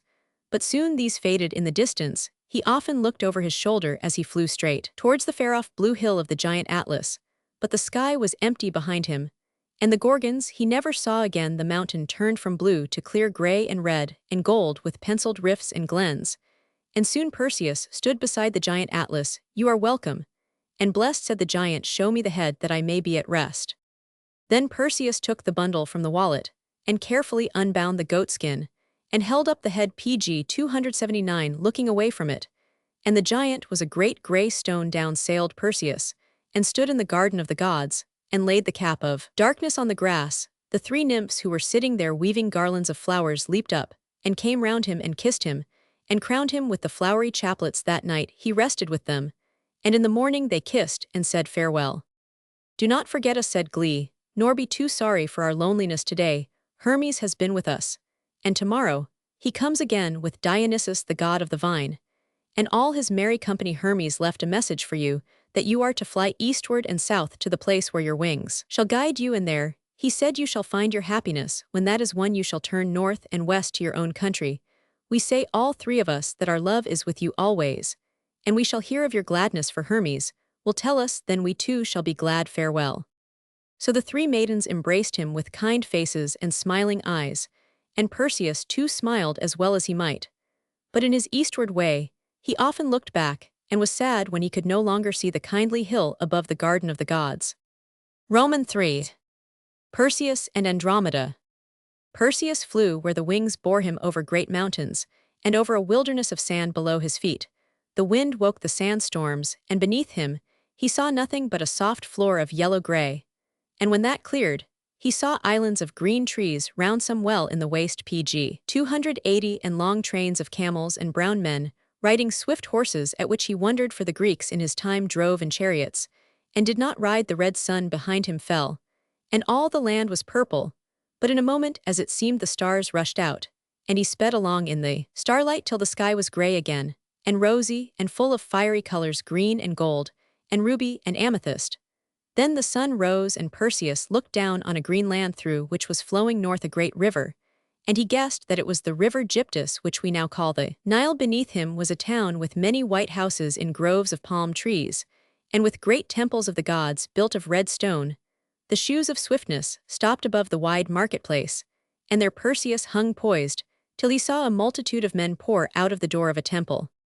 At their head walked the king, who was like a Greek, and he led a maiden as white as snow, wreathed with flowers and circlets of wool like the oxen in Greece, when men sacrifice them to the gods. Behind the king and the maid came a throng of brown men, first priests and magicians and players on harps, and women shaking metal rattles that made a wild mournful noise, while the multitude lamented. Slowly, while Perseus watched, they passed down to the shore of the great river, so wide a river as Perseus had never seen. They went to a steep red rock like a wall above the river. At its foot was a flat shelf of rocked water just washed over it. Here they stopped, and the king kissed and embraced the white maiden. They bound her by chains of bronze to rings of bronze in the rock. They sang a strange hymn, and then marched back to the town. Pg 281, throwing their mantles over their heads. There the maiden stood, or rather hung forward, supported by the chains. Perseus floated down, and the nearer he came, the more beautiful seemed the white maid, with her soft dark hair falling to her white feet. Softly he floated down till his feet were on the ledge of rock. She did not hear him coming, and when he gently touched her, she gave a cry, and turned on him her large dark eyes, wild and dry, without a tear. "Is it a god?" she said, clasping her hands.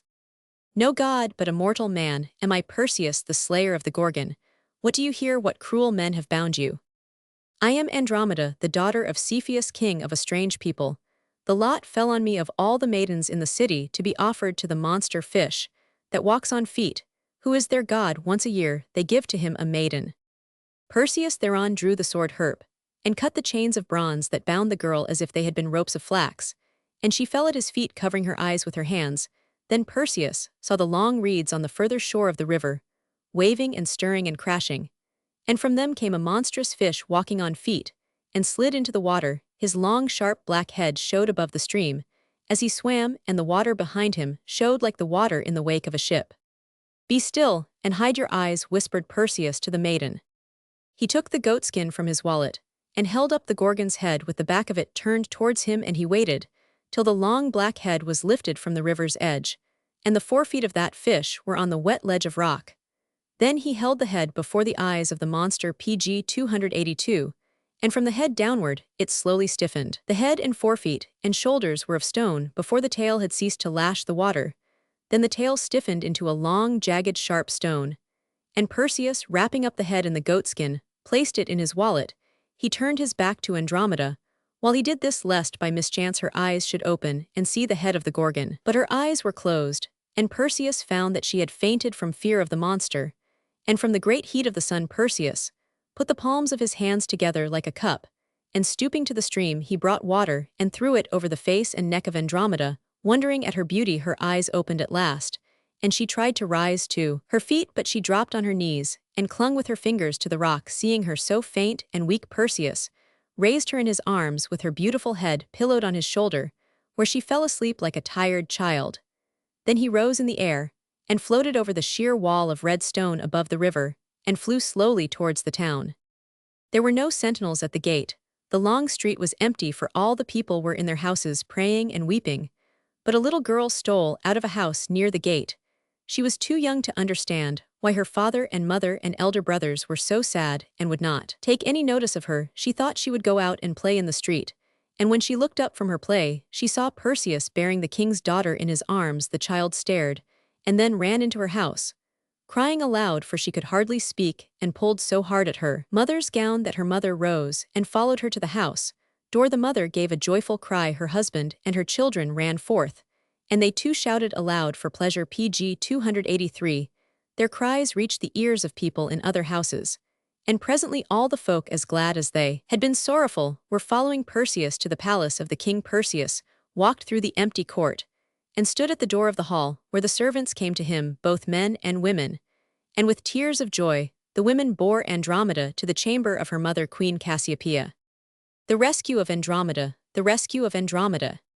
Who can tell how happy were the king and queen, and how gladly they welcomed Perseus? They made a feast for him, and they sent oxen and sheep to all the people, and wine that all might rejoice and make merry. Andromeda too came pale, but smiling, into the hall, and sat down beside her mother's high seat, listening, while Perseus told the whole story of his adventures. Now Perseus could scarcely keep his eyes from Andromeda's face while he spoke, and she stole glances at him. When their eyes met, the color came into her face again, which glowed like ivory that a Carian woman has lightly tinged with rose color, making an ornament for some rich king. Perseus remembered the message of Hermes, which Glee had given him, that if he flew to the east and south, he would find his happiness. He knew that he had found it if this maiden would be his wife, and he ended his tale by repeating the message of Hermes.